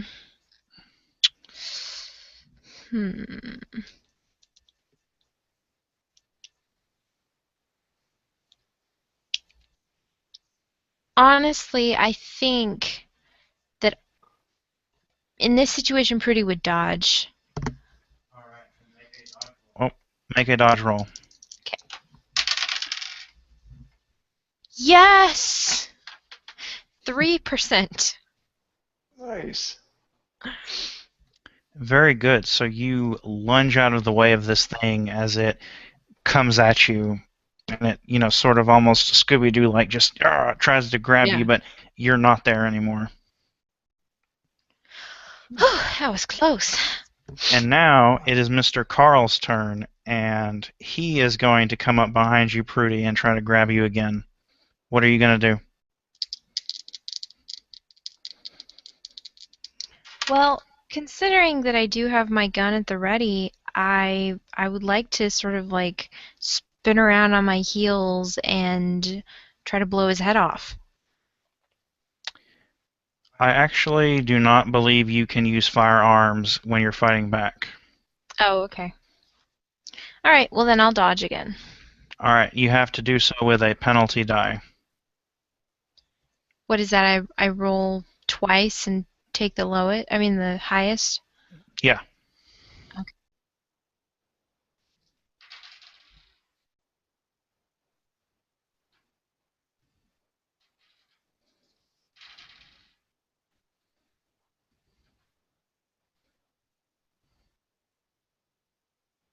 I'm so lucky. I rolled a 27 and a 35. Ooh. All right, So good job. both are underneath my dodge roll. So So you tell me what it looks like as you step out of the way of Carl. okay. So this like zombified, for lack of a better term, Civil War veteran comes lunging. This is Carl. Well, no, but it had just come lunging for me, Oh, okay.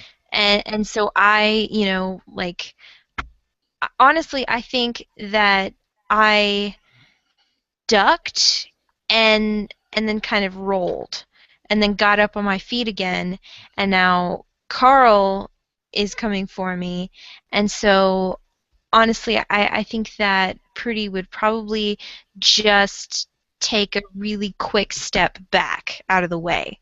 Like, whoa, no you don't kind of a thing. So maybe bumping into one of her comrades. All right, very good. And Prudy, it is or not Prudy, sorry, Jory. It is now your turn. Okay. I am in complete just instinct mode at this point. It's like these things are the epitome of the worst possible creatures I could ever encounter, and even though my fear is off the charts, my instinct is just immediately shoot it and kill it as fast as I can. So I'm just gonna move back into the main room and try to take a shot at one of the nearest soldiers. All right, which one are you aiming for? The one that just took a swipe at Prudy. All right. Make a firearms check, please. Okay. And we'll say this is pretty. I'm going to say this is point blank range, so make that with a bonus die. Okay.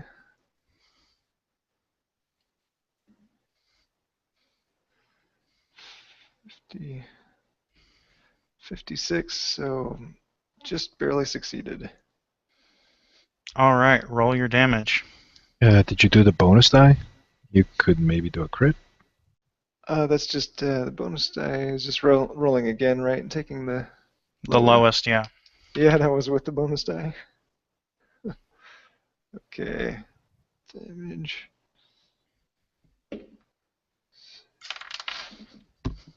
8. 12. Oh my gosh. Okay.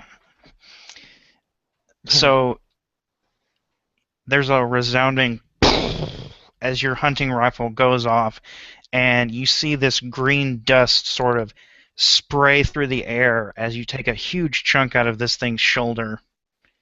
And he has to. All right, he made it. So that is. He has. Oh my gosh. All right. Good job. Prudy, it is your turn. Okay, so he just shot at one of the zombies, right? Yes. And Mr. Carl is still in the room with us? Yeah, he is within melee range of you. Okay, I would like to, now, since it's my turn, try to blow his head off with my Winchester.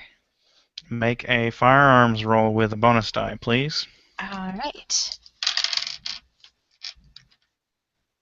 Ooh. Oh my goodness. Okay, 10%. Is that a critical success? Or an extreme success, I should say. Almost, but no. No? No. All right. Roll your damage, please. You know, I've forgotten how. Didn't you write it down? Which rifle is it?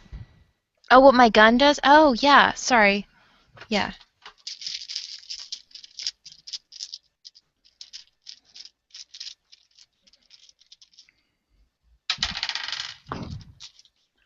Oh, this would be amazing. Where's the other one? There we go. Ah!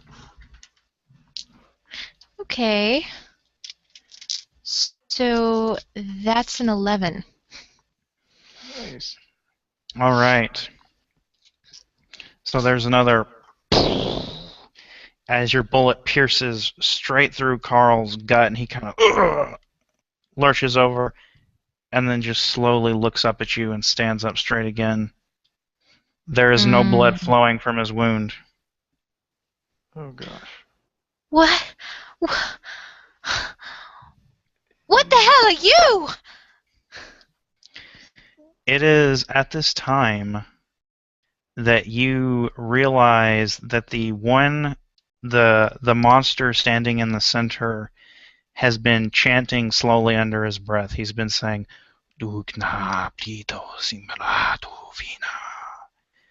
and Jory, I need you to make a power roll, please.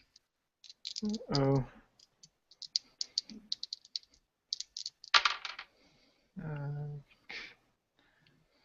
That's pretty good, actually.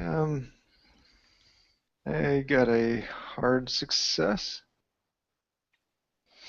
All right, very nice. You feel this presence clawing in your psyche, and it's trying to tell you something, but you shake your head and you shake it off. You manage to keep your sanity.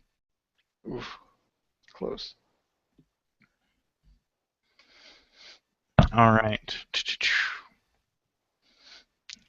And seeing that this tactic did not work, he is going to step towards Josh and try to slice him open with a knife.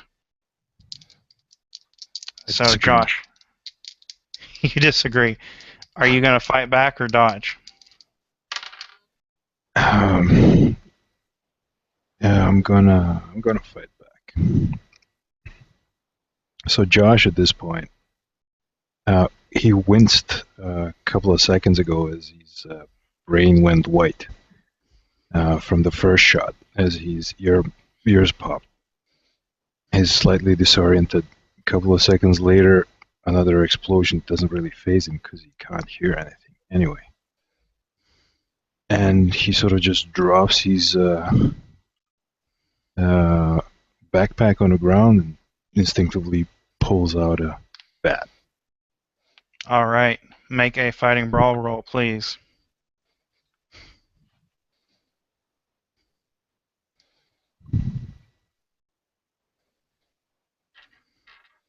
Yes, sir. How did you do? I did well. I had it's not a hard success, but success. A regular success? Yes. All right. So I need you, and I need you.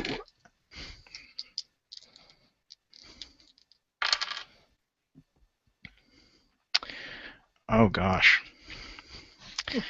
Okay. So as this thing lunges towards you with this knife and it just thrusts it forward, you attempt to swing at him with the bat, but his head ducks low and your bat sails over his skull as he comes up with the knife and leaves a nasty gash up your arm. And you take 9 points of damage. Oh. Oh. Josh, what was your health? 12 points. 12 points? All right, I need you to make a constitution check, please. You have just suffered a major wound. Constitution check. Mm-hmm. Managed. You passed? Simple success. All right, so you feel your head kind of like go dizzy for a minute. The room starts to spin, but you manage to hold your balance. You don't fall unconscious. I like that. All right, Benny, it is your turn. You are in control of your faculties again. Can I see Belladonna still or no? The flashlight is facing the other direction, so you are not able to see her, but you know she is in the room behind you. I'd like to turn around and shine my flashlight on her. All right. She's looking up at you, and she's got tears streaming down her face, and there's just this white horror in her eyes. I'd like to grab her and run. All If right. You dick. I got what I wanted.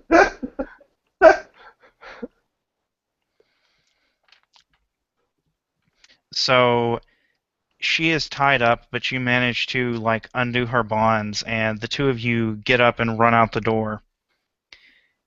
And you open it, and it closes quickly behind you, and you hear the creatures, the walking corpses, like hiss as the sunlight streams into the room. But the door suddenly closes. But almost as soon as you and she are outside, the two, actually 3 men who were working at the site are standing in front of you, and one of them says, "You going somewhere?" Nowhere in particular. And they are blocking your path. Serves you well, you scoundrel. I have pressing matters to attend to. Please get out of my way. You will join us in our service. You will join with him. All right, Josh, it is your turn. Did I notice this thing with the door when it opened that the thing sizzled? You did.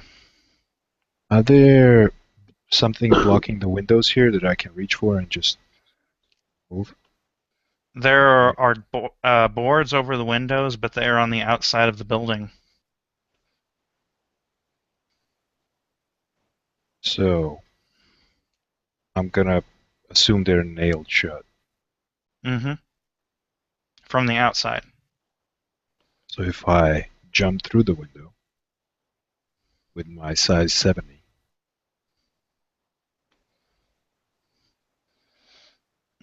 Give me a hard strength check.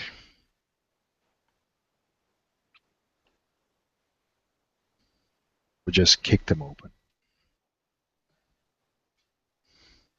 Fail. That's a All right. fail. Were you jumping against them or were you kicking them? I'm gonna kick them because jumping against them might get me.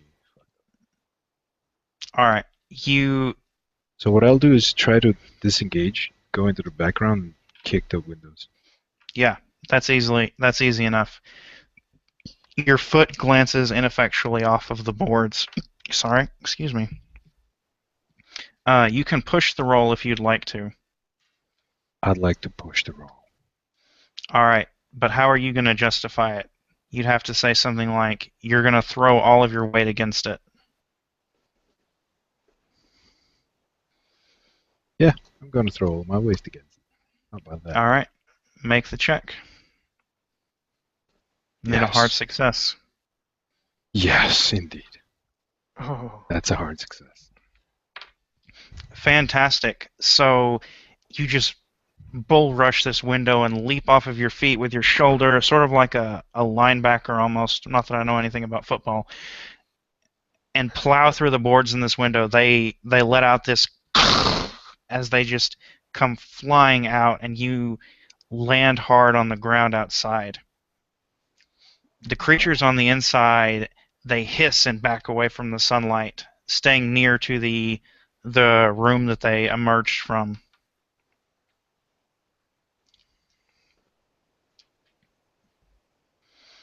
And it is now one of their turns.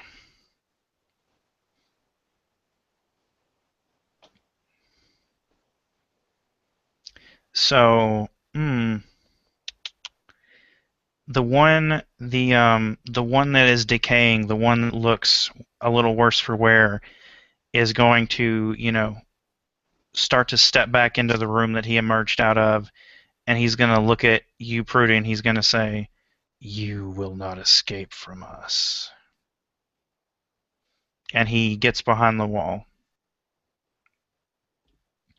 But Carl is going to rush towards you and attempt to stab you with a knife. What are you going to do? Me? Yes. I am going to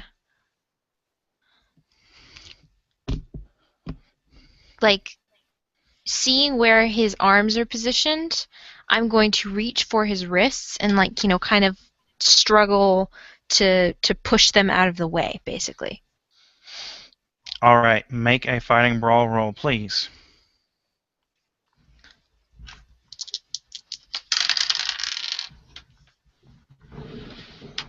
Oh, yeah. That is most definitely a hard success. All right, well, I've got some bad news for you. Oh, no. He critted. Oh. And a knife, actually, a knife is an impaling weapon, so you take 7 plus.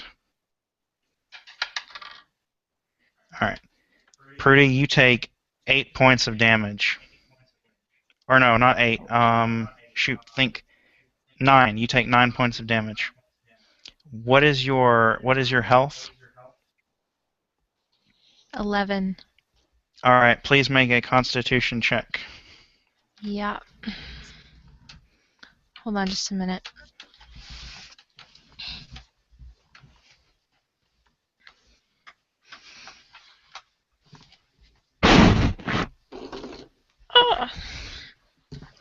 Hope that wasn't loud and terrible as my microphone brushed against something.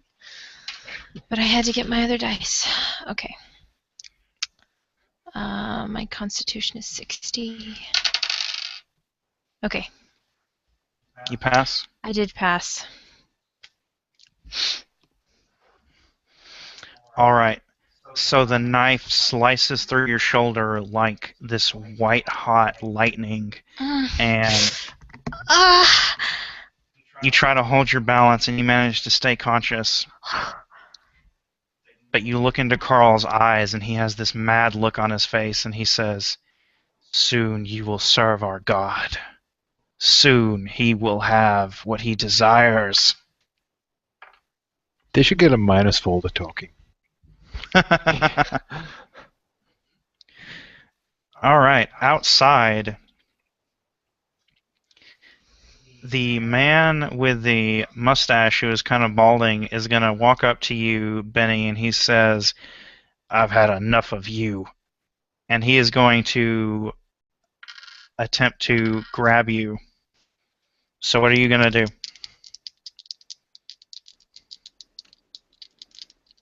Solely focused on trying to protect Belladonna with my life. I will take the one weapon a good librarian always has with him, a pen. Try to stab him in the neck. All right, make a fighting brawl roll, please. Will do. Why am I getting flashbacks? Hard success. All right, roll your damage, sir. Awesome. Ooh! 6 points of damage. Max damage. Nice. And you don't have a damage bonus? I believe that's with damage bonus. Wait. Let me recheck. No, wait, that's a pen, so that would be like a D4. Okay. So that would be 4 points of damage then. Yeah, I'll give you 4 points. And you don't have a damage bonus? I do. Damage bonus says plus 1d4. All right, so then roll another d4. Oh, okay. 8. 8 points of damage. Or another 4. Fantastic. Wow. All right. So that's like one of those gold-tipped fountain pens, right? That's got the nice little point on it. You see Basically it like a gouge tiny right into his spear. jugular. Wow, nice shot. Richard Gibson approaches from behind you and he says, "Your time is up, I'm afraid, son." And he is going to attempt to lodge a knife in your back. What are you going to do? I will have time to fight back and say, "You will never take my beloved!" All right, make that roll with a penalty die because you have already fought back / dodged this round. Okay, that's going to be a 65, so that's going to be a fail. All right, let me look something up really quick. I'm sorry, I just want to make sure I'm doing this right.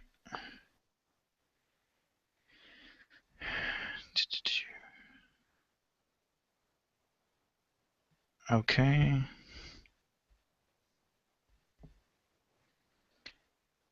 Ooh. Now I won't even feel bad about taking his girlfriend.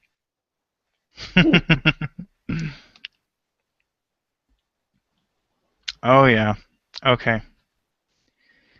So that's 7.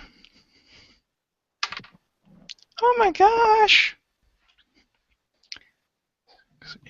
I can't math today. 13, yes. How much health do you have? Ooh, I have. What does it say? My hit points. Oh, what the heck? Oh, 11. 11? Yep. All right. So Richard Gibson comes up behind you and describe to me what goes through Benny's mind as he feels this white hot metal sink into his back before he falls unconscious. As he feels the hot pain, he will look at his beloved and try to reach for her, just thinking, "No, I've failed," and slowly drift unconscious.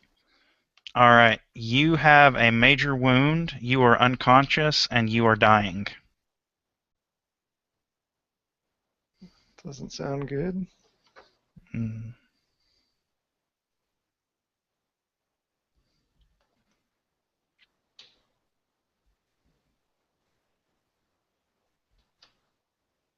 Okay.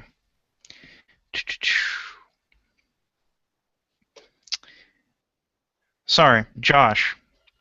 The third worker outside is going to march over to you, and you are prone, correct? Because you jumped out of the window? Yeah, I'm gonna guess I am. Okay, he is going to walk over to you, and he is going to attempt to just curb stomp you. What are you going to do? I'm gonna attempt to. I'm in a perfect position to unbalance him. So you're going to try to knock him off of his feet? Yeah, sort of evade the attack by letting him fall. All right, give me a fighting brawl roll, please. Yes, sir. God. Screen is spazzing. That's a fail.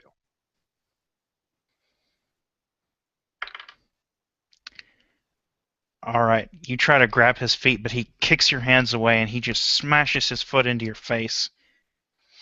And you take 2 points of damage. Still around. Huh? Still around. All right, so you're not to 0 yet? Nope. Great. I wouldn't Okay. call it great, but Well, you're not dying like poor Benny. Let me look something up quickly. Sorry.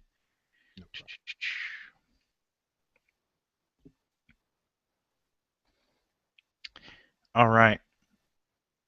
Jory, it is your turn. Okay. Does it look like you said one creature kind of retreated back to his room? Was it only one? Are the other creatures still out there? The one of them is hiding behind a wall, and uh,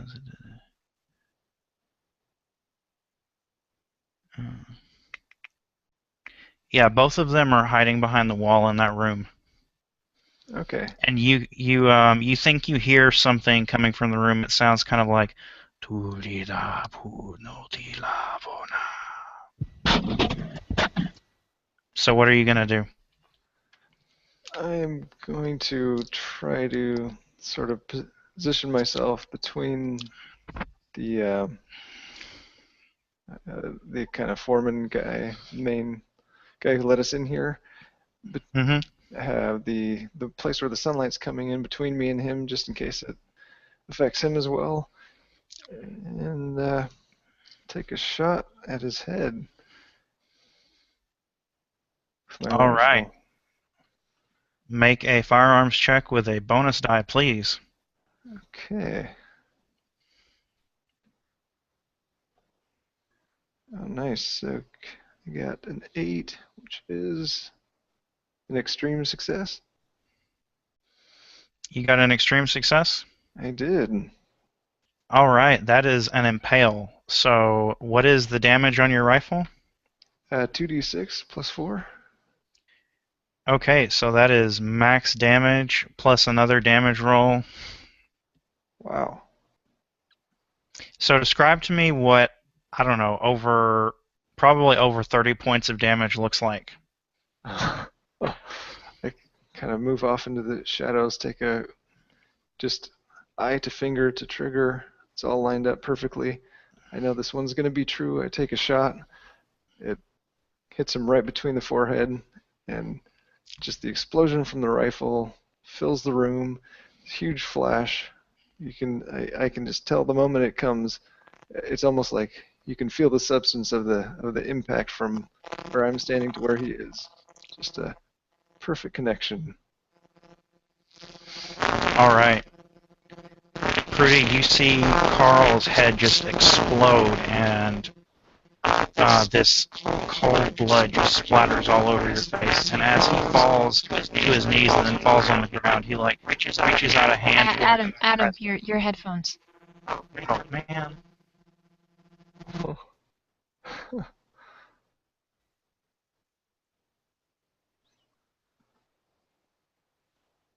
Not only are these monsters terrible, Yeah, I'm summoning other creatures over here.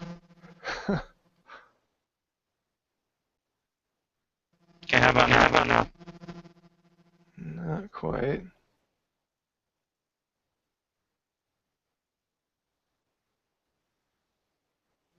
What about now? Not yet. Not yet. Testing. Getting better. Maybe move backward or something? I don't know. try it now. How about now? Yeah, it's fine. Perfect. All right, so as I was saying, this cold blood just splatters your face, Prudy, and Carl reaches out a hand towards you as he falls limply to the floor.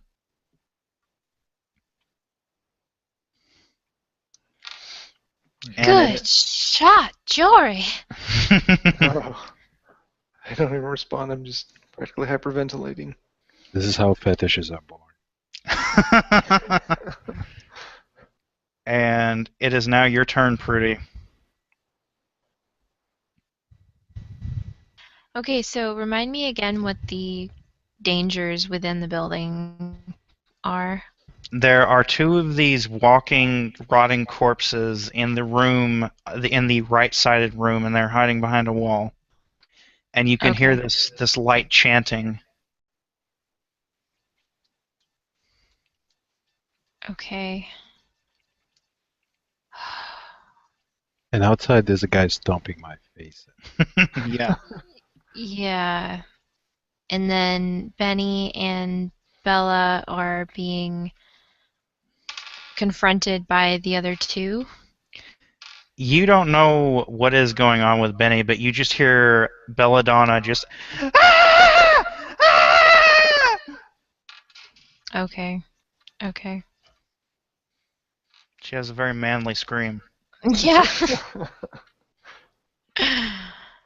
Okay. I think what Prudy would do is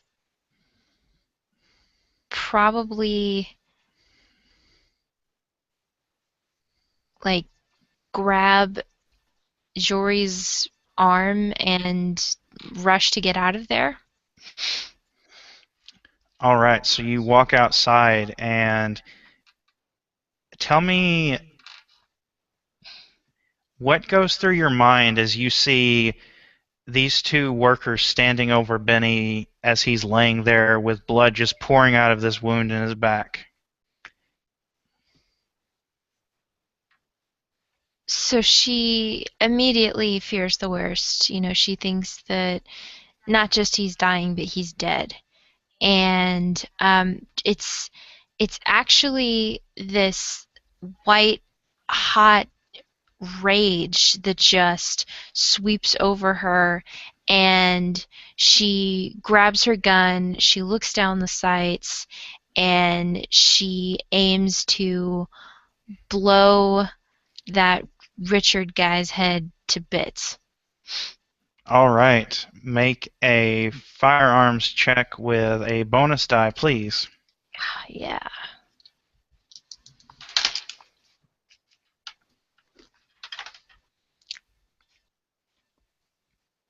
Woo! Oh my goodness. Okay.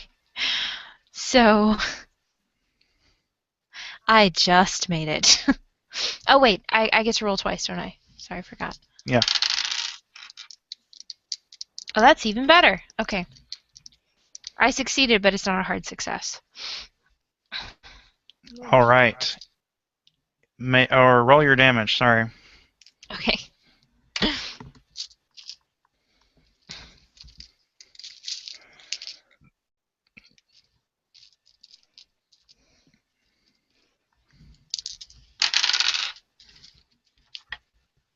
Oh, that's beautiful. 10 points.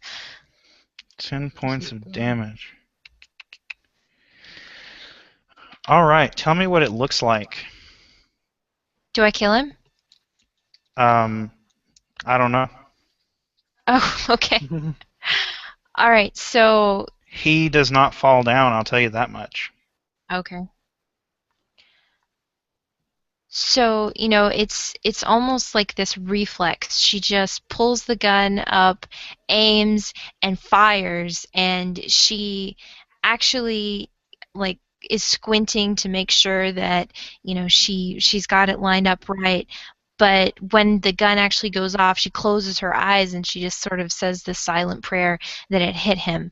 And she hears this sort of like almost like someone hitting a wall with a hammer as the bullet clearly finds its mark. But that surprises her because she doesn't think that that is what it sounds like whenever you shoot a person in the head. And she opens her eyes to find That he is just staring at her, and blood is gushing from his mouth where the bullet has gone through one cheek and out the other. And he spits out some teeth as he looks at you with hatred and bane in his eyes. Oh my goodness. And says, "You should serve us." Yeah, exactly. All right, Jory, please give me a power roll. Okay.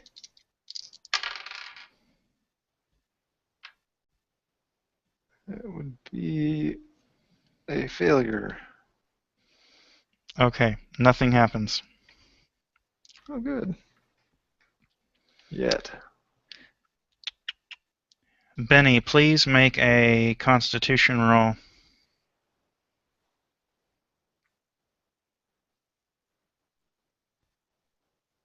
All right.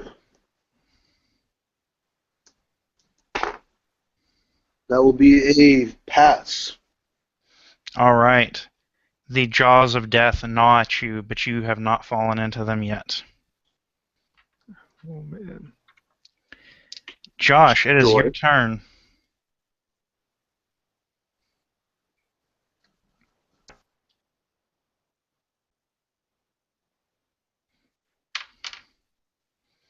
Josh? Are you there, Josh? I was muted, sorry. So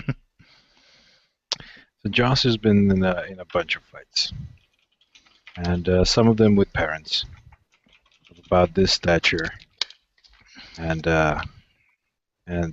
ferocity. And he has pretended to be out cold before. Does he sense that this guy would stomp him again if he just pretended to be passed out? Ooh. Give me a psychology roll. It can't be psychology. Okay. Wasting a perfectly good combat roll.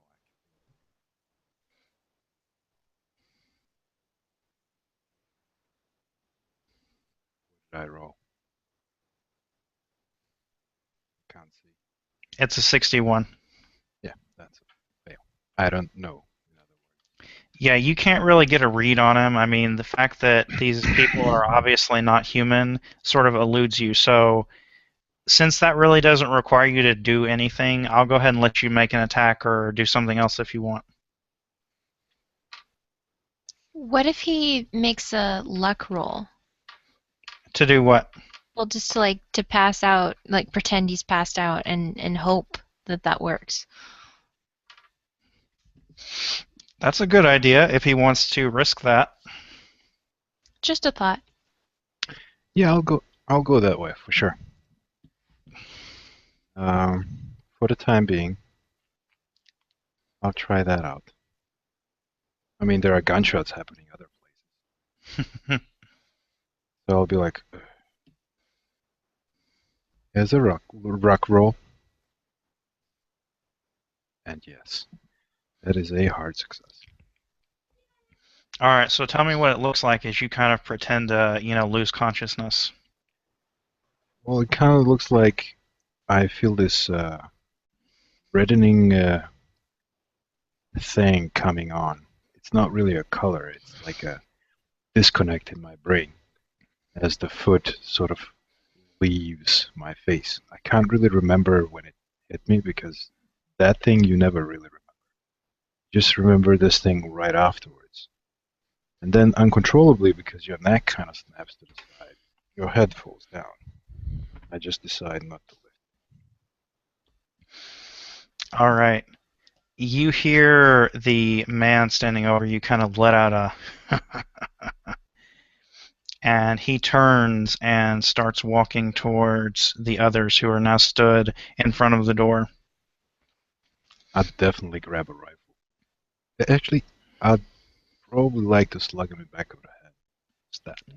All right, I will let you try to do that on your next turn. Okay. So, I'm trying to think who's going. That is. All right. So, seeing you lift your gun up and blast Richard Gibson in the face, the man with the mustache who's kind of balding is going to come at you with a knife, Prudy. What are you going to do? Okay, so you said that we can use our guns to impale, right? Only if you're firing. Oh, okay, I see. But you can use it like sort of like a club to fight back if you want. Yeah, that's basically what I want to do. All right, make a fighting brawl roll, please. Okay.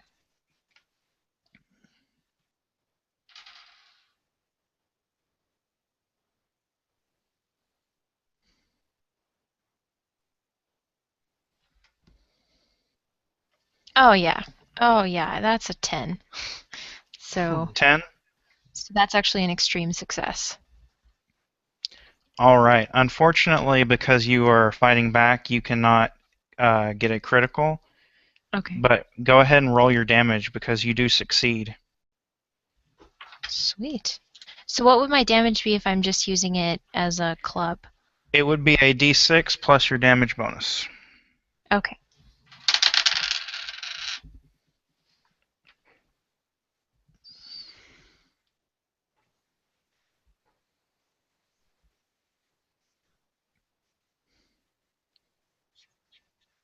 Okay, so that's 6. Okay. Tell me what it looks like as he lunges towards you with this knife and tries to stab you, but you manage to dodge that and smack him with the rifle. Okay, so basically what I do is I see him out of the corner of my eye coming for me, and I flip the gun around and aim the butt sort of at his midsection, and as he runs up on me, I lunge out and get him straight in the nuts. Oh my gosh. He is definitely hindered, but he doesn't seem to care as much as you might expect. Well, Okay. And Richard Gibson is going to come up behind you and try to do the same thing that he did to Benny. oh my gosh. What are you going to do?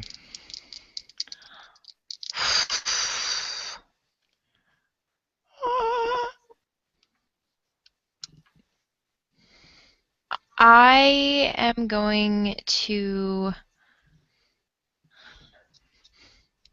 Sorry, I'm trying to think of the maneuvers that she could make.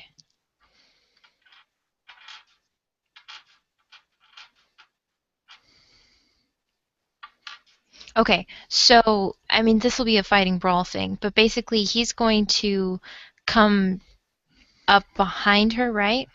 Yes. With a knife. So she's going to kind of turn sideways and just kick him as hard as she can with the flat of her foot in the stomach.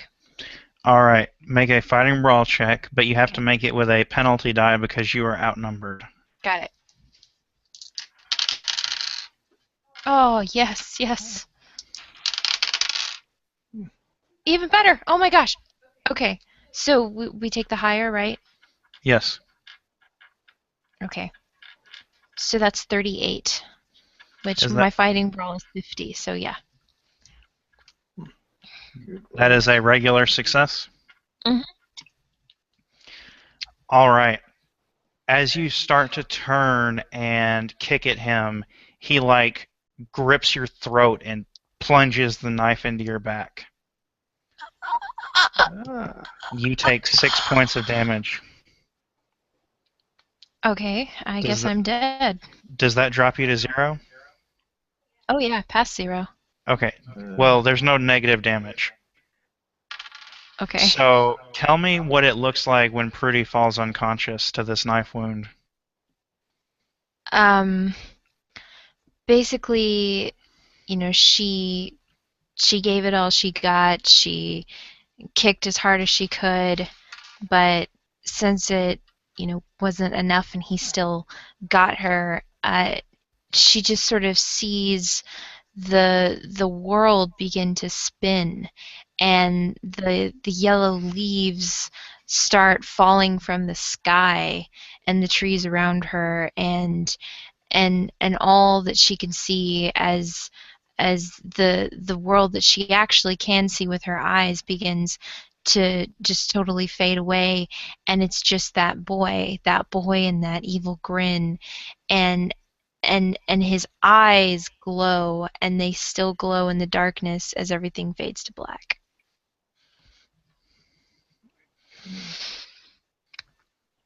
All right. Jory, the third creature, the third worker out here is walking towards you, and he has a sort of like club type limb thing in his hand, and he is just going to swing at you. What are you going to do? I'm going to try to duck under it and get out of the way. All right, make a dodge roll, please. Dodge roll, okay.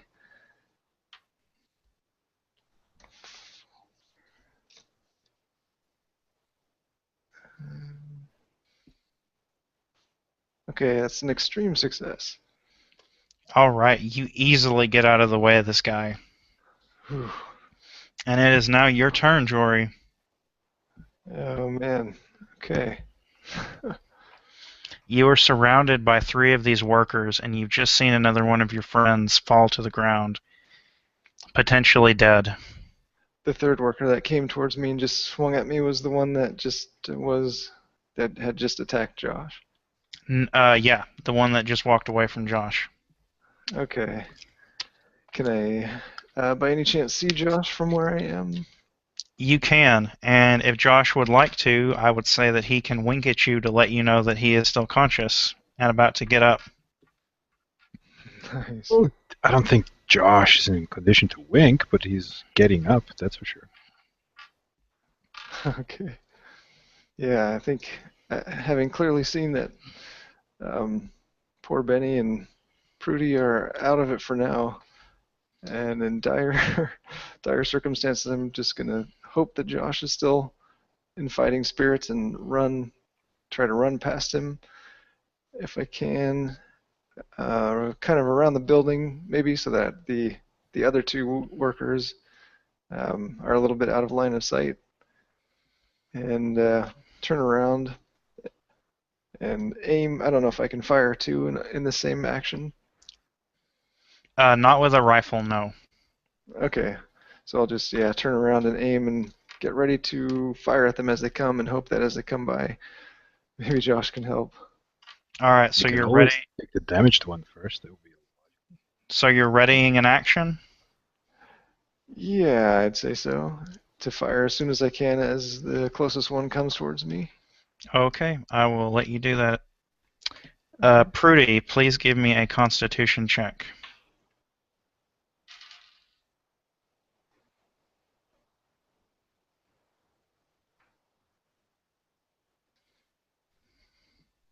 Okay, I succeeded.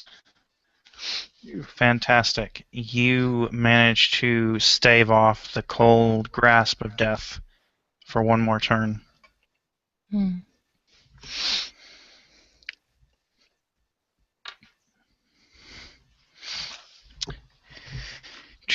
And Josh,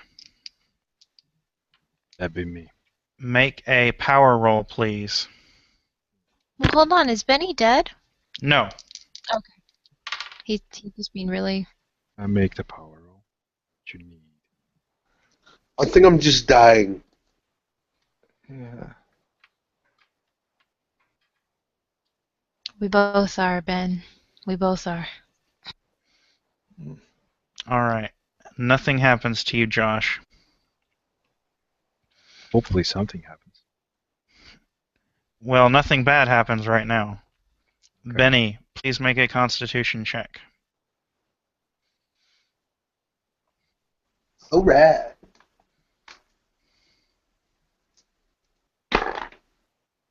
That's a success. Okay, you stay alive for another turn as Belladonna is kneeling over you, weeping. Women. Whoa, sexism. All right, Josh, Grab a it's your medkit turn. or something? I don't know. Actually, that would be a not extreme success, but a hard success. Yeah, so Huh. you do not die. Awesome. Not I'm dying. hard at staying alive. Josh, it is your turn. Is there any way that we could ever, like, fully recover? If you roll an extreme success, I believe you instantly stabilize and regain some hit points. Or someone can complete a first aid roll on you, but that's going to take some time. Right. Okay. And then you'd need medicine. Okay, just out of curiosity. Alright, so Josh gets up and he's kind of zoned out. and he's looking inside the house. He goes, Stan, hand me that rifle, you prick. And he's thinking in his head that the kid is actually doing it. As he let the zombie sort of pass him and fall on the floor, I'm counting on the rifle being Yeah, I will say that it is. I pick it up as the head sort of pops off. It rolls over. I swing it around, look at it briefly as I just walk forward calmly. And if I see one of the larger men, especially the one that has already been shot in the face, I level it at him and just pull off. All right. Make a firearms check, please.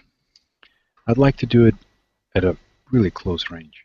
Oh, okay. Then make it with a bonus die.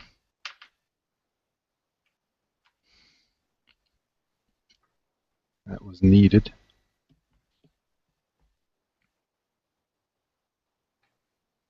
I can't see. That's a fail. So there's that's this deserved. boom, and you see part of one of the other huts like explode as your bullet catches it. I can't hear it, but it must look good. He's not doing anything. All right. Hearing this noise, James Stanton, the guy with the mustache, kind of like turns around looking at you, and he starts to march towards you with his knife, and he's going to slash at you. What are you going to do? So what's the implication of evading? That Dodging doesn't do anything.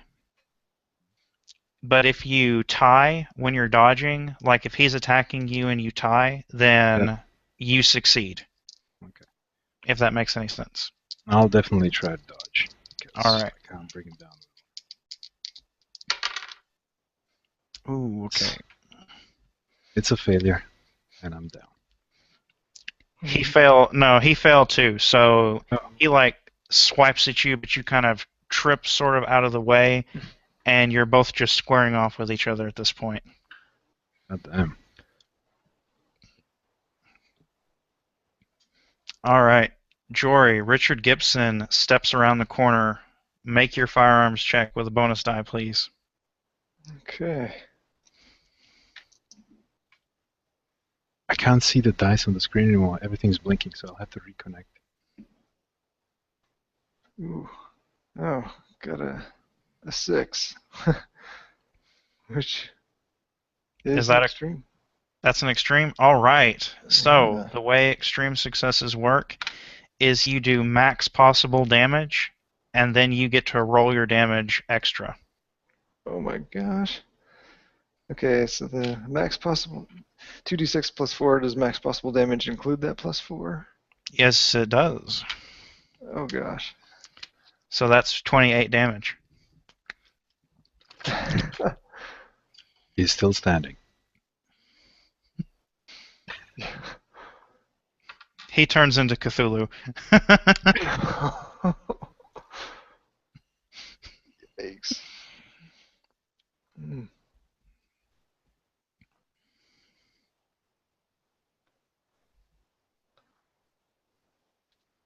I'm not rolling something, am I? Yeah, you need to roll 2d6 plus 4 extra. Oh, Can't see anything. Just a second. okay, so plus another 12. All right, tell me what it looks like as Richard Gibson's chest cavity explodes. Oh, right as he's rounding the corner, I just pull instinctively. Another loud explosion. You can see the bullet. You can't even see any kind of piercing marks. It's just like as if he ran into a landmine, and the back of him just sprays outward. Ugh, that is nasty. Yeah. All right. He collapses. But as soon as he does, the other worker runs around the corner with his club, and he just, ah! What are you gonna do? I am going to. Dodge, fight back, or fighting maneuver? I'm gonna try. I'm kind of holding a rifle, so I'm just gonna try to dodge.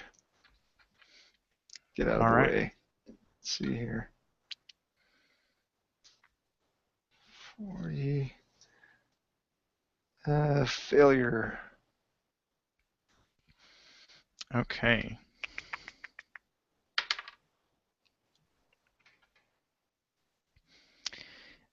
So you try to backpedal as this club just comes down on top of you and smacks you square in the head, dealing 5 points of damage. Ouch. Now, what is your max hit points? 9. All right. I need you to make a Constitution roll, please.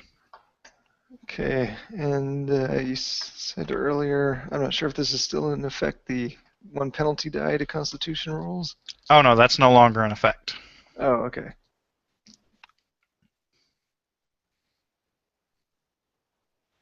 And, okay, success. Success. All right. So the entire world turns upside down for a moment and your ears ring, but you manage to stay on your feet. Oof. Guys, And hit hard. it is your turn. My turn, eh? Okay. Yeah, I'll just wordle it on this guy. Just pointing this gun wherever there's danger. Try to back up a little bit. And Just so fire. yeah, and fire at him. All right, with a bonus die. Okay.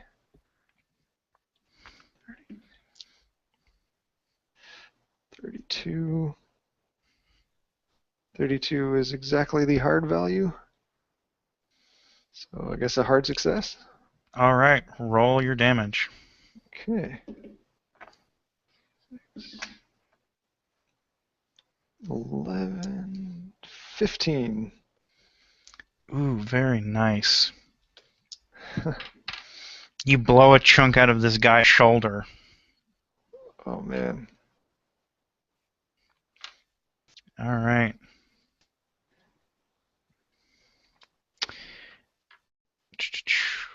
Josh, please make a power roll. Bastards. I fail. Okay. Oh my gosh. All right. Give me a second. I've got to read something here.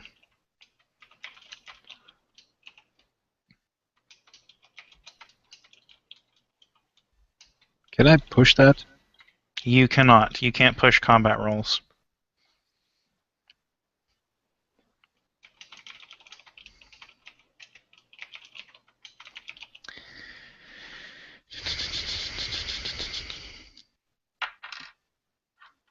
Okay, and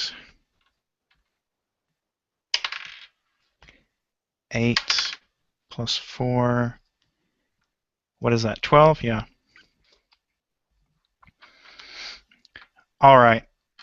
So, Josh, as you're standing there with your rifle, you've got it pressed up against your shoulder, you feel this pain in your arm. And as you look down towards it, you see that it is withering away. And within a few seconds, it looks exactly the same as the walking corpses inside. It's just this black, dead thing that falls limply to your side. And you are struck with this white hot pain, and you take 4 points of damage. Yeah. No, I don't. Now, did you have a major wound? I don't think so. Okay, so then yeah, if you drop to 0, you fall unconscious. I do. And you also permanently lose 12 constitution. Oh shit.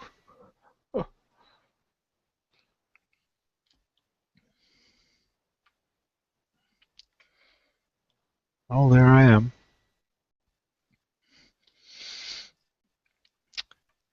Okay. Oh, wait. Prudy and Benny, I need constitution rolls from both of you. Sorry, I forgot. All right. I succeeded with a 22. Very nice.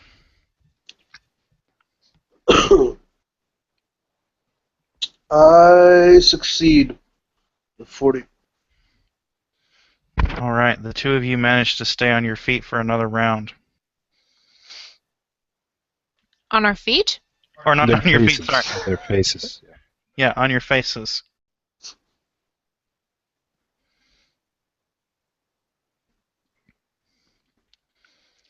Okay. So, Jory, you hear someone come up behind you, and what was his name? Not Richard Gibson. Oh yeah, James Stanton comes up behind you, and he is going to try and sink the knife into your back. Are you going to dodge or fight back or what? Can I try to twist my rifle as he's doing it and either hit his knife or possibly knock it out of his hand? You absolutely can do that. Make a fighting brawl roll. Okay. And if you succeed, you will disarm him. Oh. Oh yeah, he failed. I did too. All right, so the two of you get like locked in this melee combat. Him with a knife, you with your rifle, trying to hurt each other, but neither one of you finds purchase. Okay. Phew. But at that moment, his friend from behind is going to try and take your legs out from under you with the club.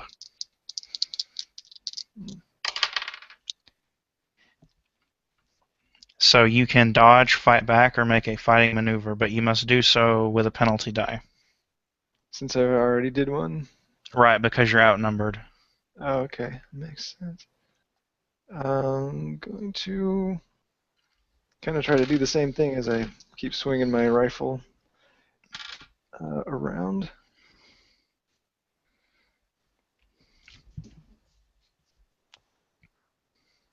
36 is just a failure. All right, you feel the earth leave your feet as he sweeps the club underneath you and you fall prone to the ground. It is now your turn. Okay, so I definitely want to get up off the ground. And I don't know if can I get up and also try to take a shot? Yes. Okay. Yeah, I'll take a shot at James Stanton, I guess. All right. For 8, so extreme success. Extreme success. All right. Tell me what it looks like. So I quickly kind of scramble back a little bit, get up to my feet, raise my rifle. As the barrel is kind of tilting upwards, I take a shot, goes right through his arm, kind of disabling his arm, and simultaneously into the side of him, just completely obliterating his ribs. All right. He falls against the side of the hut and with this sort of sickening, sloshing sound slides down to the ground. Oof. All right. Prudy, I need you to make a constitution roll, please.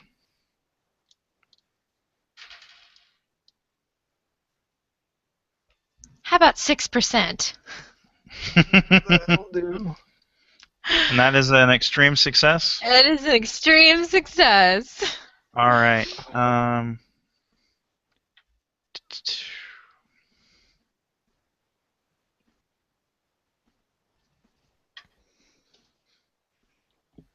Okay, never mind. It doesn't say that you... Darn. Dying, check dying, current, pass con roll, fail con roll.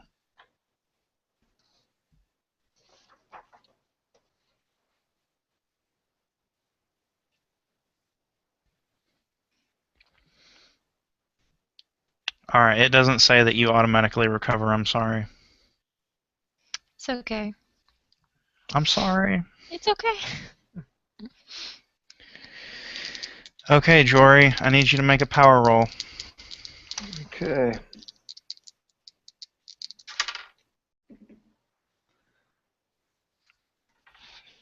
Nine. Be a failure. A 9? At 59? Oh, 59. Okay. Yeah. You feel this presence enter your mind, and it says, sleep. And you are compelled to obey. Drop down to the ground and try to fall asleep. Alright, at this point, all of you are incapacitated. Oh no. That's about right.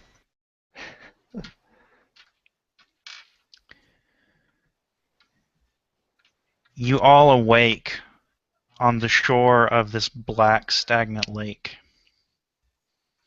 You are tied to these posts that have been hammered into the ground. And if you look around, you see all four of you, and you also see Belladonna, and she's crying and screaming, trying to break loose. And you see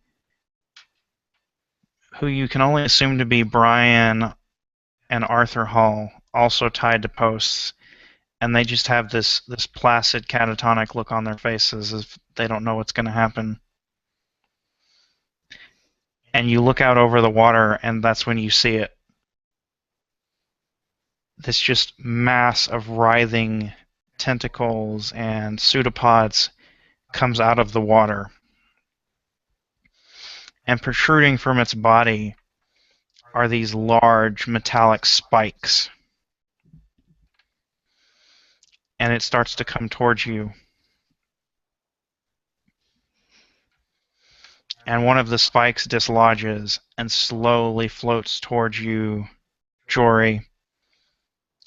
And it gets towards you, and you feel this sharp pain as it slowly just buries this spike in your chest. Yeah. And you die. Oof.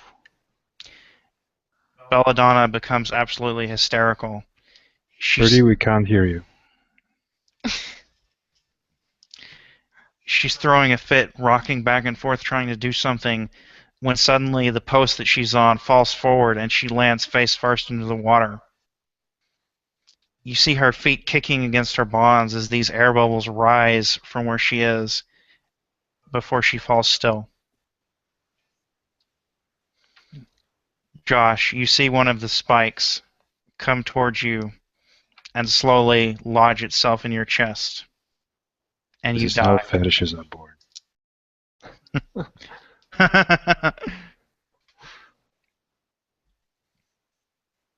And the same thing happens to the rest of you. Ugh.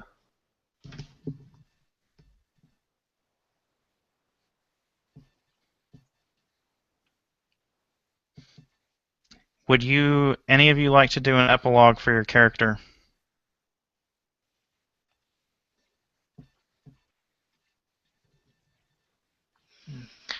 So, as this is happening, one by one, Purdy has watched each of these people that she knew. They weren't exactly friends, but people that she knew and had come to know really well over the few days that they were searching for this girl, be impaled by this thing, this creature that is something that she never thought could actually exist. And the sheer reality of this happening kind of overwhelms her until she realizes that there is a spike coming towards her.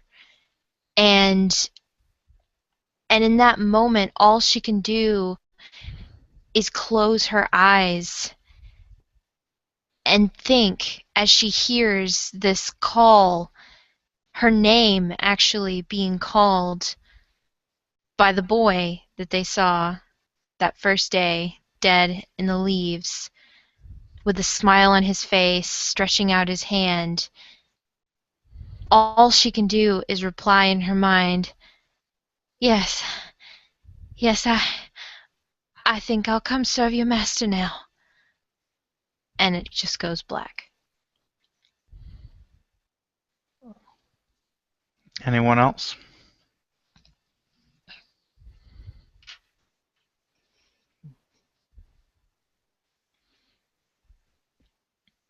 Yeah.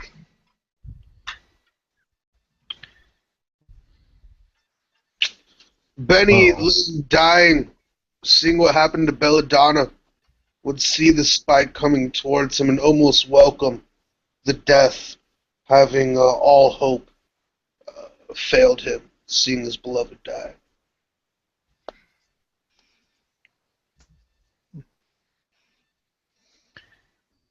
Josh takes a minute, tries to twist out of the way of the spike coming at him, manages for a little while, just enough to see Benny die. Now I can go. Nice. Wow. As cold-blooded. Jory? Yeah. I think Jory having been afraid his whole life of the unknown, which is kind of how his fear of creatures is manifested. He's just fears have been increasing more and more, and he's had this overwhelming feeling of being unable to escape from what's been going on around him. And as he saw his companions die, the dread was just almost intolerable until he finally succumbed. At the point where he sees the spike coming towards him, he finally comes to a realization that he can go no further, and he just surrenders to it. And for the first time in his life, he is not afraid. Wow.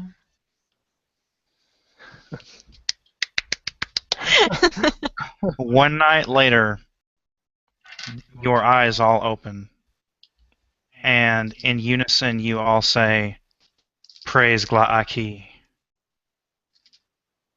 And that's the end. Wow. Okay, so I know everyone's tired and I've kept you here for a long time, and I'm sorry about that, but I have 2 questions before anyone goes. Did everybody have fun? Yeah, Oh, absolutely. It was awesome. All right. Amazing. Does anyone have any feedback for me, something that I could do better next time?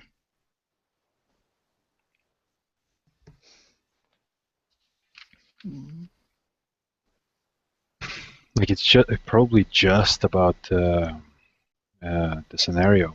I mean, we had plenty of clues, we had plenty of leads and all that stuff. Really don't know. Yeah.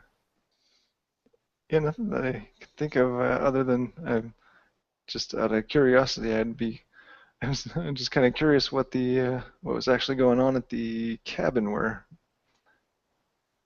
Belladonna was supposedly taken initially. But yeah, no particular feedback that I can think of. All right. Andrew?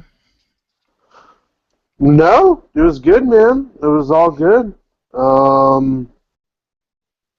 Yeah, it was good. Good stuff. I liked it. All right, Megan? I honestly can't think of anything right now. I mean, it was so different than the other Call of Cthulhu games that I've played.